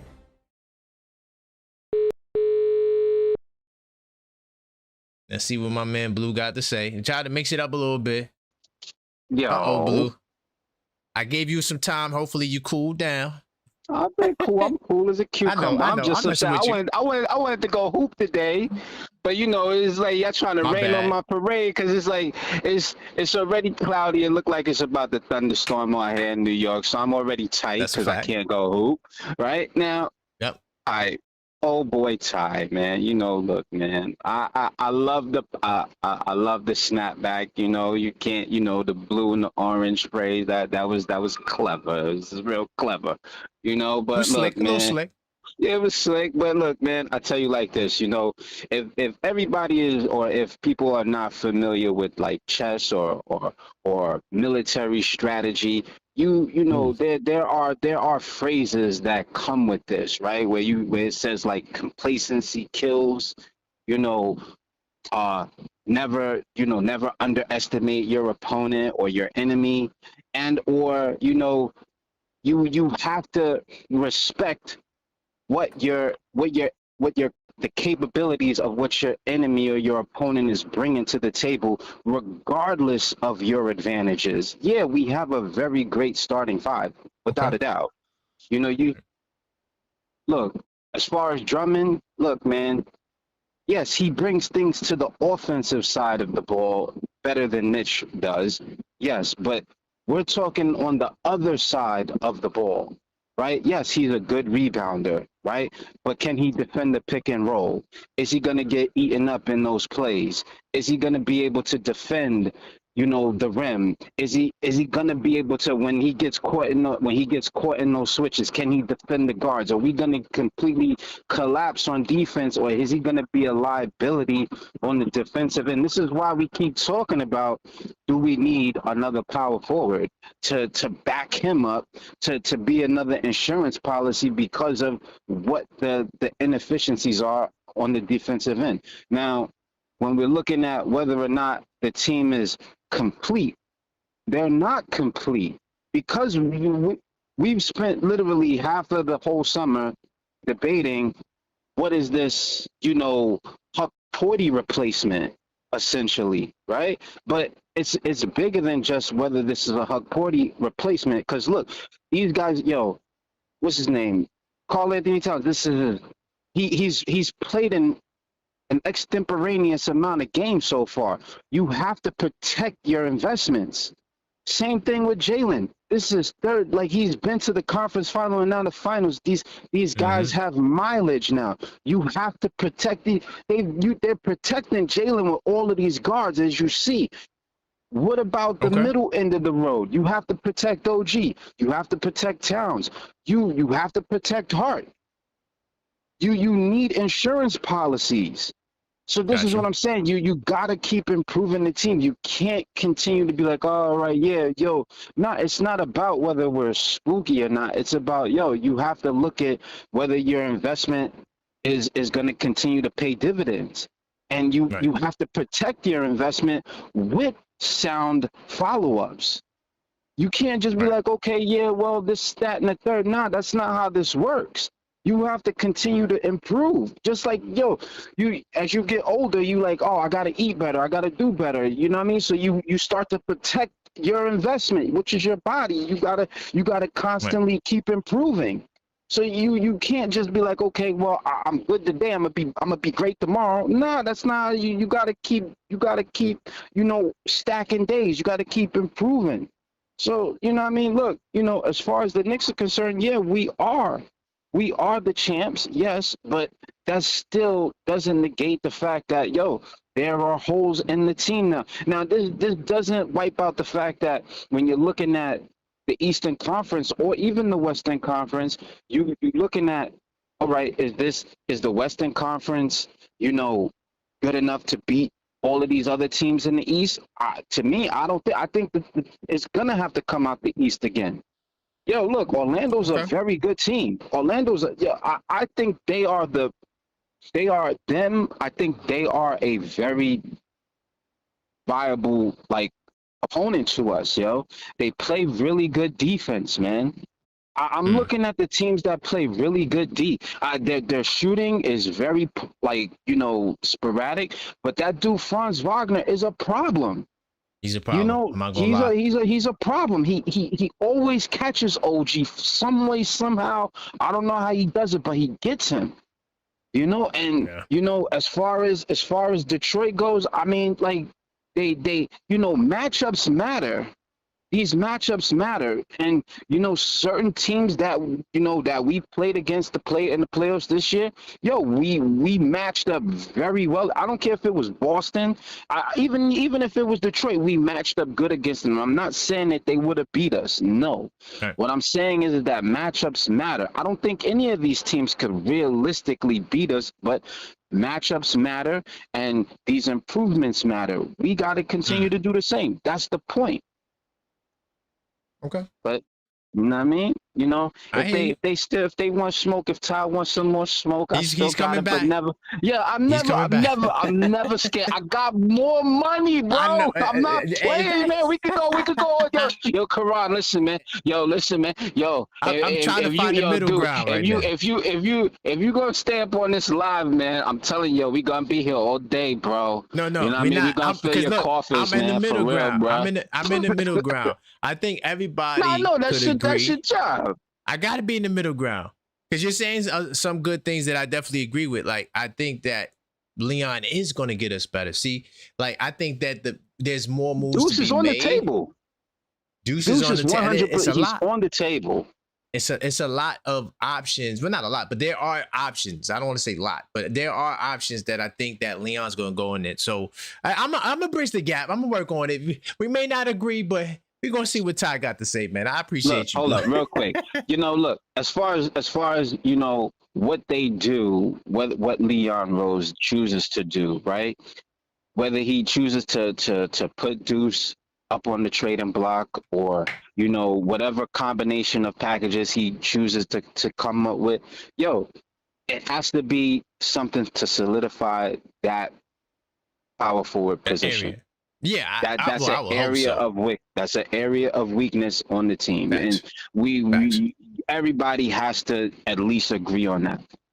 Yeah, I think a lot of us agree on that. Maybe not all of us, but a lot of us do, man. But I'm gonna see what this guy got to say, and hopefully, yeah, I think it'll be good. I think we reached a common ground. I think man, knowing this guy, I'm gonna have to call back, bro. Oh man, all right, we're gonna see. All right, let me get him on the line. All right, G. That's my man Blue. Oh man, this is salute to my man J-Tap. He says that LD, you're Charles Smith. Nah, he's not Charles Smith. Well, then again, people do remember. I mean, how many of us think about Charles Smith outside of the missed layups? I'm gonna keep it real. When I think about Charles Smith, I just think about the missed layups. I don't really think about anything else he did as a Knick. So, damn. So you saying that D from LA be fumbling the ball? I think that D is like out of the box, but you know what? It is true. Like, I think D is the most alternative Knick fan. Like, yeah, he might agree with you on a lot, but when he disagrees with you, he gonna be the only one in the corner with his back to the wall, taking shots at everybody. You know, that's the type of, you know, thoughts he had. Let me get my man Rock in here really quick. I gotta get right back to Ty. Get my man Rock in here. I'm getting right back to Ty. Man, what a show. Let's see if Rock is still available. What's good, Rock? Yo, chilling. What up, K? Man, the callback wars continue, man.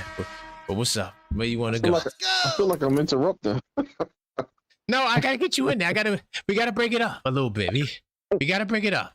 What's up? Well, anyway, Figgy pretty much drove home what I wanted to say. I just wanted to shout my support for Drummond, man. I think because every show, man, there's people putting down Drummond, man. Oh man, consistently. People don't know, man. Everybody knows when you from New York and you New York area, you leave New York, you miss the town, man. And I think he's gonna come back reinvigorated, man. And that's a fact. And playing in Philly, if you wasn't happy with his play in Philly, why should you be inspired to be playing in Philly behind Joel Embiid?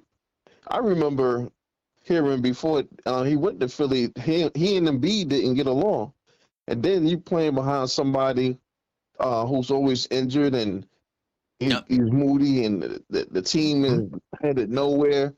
Yo, this dude is a professional, man. You shouldn't be wondering if he could do this or do that, man. The dude is still in the league. He's an elite rebounder. He's still in the league for a reason. He's a professional. Facts. He's sleeping on him, man. Watch. Mark my words. Everybody's going to be surprised at how well he's going to play, bro. And it is an upgrade because our fear was once Cat went to the bench, then we had Mitch in the game. Now they hacker Mitch, and then we had to deal with that. There's no more hacker Drummond. No, he's still rebounding. He can make a layup. That's facts. And we play team defense. Like people think that Mitch wasn't doing it by himself. It's a team effort. What did he do really in the finals? Not too much. He didn't do much. He was getting cooked. Matter of fact, he was getting cooked. Yeah, I said it. Webby had him on the grill. Sorry. And we still won the finals. So now we got a better skill set in there. So it should only be better. Yeah, team defense. It's all about the team. But okay, I'm gonna have to walk. Yeah, I might have to walk something back, man, because remember I was saying, Ant-Man and was gonna check out the Lakers. That acquisition from Chicago, man. I keep telling y'all they not done. Yeah, you're right. And nobody's finished. I can't make up my mind. I gotta. Nobody's finished, man. You gotta. If you are gonna say something, you gotta take it into account of that. I'm jumping ahead of myself, man. Yeah. Yo, because they are very aggressive. Yo, that kid is nice, man. He's a defensive monster. Hello, they got defense. Yeah, they blending everything. They know where they weak at. They trying to plug those spots, man. Bingo. That's all it is. 100%. Yeah. But you know what? I'll challenge you on this though. I think maybe second behind us, I think is the Pacers because of familiarity and the team is still together.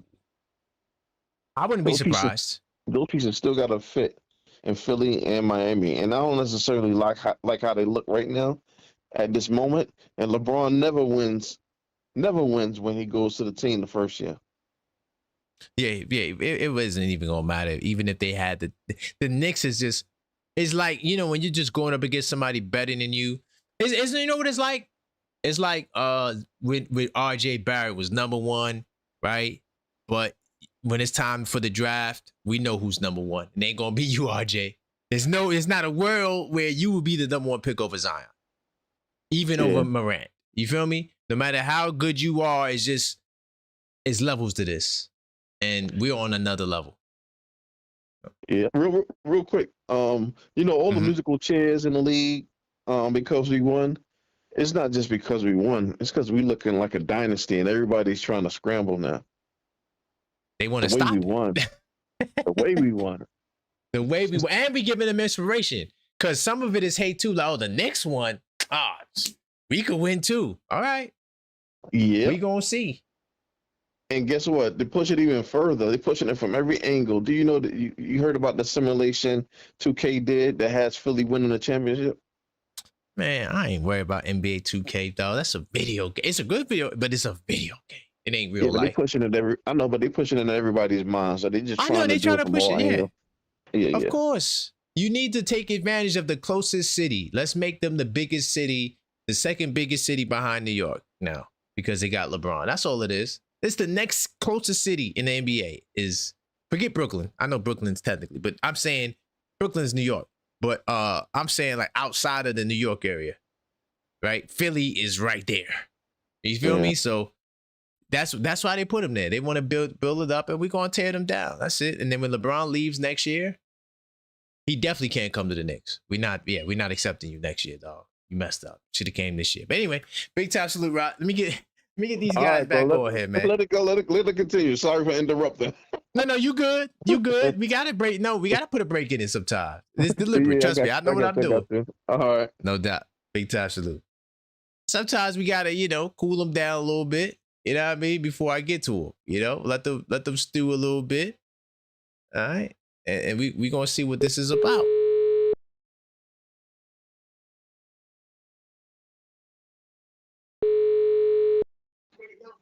Uh-oh. Ty back in the building. Oh, I forgot to play the trigger soundbite, but where we going, man? Nah, Rock, you good. Rock said exactly what I've been saying. We're a dynasty, man. And I think that a lot of us are missing that. All right. So, Blue, I heard everything you were saying, man. And I hear you. What I'm explaining to you is, if it ain't broke, don't fix it. You can tweak it to strengthen it. Right. But because we broke the records the way we broke the records last year, we have room. We have room. We have room. We won last year with this team at an unprecedented rate, man. We broke historic numbers all over the NBA. Facts. And y'all trying to say, yeah, we need pieces. I'm not saying we don't need no pieces. But I'm saying to you all, if you're sitting here thinking that the Knicks are concerned, and because D said something, and I just want to respond to D. I hear what he's saying, but I never said there's not going to be no competition. Right. But what do you mean competition? Because competition to me is next year a team winning maybe 2 games and going to 6 with us. That's our competition. Right. We don't go 7. We not going. See, that's the problem. We got so drunk off of sweeping everybody that we think that this year, if they win 1 or 2 games, because as soon as we lost to Atlanta them 2 games by 2 points, Atlanta's gonna beat the Knicks, and the Knicks ain't this, and the Knicks ain't that. You see? Oh, and as soon as Ty, if you want to laugh, go listen to the Smoke Fire show right after that game. Go listen to that show. Oh my goodness, yo! Everybody was spooky that night. Everybody, including me. I wasn't spooky, but I wanted Mike Brown's head on a platter because it looked like he was being outcoached. So I remember that. But my whole thing is this: to Blue and them. Look, I get it. We want another player. They're discrediting Drummond, and I think that we're missing the whole Knicks organization. The Knicks are not a team that has to go out and make drastic changes. We don't have to do that. Right. It would be definitely nice to go ahead and get somebody to back up OG to get a 4 or 5 who can play both. Right. Who's a tweener. It doesn't matter. And like Figgy said, I did hear that about Beef Stew, but I didn't think it was real because he went to Memphis. But I did hear that about Beef Stew. So that would be a plus. But to sit up here and talk about that we're not playing or that nobody's going to be competition. I know you guys picking Philly to be number 2. I'm not. I think Philly going to be in the middle of the pack, 4 or 5. 4 or 5. I truly believe that because I don't think they're going to be healthy for the duration of the season. But when you're talking about a team like the New York Knicks, I'm confused at how everybody's coming up here trying to find reasons why the Knicks won't win. Y'all sound like the ops. Or it's going to be competition. Okay, you're going to see. I'm not saying that you're spooky because there's going to be I'm saying if you're saying that you think the Knicks can lose and we might not win it next year, then you're spooky as hell, and I stand 10 toes on what I said. I don't care who you are. Okay? That goes for D, that goes for Blue, that goes for anybody. If y'all call up here talking about y'all don't think the Knicks is going to win, then that's when I'm coming. But as far as competition, we welcome the competition. Of course. And I think D's a real Knicks fan where he's not going to think that we're not going to win. I don't think Blue think we're not going to win. No, Blue said it might be a little, I don't know. Blue's a little iffy. He's on the, he's a glass half empty kind of guy. That's just his personality. But no, I don't know. I think it's his fandom. I don't know the man's personality. I ain't going to do that with him. But his fandom, Yeah, nah, Blue. See, orange and blue skies, right? Because that means we see things clearly. We got the sun out, the sky is clear, we're good. Right. But if it's all blue, it's gloomy. See, you can't even go outside and play basketball right now, Blue, because it's blue out there. Right. You know what I'm saying? I ain't gonna lie, I'm tight about that too. I wanted to hoop today. See, that's because you got New York on that little spooky energy out there. We gotta stop. We gotta stop. And I'm gonna say this because he dove a little deep. When you're talking about Leon Rose, I know that Leon Rose is cooking. You have to trust in Leon Rose. When has he failed us? When has he failed us, right? He has not failed us. So even if we got an in-season trade, it's still going to benefit the Knicks. Any trade that we do, any addition that we do to this team, right, is going to benefit the Knicks. Can y'all stand on that?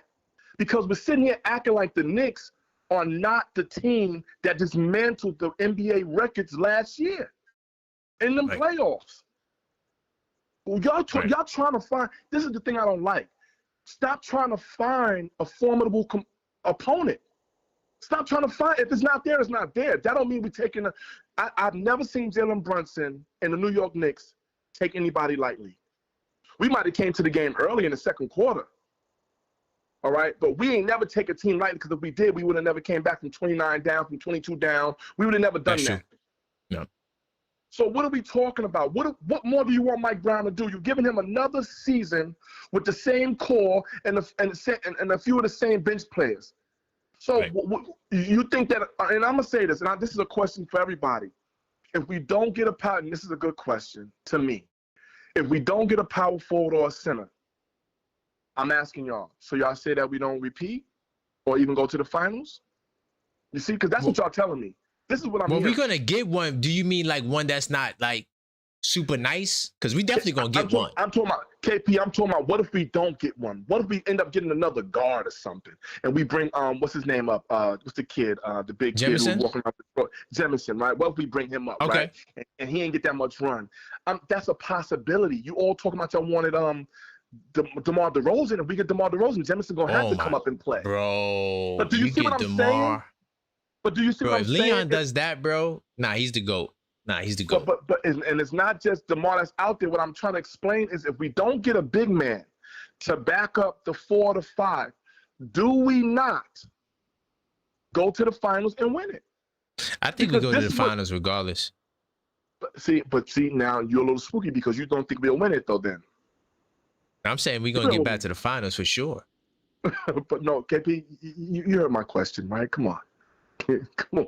Do we win? No, I'm saying, do we win the championship? No one goes in. KP. Hold on. KP. No one goes in championship or bust. I think we have a chance to win for sure. But I gotta see. So you just gotta see. So is that important? And I just want to know if it was that important to you, that if it was a make or break position for us. Nah, I think that we get to the finals regardless. I don't think it's a make or break, because think about it. If he's choosing to not get like somebody like a G.G. Jackson, that's because he believes in Mo Diawara possibly. He think Mo Diawara is the guy. So yeah, Mo Diawara might be trade bait for one of you for somebody. I don't like the way he played in Summer League. I know, but I'm just saying, like, if he doesn't do something, it's because he thinks he has it. And then if he has to fix it, he gonna fix it. Because that's one thing you know. He's gonna fix it. But this is the part I'm trying to, I guess I'm trying to wrap around my head. Maybe you, D and Blue and everybody that's telling me I'm wrong, maybe y'all right. Maybe I'm just that delusional to think that if we don't get a 4 or 5, we still can win it next year. Yeah, I'm with you. No, I'm not against that though. You said we'll get to the finals. You didn't say win it. I know we're gonna win it. Now we might not win it in 4 and 5 games. Hell, we might not beat nobody in 5 games this upcoming playoffs, but we're gonna win, and that's my point. We're still gonna win and get to the final. This is a dynasty. This is why teams are doing what they're doing. This is why GMs and coaches that you never thought would get fired are getting fired. This is why. This is why your favorite player is talking about he want to go to this team and he holding out for this team because the Knicks have uprooted the NBA. And these guys, what the Knicks did, here's what the Knicks have ruined people's prime. I said it. They have ruined people's prime. LeBron was supposed to do a lap around the league and be celebrated by a team of his liking. He didn't want to go to Philly. But what are you going to do? LA didn't want him. Okay, he wanted to come to the Knicks. He wanted us to celebrate him. We ain't celebrating you over no Jalen Brunson. Are you kidding me? So now you go to Philly to try to defeat us. Philly's not going to celebrate you like that. That's AI's town. Let's be clear. Yeah. So that's Jalen Brown's town. Facts. And you sitting here. So what I'm saying is teams are in their prime, KP. Players are in their prime, Players are in their prime. The Knicks have ruined players.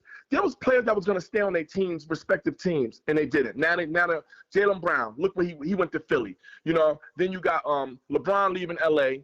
Well, we knew he was going to leave LA. You got Kawhi saying I'm out of LA when he's from LA and he want to go back to Toronto. This is crazy. This is crazy. That's what I'm saying. But I think we get to the finals, and I think you got a shot, man. You know, I think you get to the finals, you have a real shot to win, just like last year. Who's that? You talking about the Knicks? Yeah. Oh, I got us as a lock in the finals. You are spooky as hell, KP. See, that's what we disagree at. I don't think Blue is spooky. I don't think he's spooky. No, but I know, but to me, this is my definition of spooky. If you think we're gonna lose, I don't think we're gonna lose. Then you're not spooky. I don't think that. Right. But Blue said he thinks that he don't know. If we don't get better, we're in trouble. I disagree with that wholeheartedly. But see, but y'all agree though, because to him getting better is getting a player. You're saying we're getting better because we're getting better with the team that we have is going to be more cohesive. No. Don't get me wrong. I definitely want another player, a decent player for sure. I'm not saying that, but I'm saying if we have to fall on the sword with what we have right now, and we're able to, I think we got enough to get to the finals for sure. I think we have enough. But that's my point I'm making. So you saying you think we have enough, but you don't think we'll be able to beat one of them West teams over there? No. I'm just saying that I think that I would need more information to really like say, yo, we the favorites to win it all. I don't think no one right now could say that they're the favorites to win it all. I don't want us to be the favorite. I don't want us to be the favorites to win it all. I want us to be the underdog. Not even OKC. Philly at one. Yeah, I don't want. Do you think OKC believes that they're the favorites to win it all? Do you think that? Do you think they really believe that in their hearts, that they are the favorites to win? I think they believe that. I think they believe that last year too. Okay. Yeah, I think you know why? Because SGA is a 2-time MVP. He went to the Western Conference Finals. He should have went to the finals last year to play us. And I you know. He knows that they have a championship roster. He knows. Yeah, but they're gonna be in for a rude awakening, bro. Yeah. I don't think teams are gonna do what we did last year. We're not doing that again. That was unprecedented. We're not gonna win in that fashion this year. Right. So if that's what y'all want me to say, I know we're not gonna do that. But what I'm saying is, the team that we have right now can get us to the finals and win it. Now it's gonna be. I'm not against that. It's going to be a gauntlet. It's going to be a gauntlet that we definitely have to go going to be a gauntlet. Yeah, but I don't think that it's something that, like, I don't know. I don't know how y'all don't see that we have a dynasty. We have a dynasty. It's possible. Y'all giving Walt Clyde praises, but he won in 3 years. He won 2 chips. Right. He didn't win back-to-back. In 3 years, he won 2. Okay. We got to stop. Listen. I'm out of here. I just truly believe KP. Because it's frustrating to hear the Knicks talk, because the Knicks fans talk, because we really don't believe because of the LeBron James. And see, no, that's who don't believe because of LeBron. A lot of them. That's crazy. You saying that they're number 2. You think they're going to beat LeBron? We're going to see. Listen, my dream is Indiana in the first round, Miami in the second round, and then Philly in the conference finals, and we're going to dust them all. Maybe not sweep, but we're going to beat all 3 of them. That's how I see it. That's what I want. And we're going to beat the West, because the West can't deal with we slow to see the West over there. They like to run and gun. and that's why we slowed Wemby and them down. That's how we won. We ain't worried about Wemby. Wemby ain't gonna be there. It's gonna be grown men this time. It's not gonna be babies. These are gonna be grown men. Yeah, I'm just letting you know. Nobody more grown than us, man. We official over here. We official. That's a fact. Ain't nobody scared of no finals, bro. Nah, we not scared of the finals, but you know me. I got my 10 keys. I gotta analyze. I need to see some basketball. You feel me? That's what I can't wait. I'm gonna go, but I know for a fact. To answer D, I'm not saying that we're gonna sweep teams, man. I'm not saying that. I think so. Well, he about to get on the line right now. He triggered, so we gotta see what D wants. I ain't worried about that. I don't care. I don't worry about that. I'm talking about. I don't think. Yeah, I'm not worried about Blue or D. I got love for them. They Knicks fans, but you know, when if you feel the Knicks ain't gonna win, I'm calling you spooky. That's it. Okay. I could respect that. I could respect that part because it's not about the competition. You're in the NBA, you're gonna get competition. Hell, we lost to Atlanta last year. Like, I'm not saying that. What I'm saying is if you think we're gonna lose to a team in these playoffs, you're spooky. And I stand on that.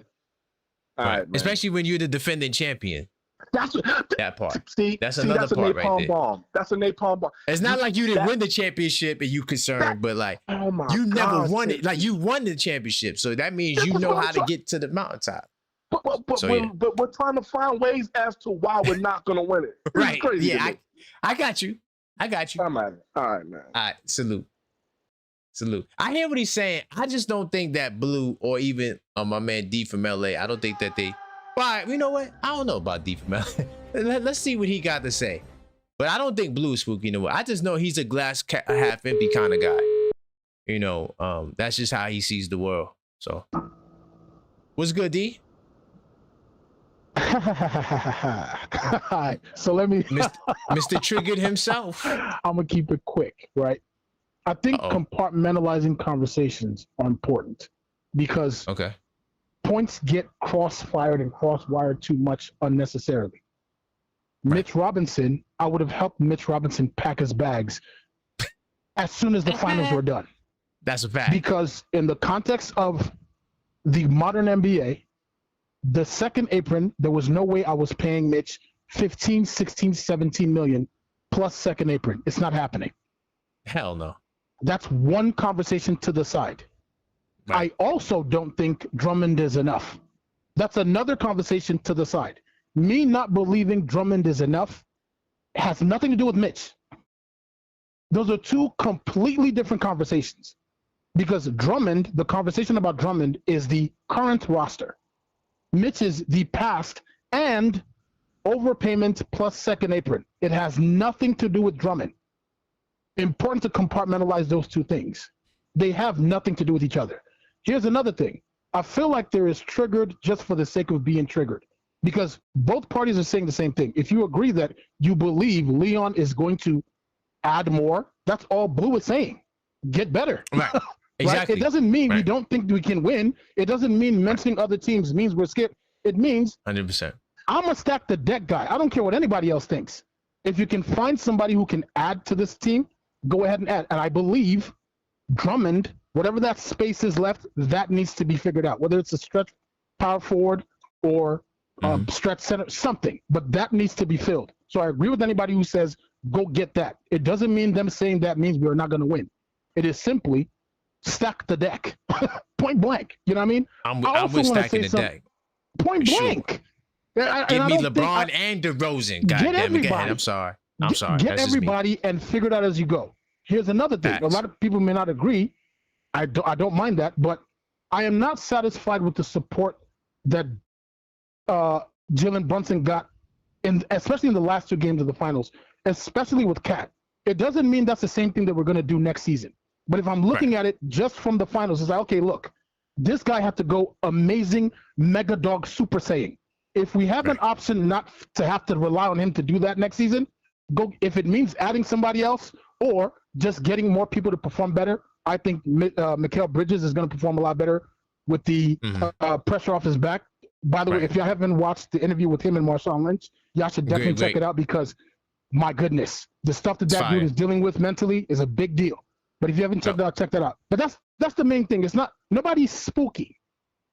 We are just saying, hey, if you have the option, which we know Leon will do, go do it. That's it. Right. And my opinion is, I don't believe Drummond is enough. I also believe Drummond was the best option that we got outside of Mitch, because but there's two different things. And then lastly, before I go, since I'm the Phil Jackson now, and I want to be hated forever, I don't even want to do gray area or middle. No more middleman. Let's go to extremes now. I'm on the other extreme. I want to say this as respectfully and disrespectfully as possible. I live in California. In the last 26 years, I've seen 10 championships. Not Yikes. 1, 2, 3. I've seen 10. I saw Kobe and Shaq win 3. I saw Kobe win 2. I saw LeBron win 1. And my next door neighbors, where J-Tap is at, I saw them win 4. Oh, yeah. Seeing championships ain't new to me. So if I'm not jumping out the window off, it is what it is. But I've seen it 10 times. Uh-oh. You know what I'm saying? So, and I'm saying it like that. So if I say, look, the Knicks, if you can get better, get better. That's what I'm saying. Phil Jackson signing out forever. Wow. And I'm a holla. Big time salute. No doubt. Hey, listen, I told you, he gonna be in the corner in the room fighting by himself. But I agree with getting better. Listen, I'm not somebody who's anti-player. I don't want this player. I don't like this player. The question for me is very simple. Can you help us win? Oh, okay, yes, you can. Okay, I'm gonna sign you.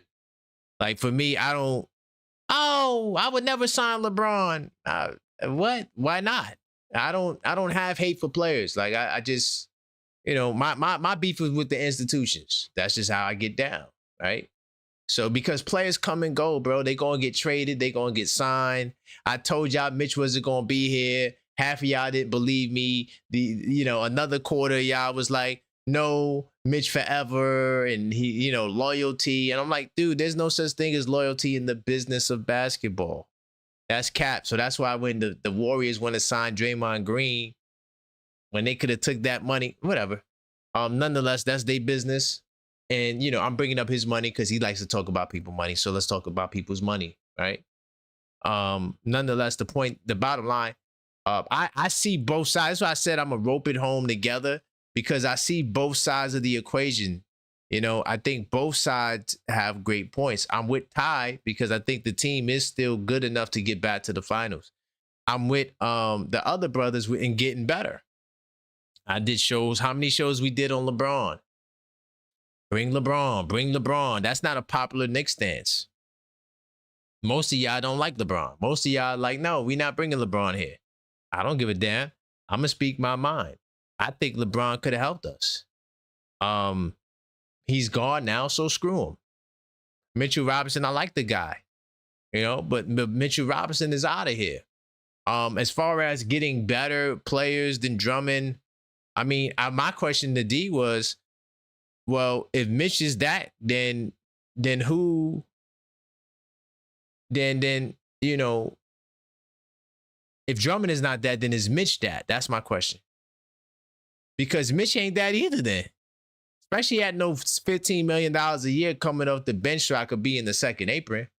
So what other upgrade realistically we going to get? No center was bought out besides Valanciunas.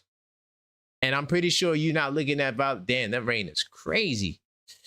Oh, man, I don't know if we're going to have Objective Fan Hoops tomorrow because I looked at the forecast. It's supposed to rain in the morning. I'm like, damn, bro. Rain on my parade. I do got another trigger, though. My man Ty coming back. Let me just make sure I don't got no more triggers over here. Okay, cool. Let me get my man Ty on the line. So, yeah, I'm just trying to bridge the gap. That's it, because we agree on a lot of things. It's just the subtle details we disagree on. Yo, KB. What's up? Real quick. I mean, Uh-oh. I no, it's not even uh-oh. It's like you got to listen to what's being said. You know what I'm saying? A lot of times people listen to respond. At the end of the day, I never said, to Blue or to you or D or whatever that the Knicks, we don't need to get better. But I do believe what Leon Rose have right now at his disposal, we're good enough to get to the finals. And if one of y'all tell me that we're not, then I'm going to stand 10 toes and call you spooky as hell. Facts. But at the end of the day, I know it will be a blessing. You know, man, you was talking about getting LeBron. We was talking about getting somebody else too, the Greek salad. So me wanting to stack together, I always been a part of that. Yeah, I always been a part of that. So that's not me. So don't put me in a group. And you know, I'm glad we got rid of Phil Jackson. You know what I'm saying? He was horrible. I'm glad we got rid of Phil Jackson. You know, his game stats was horrible. I told D in the chat. I said I would have gave him Porty or Mitch instead of Phil. Goodness gracious! But no, but seriously, man, but seriously, it's not. I'm not saying that Blue is wrong, but I'm saying Blue is wrong because if Blue thinks that in order for us to get to the finals, this is what I heard Blue saying. He said we got to get better, and that's what I'm hearing everybody say. I don't think we have to get better like that. I don't think we have to change. Now, we do need to add some pieces to our bench. That's a fact. But to say we need to get better with our first 7, I don't agree with that. I think we have the nucleus. I think we have the chemistry, the camaraderie. I think we have all of that to get to the finals again and win it. Okay. Now, I think it'll be harder if we don't get somebody to come in. And as far as Andre Drummond not being an official backup, that's crazy to me. Do y'all not remember Andre Drummond? He might not be able to move laterally like Mitchell a little bit with his legs wide open, but Drummond was at the top of the league in block shots for a couple of years. I remember. Yeah. So he wasn't no sneeze on defense. We gotta relax. It's team defense. It's team defense anyway. So but that's what I'm saying. Schemes. But I'm not saying Drummond's Mitch, and I'm not saying Mitch is Drummond. Of course. You, D, and Trey, and somebody else was checking me about the second apron until I had to go and look at it. I'm like, oh, okay, they're right. We got to let Mitch go. I conceded to that. I don't have a problem doing that. See, that's real compartmentalization. Being able to look and see and adjust and know what the heck you're looking at. So for me, if you're telling me that and as far as I've been in Cali for almost 20 years, I've seen the championships too, bro. It's all right. It's all right. I might not have went to them because I was a Lakers fan. D, I mean, you decorated 10 chips. I ain't never seen 10 chips in my life. I ain't gonna lie. But I mean, you know, me working. No, he was saying with the Warriors. That's why he added the Warriors. I know he said with J-Tab is. I think he's like near the Bay or something like that. He's up there. Yeah. No, I'm just saying like, you know, as far as, you know, he was saying he saw 10 chips. I was assuming he went to 10 championships. You know what I'm saying? Like that's, I'm not even gonna compete with that. I'm not gonna compete with that. I have it. You know what I'm saying? But I'm not a Lakers fan, so I wasn't like, oh yeah, let's go Lakers. I'm a Knicks fan over here in LA, so I could care less when they went to the finals. Yeah, that's a fact. Gotcha. But at the end of the day, I understand the whole, you know, well, we need to get better. But I'm just asking everybody, who do y'all want to get better with? See, when people say things like that, please give me some context behind it so I can shut my mouth and be like, oh, they're saying that if we get this person, then we're formidable. I just want to know because I'm rooting for the team we have right now. Is Leon gonna make some changes? I think Deuce might be going after come trade deadline. I think Diawara might be in the trade package. I don't know, but this is Deuce. This is his final contract season, so I know he's gonna ball out. So it's a lot to remain to be seen. But at the end of the day, I'm a Knick to the heart, okay? Okay. I'm a Knick to the heart. I'm a Knickerbocker, and I'm not afraid to stand up against anybody. You come with something, just back it up with some context. Give me who you think we need to be better. Blue, who you saying we need to switch out? Because it sounds like y'all want to switch out the starting 5. Then say who it is. What backup do y'all want? Just don't come on here and be like, oh, Ty is tripping because he talking about the same team we got. Then give me some. Give me something to hold on to. I feel like a lot of the energy was on Drummond. I feel like both of them don't feel like Drummond is it. So I didn't want Drummond. I wanted Kessler. Kessler left. Then the Coltburn kid, I didn't mind him. We didn't get him. We can't sneeze at Drummond. He's coming back home. He played at UConn. We got to stop, y'all. We got to stop. The kid was shooting clutch 3-pointers on us playing against Philly in the playoffs last year. How we gonna forget that? Like we got all right, okay. You know what? Everybody, I concede. You call up, you blast me out the water. That's fine. Pause. Nah. You right on Drummond. I got your back on that. I think Drummond's gonna be all right. I do think we need another player. It would be nice to get another solid player, somebody with a name. right? Well, Somebody with a name. here's the thing that I think could unify us. Just to let all of you guys know, to the people who think that we're complacent and we need to add somebody, to the people who think that we have enough. Here is the secret: we have to sign another player. Before you do that, KP, I'm not saying that we don't need to get nobody. I'm just saying. No. I know. I'm not talking to you only. I'm talking to. There's people who think that. I'm talking to everybody. I'm saying, no. We need another position player. I'm saying though, if we end up just falling on the sword with the same team that we won last year with, outside of Mitch and Huck Porty, I still think we go. But go ahead, KP. Yeah, no, I agree. I'm just saying we have to add another player. Right. That's the rule. Right. Yeah, we have to get another player. So I don't know who's going to be. Like you said, it could be a guard. It could be a center. It could be whoever, right? We don't know who the hell is going to be, but we have to because that's the rules. Yeah. So, Leon isn't done. And then you always have the trades like we always talk about, right? Right. So let's not be pessimistic, especially when we won the championship. See, that's where I agree with you. I think we need to be on an all-time high. Do not give these other teams and people any room to breathe. Thank you, bro. Like we're concerned. Thank you, because I'm not concerned. Everybody's right in their own sight. Blue is right. D is right. When it comes to getting people over here, you're right. Right, of course. All I'm saying is we got to remember who we are. And I guess that's what I'm saying in so many words. Remember who we are. Right. We have dismantled this NBA, and they're trying to get bolts and screws and tie everything back together. Right. All right. Because what we did to this NBA right now.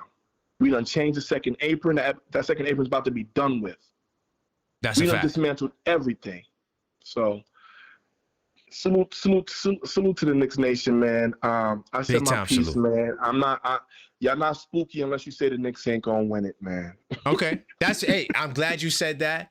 So now we can clarify that these brothers are not spooky, man. Oh, no, Blue's spooky a little bit. Oh, damn. And look, you just triggered him again. What the? Oh, my God. Nah, all right, I'm the Blue. You know why I'm saying if you triggered, man, if you're saying we're not going to win it. Everything else. No, he's not offended, man. But he's going to respond. I know. Me and Blue, we good. We for sure. I'm not calling on no more. I thought that I did a good job tying it home. You did. I have not. Oh my God. Blue can come on here and call me spooky. I'm not calling back, bro. Okay. They won. They got me. They didn't win. No. We all won. We got rid of Phil Jackson some years ago, man. We was proud we did that, man. Damn. He might call. All right, Ty. We gotta get you out of here. All right, salute. Hey, that's my brother Ty right there. Hold on. Got another triggered in Blue. My goodness. All right, look, he said goodness in his Cashapp response. Yo, man. I didn't want to do it, man. I really didn't want to call back, man. I tried to tie it home. I tried to say, look, man, they not spooky. We good. I tried it. Man, I didn't, man. And he said, no, Blue is spooky. I'm like, oh, God. Yo, man. Where Listen, we going, man. Blue? All right, man. All right. Whether or not we have enough, right? That's basically what his question was. If we don't sign another player, can we go back to the finals or no? Mm-hmm.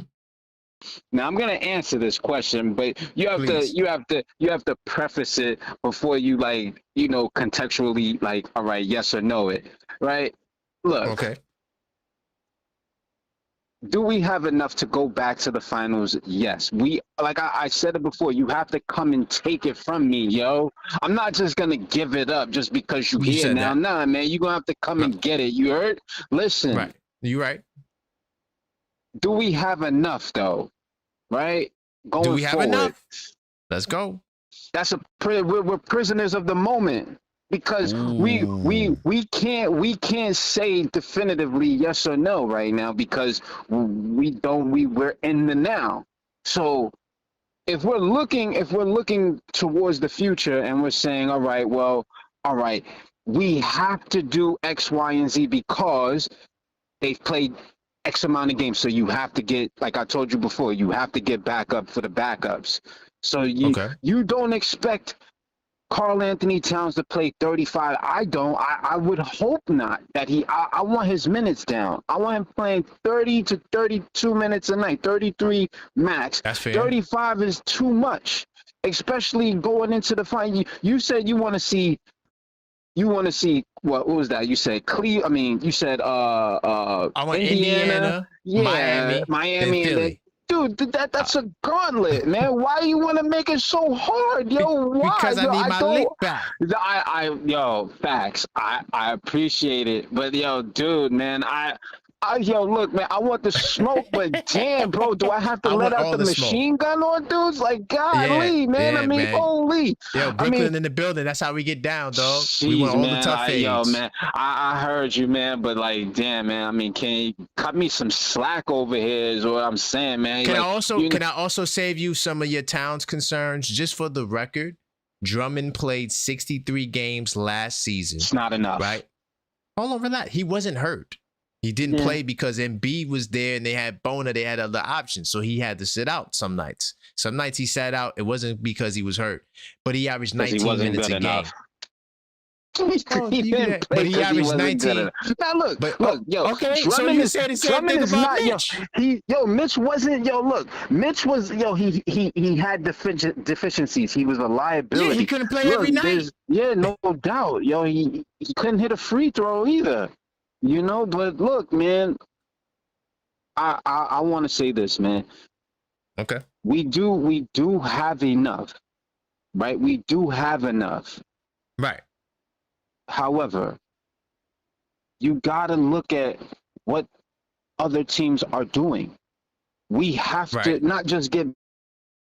We have to, you know, what did Herm Edwards say? We play to win the games. Facts. Yo, man, like. You got to go through this 82-game gauntlet. Then you want to play Miami and Indiana and Philly. Holy smokes. I mean, yo, we got to add some serious talent here. Yo, if DeMar DeRozan is there, yo, please come to the team. Like, oh, you know I'm on that wave. That's my wave. I wanted LeBron. If we can't get a legitimate power forward, please bring him in here. That's a legitimate. Bring him in here. Yeah, that is the type of talent that you really need to get over the top again. That right there, you need someone like that, of that ilk, to like literally seriously repeat. It's gonna take that, and it's not just stating the obvious. You really need somebody in here that's going to like bring that type of cachet, that's going to really get you over the top. You can't. But Blue, if we don't get that guy and we get Eubanks, he's not it. Eubanks not it. So we don't get those guys. How you feeling? Do we got a chance to go back to the finals? Because this is where D is at, right? This is where Ty is. This is what he's saying, Spooky. If we don't get if we get Drew Eubanks, what are you gonna do? Do you think we could get back? I don't know, man. I mean, man, see, that's why he called you Spooky. It's not that I'm spooky, man. Like I said, I'm saying why he called you Spooky. I'm not saying you Spooky. I want Deuce. Like, I love Deuce, yo. But if we can trade Deuce to get a very, very capable player, that's a legitimate backup for OG. I think that whoever that person may be, I think that no matter who's in the way, we'll get to the finals and beat whoever's in the finals. Just Eubanks, I mean, yeah, he's good, but is he enough? I mean, look, man, like, there's a lot of dudes out there that we could potentially get, yo. You know what I mean? I like the dude that's in Charlotte. You know, what's his name? The big guy. Which one? Diabate or Colt Burner? Which one? Colt Burner. Both of them are good. Colt Burner, specifically him. I think he's really good. Okay. You know, but I just want to show for the record that Andre Drummond, his missed time was not because of injuries, and I'm going to his injury report. Okay. Because he played on these games. You see these knees? He still played.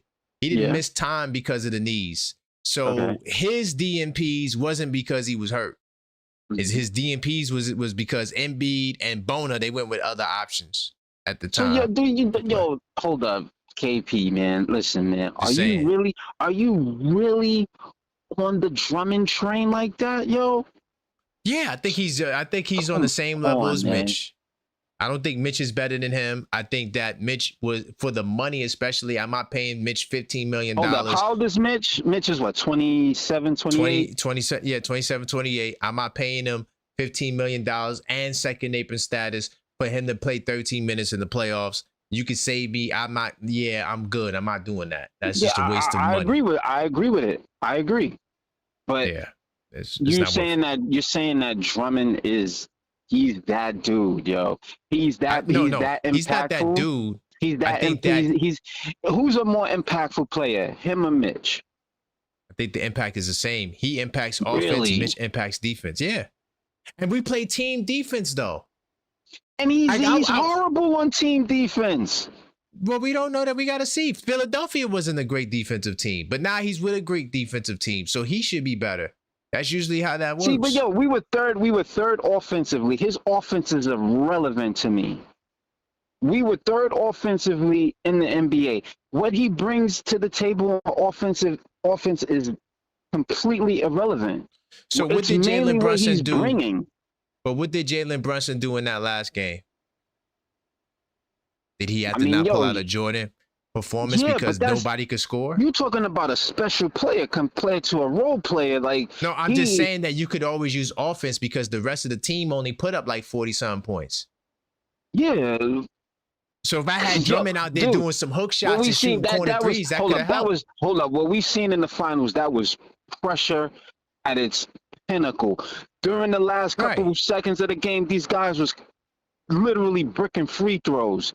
Like they missed 4 free throws at the end of the day. You seen pressure. You seen that it was real pressure. That was pressure. That had nothing to do with the caliber of the play. That was just the pressure of the moment. I'm not expecting Drummond in game freaking 7 to give me freaking 10 points. Yeah, right. But like yeah, facts. That's true indeed. But I'm just saying that, look, I think that Drummond, he's not it, yo. Like for real. He's not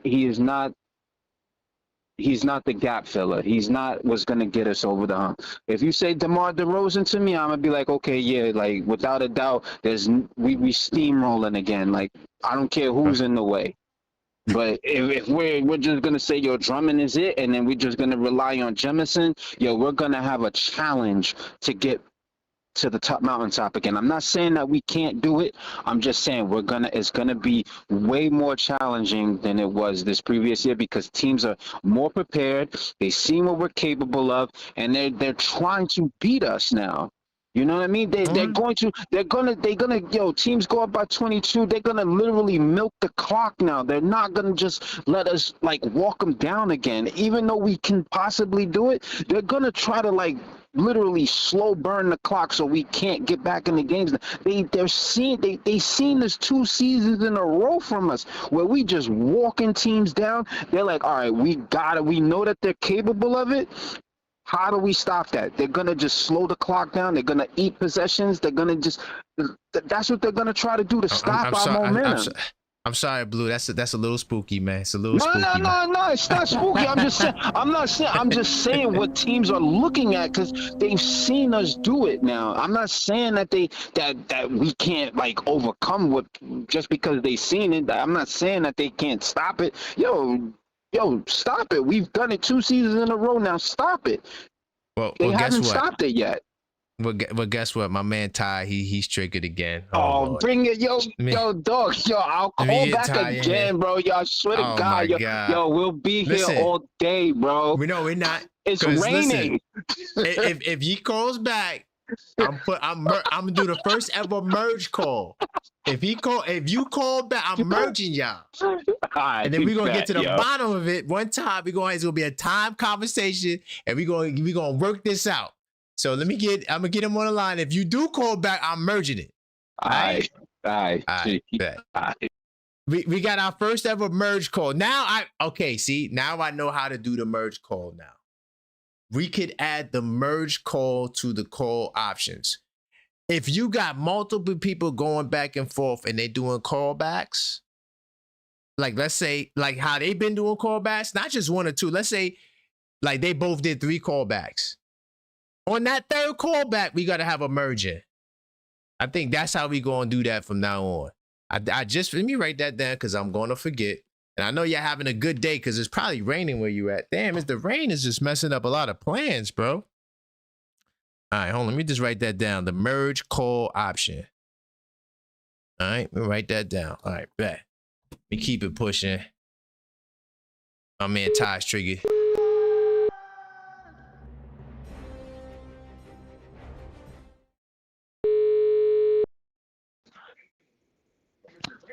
Hey, what's going on? I just want to let you know, you and Blue officially created the merge call option.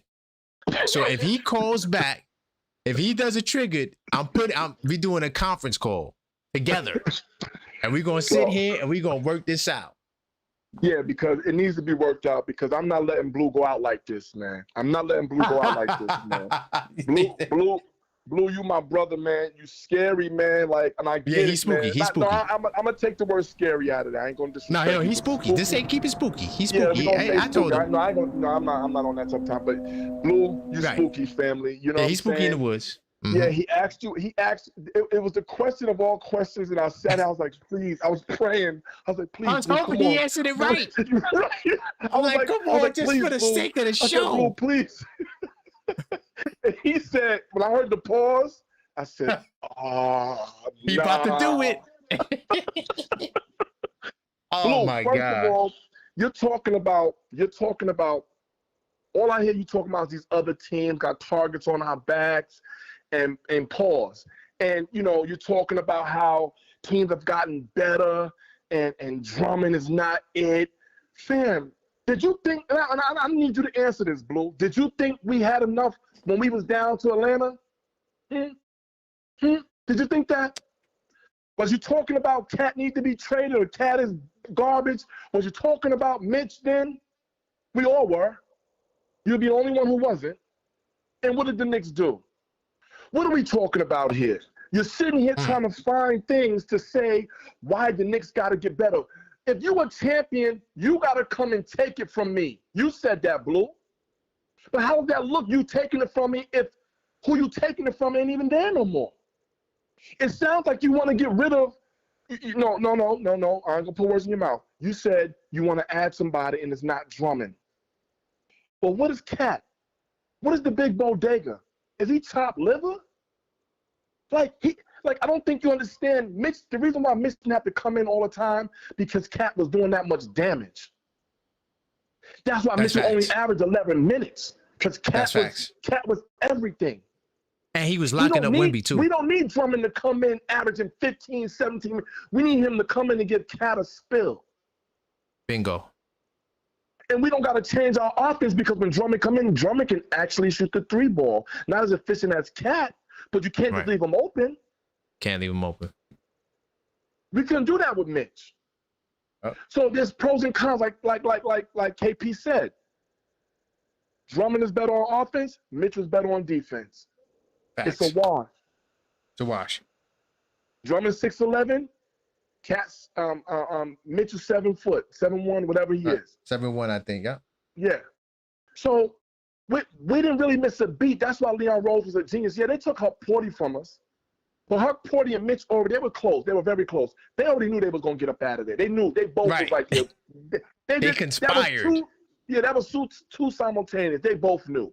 So okay. I wasn't really a fan of Hart-Porty anyway. He had one of the best blocks I've seen in a long time, a la LeBron James with Iguodala in the playoffs last year. Oh yeah, he did. That was fire. That was a great block.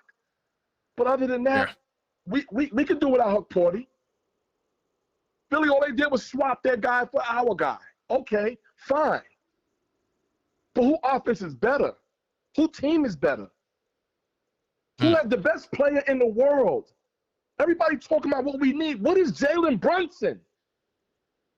We're not prisoners of the moment. You guys are prisoners of the moment. As soon as LeBron go over here, oh my goodness, we need this, we need that. These teams are getting better. Y'all prisoners of the moment. Instead of walking in the glory that you just got presented, winning a chip in New York. Right. How are we stepping out of that glory already? What are y'all talking about? So much you're not spooky. You gotta be spooky, fam. You're trying to find ways for the Knicks to lose to a team that's not formed. Who is out there? I'm not saying we're gonna bum rush every team, but I don't see no team currently constructed is gonna beat the Knicks in 7 games. Right. Who? I agree. It's not there, fam. I got us in the finals for sure. 100%. There's no way. Fam, you're gonna have to pick a team in the West to push us to a 7 game and possibly beat us. It's gonna have to be a West team, and that's the finals. But if you're gonna tell me right now that you think that there's an East team that's put together right now that's going to be able to defeat us in these playoffs coming up, and Barner and Knicks are healthy, because I hear people saying, "Oh, if this person go down, I don't want to speak that on us. I want us to stop speaking. Yeah. If this person gets hurt, stop speaking that, y'all. These words got life. That's what I live by. Words are powerful. That's why they tell you to learn your spelling words, because words cast spells. Stop. Be careful what you're speaking. You're sitting up here, you're spooky. You don't think you're spooky. I get it. Sometimes you're in the woods, you don't even know you're in the woods. You're like, how did I get here? You know what I'm saying? I'm sitting in the APP. I sent the signal out there for you, Blue. I'm coming to get you. You know what I'm saying? I'm coming to get you out the woods, Blue. But listen, bro, you got to understand, the Knicks that you have right now, yes, we got to add another piece. But the Knicks that you have, that is your championship New York Knicks, man, ride with your team, bro. You trying to find – teams are supposed to have a bullseye on our back. You think the Golden State Warriors, you think the Lakers with Kobe and them, you think the Chicago Bulls didn't have the Detroit Pistons when they won back to – do you think they did not have bullseyes on their back? Good point. And they still won with the same roster. Outside of a few bench pieces going, but no, Chicago 1-3. They won 3, and then they got a haul of changes.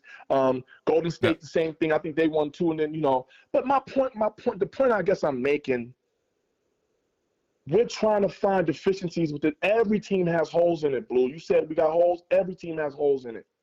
Every team has holes. You talk about defense. What about the Sixers defense at the 5? That's what and they're horrible on defense. They're going to be horrible on defense. LeBron is not the same defensive player. He got to play a role play of defense. He cannot do the one-on-one matchups no more. That's not the same LBJ. It's not. 100%. And it's not. And Embiid, he going to be pulled out of that paint. They're going to have no rim protection down there.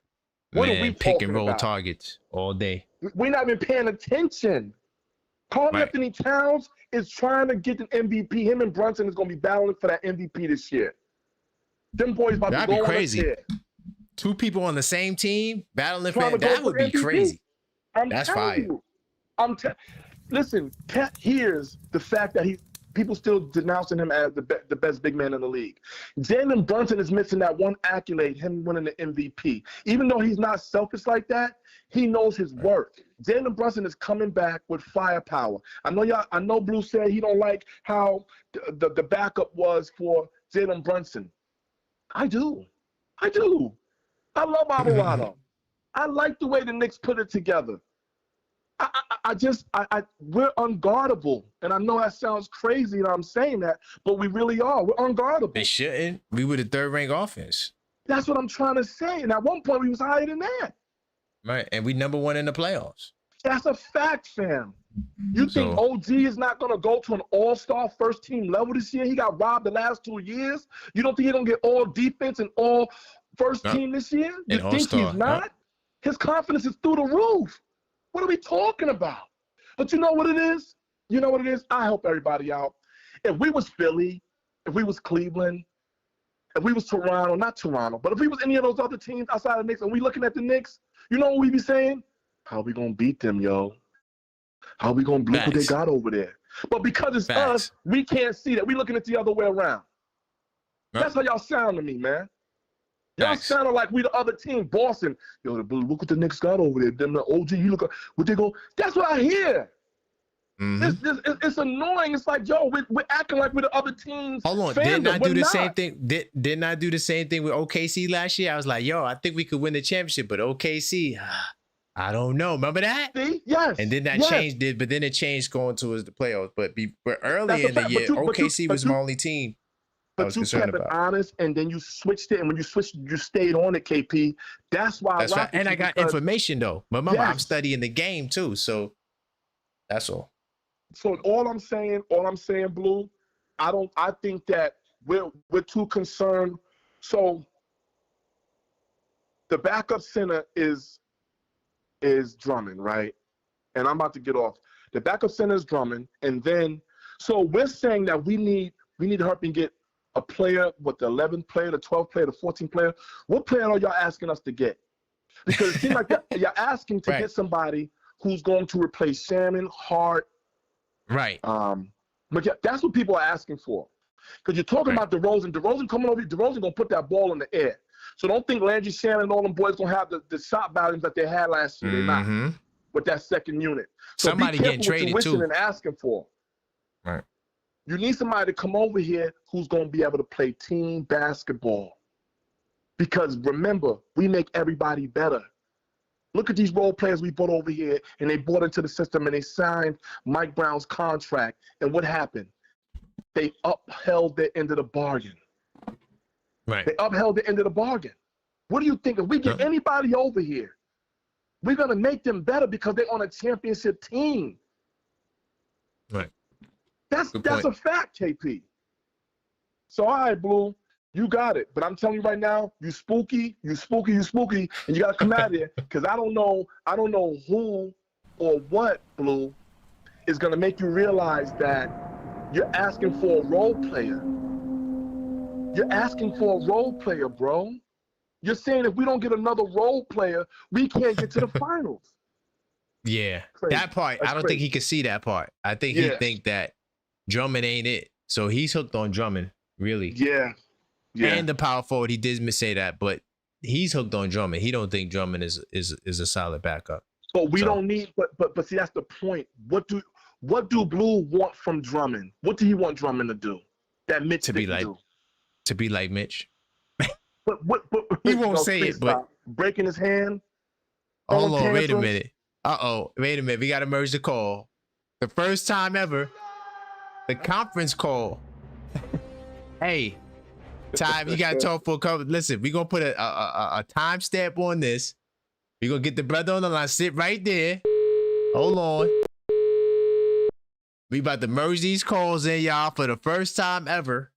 The conference call. I was waiting for it. I'm looking like, because I don't want to miss it. I did it again, man. Hold on. We about to make history. We about to make history. Hold on. We got the first ever merge call on the Blue Orange Brunch. Hey. Yo, let me just say this, man. It's raining over here.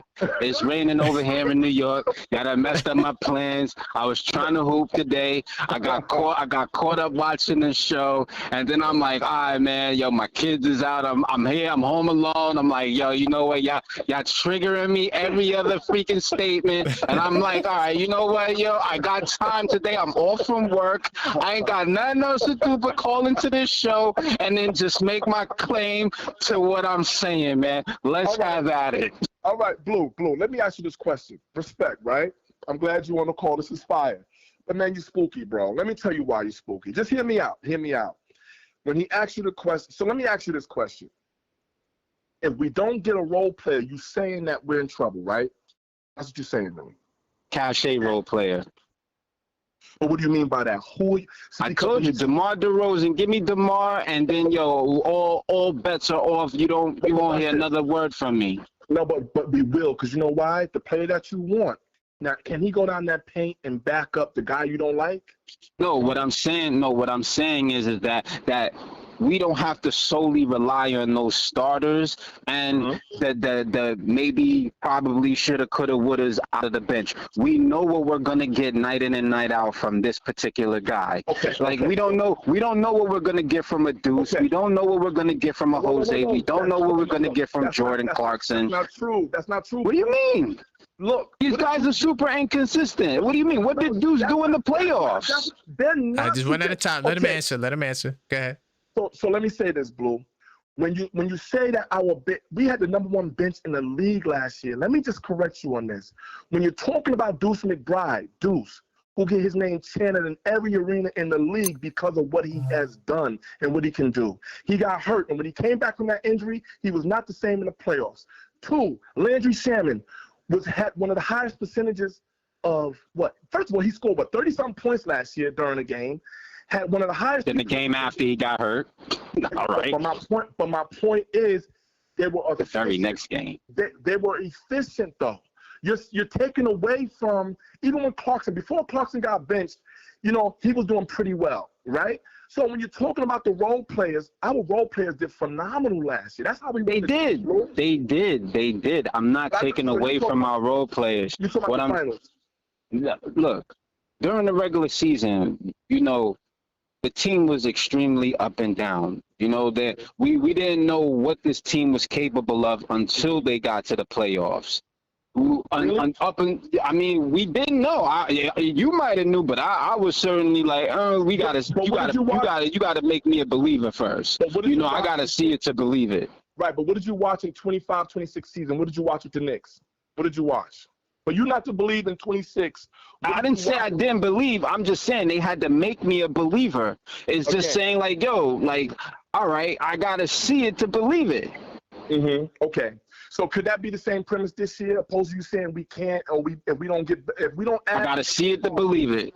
Oh wow, Blue, you spooky. Yo, man, nah, dude. Yo, listen, man. Look, all I'm saying is this, man. If you come to me and you say, all right, look, we're gonna bring back the same core, I say, okay, great. Now, how are we going to get back to this same point? Knowing that, all right, you're another year older, you got more mileage. Hold on 1 second. You got more mileage. You got teams also improving, right? So how are you going to now go through this 82 game gauntlet again, right? Teams are now more well prepared for you, and you're just gonna come back with the same roster, the same core, which is good, which is totally good. But how are you going to, if you don't improve? How are you going to get over the top again? I got you. One, see, this is the beautiful part of your question, man. I respect you for this because look, that question is phenomenal because here's why. The offense that we ran outside of Atlanta when we started Cat as the hub, we only had a few weeks with that, and we want to chip with it. You're giving Mike Brown an opportunity to run that for a whole season, plus the playoffs, with new wrinkles to that. Sometimes you don't have to change the players. Sometimes you have to just change the plays. See, this is the thing. When you can get each player and utilize their skill set to the maximum capacity, we don't even know what we saw at a Cat. We saw a trickle of that. We saw a trickle of Jalen Brunson in that offense. We saw a trickle of OG in that offense. Blue? You asking answers. When you sit here and you saying, well, how are we going to get better? To me, it sounds like, and I'm not going to call you spooky no more because I just kind of get what you was just saying. What it sounds like to me is, we working it out. Let's go. Go ahead. What it sounds like to me is Mitch being gone affected you. No. Let me tell you why I think that. Because you said you will be okay. I lost 100 to KP, but that's irrelevant, dude. You know what I'm saying? But look, he did lose 100. He did.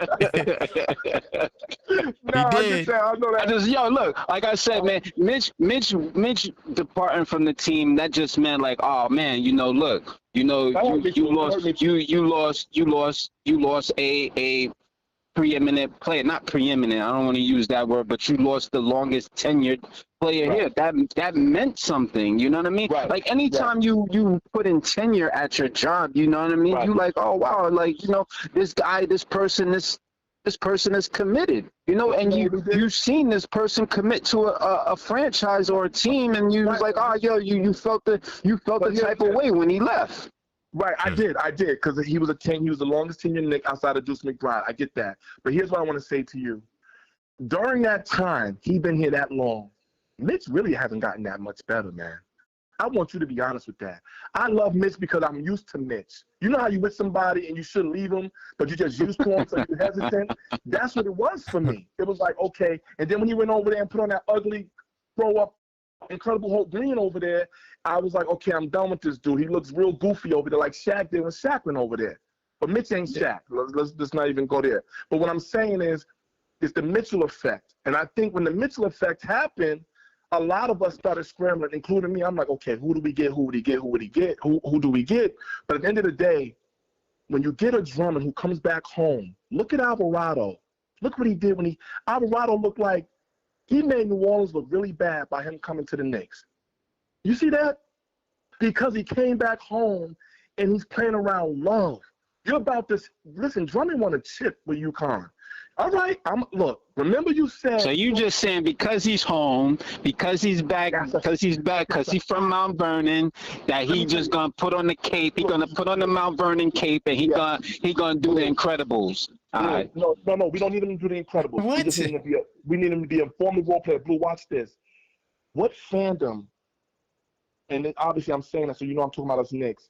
And when you hear every player talk about playing for the Knicks and what the fans do for them, and being here and playing in the Mecca does for them, it revitalized people's careers. We allowed Mitch to get traded. Well, we didn't let him get traded, but he left to get a bigger bag, and we was able to offer him. Hartstein, the same thing. Look at all the players who come to the Garden, get their name, get their change, and go get their fame. You got to remember, we are the Mecca. We make everybody better. And in this Mike Brown offense, he's going to get the maximum. He's going to get the best out of each one of these players. We think we saw the best out of Drummond. You're going to give Drummond the opportunity to play for a championship team. You're going to give him the opportunity to play and think that he's going to fail and squander that? I don't believe so, bro. I think any role player that we get in here, whether it's DeRozan, I want DeRozan because I want to stack the deck, like D and KP was saying, because me and KP been talking about stacking the deck. Yeah, we agree on that. But, right. But if we don't get one of those players, and say we get somebody like who's a role player, man, that's a decent role player. All right, say we get one of the Obi Toppin back or something. No, I can't do that because he's decent. I'm just saying, if we get somebody that's not that formidable. There's nobody on the board out there that's on the market unless it's via trade that's going to push the needle. You need to push the needle. Who's on the market? Who's on the market besides Bradley Beal? Besides DeMar DeRozan? Who's on the market? Who? Blue, we don't need to push no needle. We are the needle, Blue. I agree with you there. Other teams got to push the needle, Blue. They got to catch up to us. They got to build their teams to compete with us. When we had to compete with Boston and we got those wings over here, we got Wingstop. We defeated them. Look. This starting five, they've got the most time in together. Let me ask you this question before you go. Let me ask you this question, and I'm going to be done with this question. You have Michael Jordan, you have Kobe Bryant, you have Steph Curry, you have LeBron James, and you have, let's say, Dwayne Wade. Let's just say those five. Each one of those players made their teams better and they won chips, right? And at that time, they were the best players in the world. And Giannis too. What is Say that again? What is Jalen? Okay. What is Jalen Brunson to you? Do you think Jalen Brunson is on that scale? Because here's my issue with a lot of the Knicks fans who's thinking like this. They're diminishing the effect, I don't even want to say power. They're diminishing the captain's ability to be the best player in the league. Jalen Brunson is literally unguardable. If Ant-Man is saying that, if all these other players are saying that, even LB, if all these players are saying that, Brunson, what is it with our Knicks fans that can't see that and understand we have the best clutch player and best all-around player in the league outside his defense? He tries on defense. But offensively, come on, man. So I'm going to answer you. So it's 5 guys on the court. It's not just one particular player that's going to, do it all for you. He's the culmination around it, but yes, there's a group of 5 players that have to, coordinate together to accomplish a goal. So yeah, Jalen is the guy. However, when you now have to mix and match and teams are now going into their bench and you bring in your squad in, and I do think our squad is very good. I think Shamet, he's a hidden gem. I think Jordan Clarkson, he's a vet. He brings knowledge to the table. I do believe. Real quick, you know why you say that? Because a lot of times, and correct me if I'm wrong, all of y'all can correct me. When the second string come in, Do Brunson not play with them majority of the time? Yes or no? So yes, he plays the whole first quarter. He sits out. He comes back at the 7-minute mark in the second. Right. He plays the third. He sits out, till the 7th or 6th minute in the fourth. The point I'm making to you is when Brunson is on the floor via the first string or the second string. But they also have that non-Brunson minutes thing. Remember, that was a thing too, the non-Brunson minutes. No, I'm not speaking against that. I'm speaking of the players you just brought up. Because when they play with Brunson, and because Brunson draws so much attention, these players are able to go off the way they've been going off.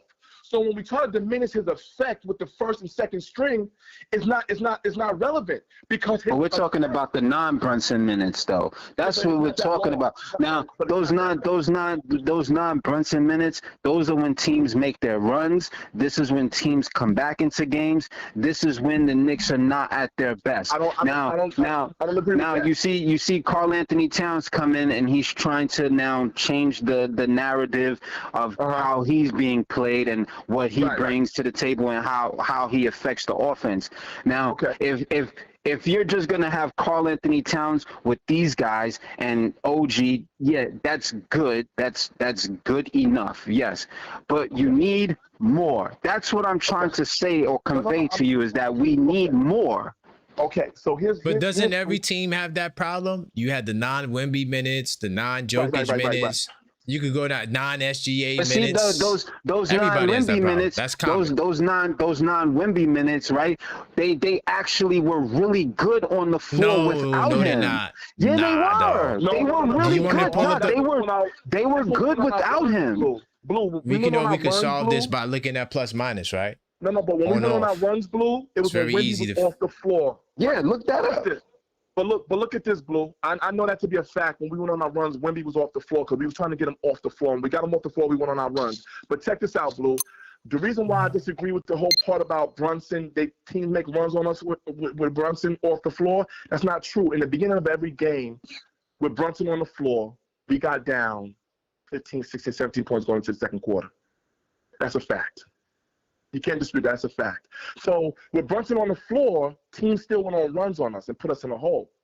What I'm speaking of is once the team get their mojo back and Brunson is playing with the first or second string, each player is able to play better because Brunson draws so much attention.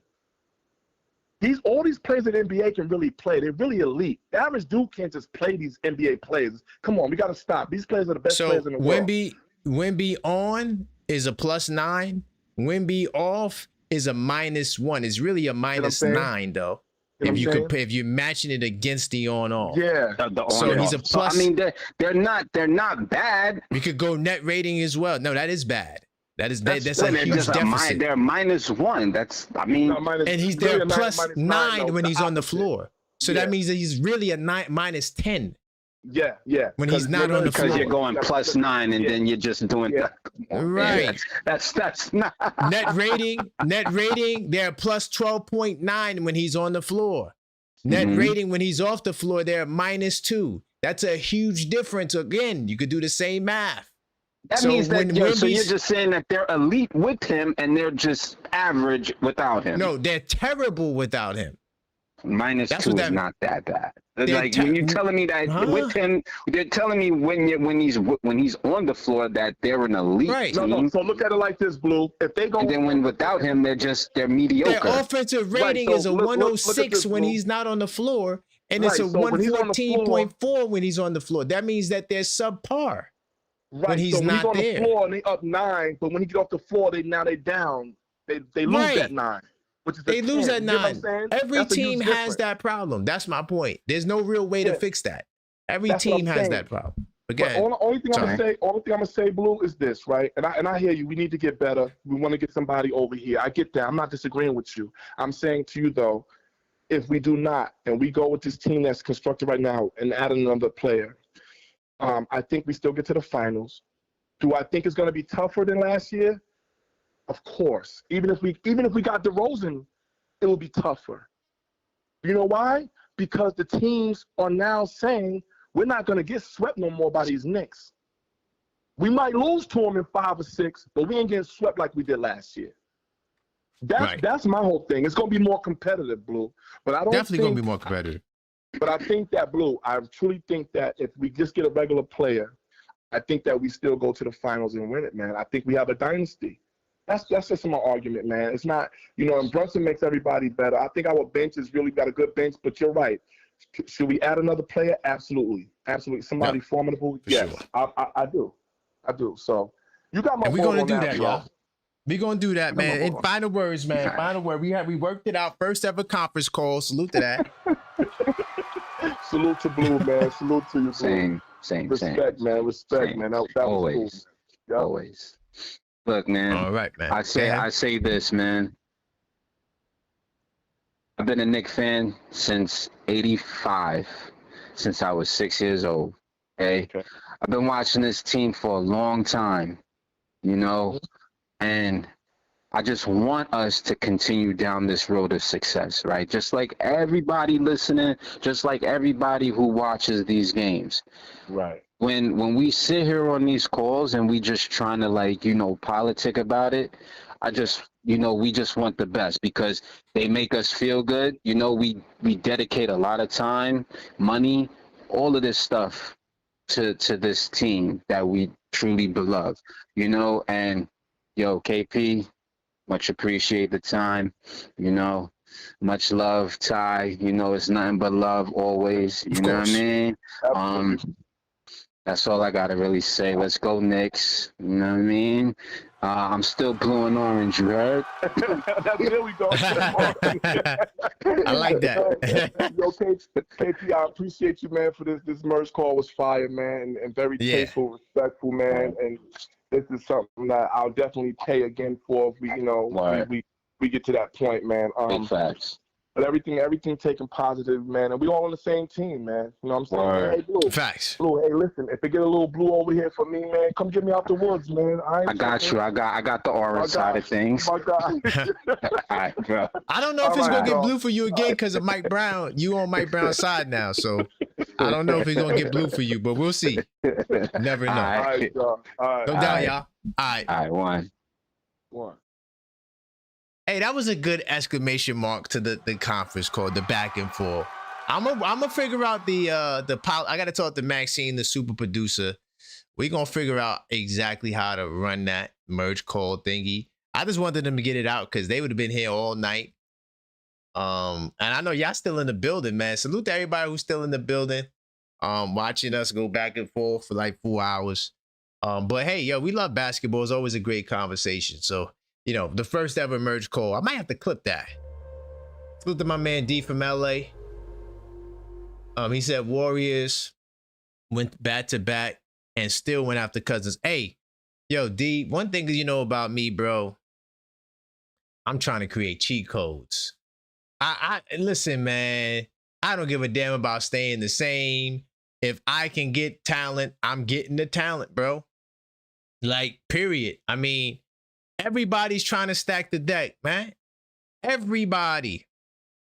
I mean, just look around the league, bro. I'm telling y'all, sleep on the Lakers, man. I think the Lakers is going to be fire this year. I'm doing the 80. I already made my mind up. I'm doing the 82 nights on them for sure.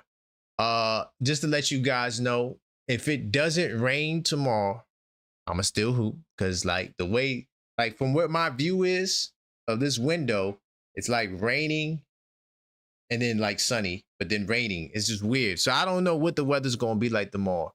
I'm a scout, and hopefully I could play tomorrow. And if I play, we will be rocking, recording. Of course, we got the blue and orange brunch right after that, and then we'll see about the two-a-days if something comes up. Tonight I don't think I'm gonna go live unless something crazy comes up. Tomorrow, Saturday, we got NBA Saturdays, and Sunday we got NBA Fan Sundays. We got NBA Fan members only Sundays. All right, so I appreciate you guys, and until next time, as always, let's go.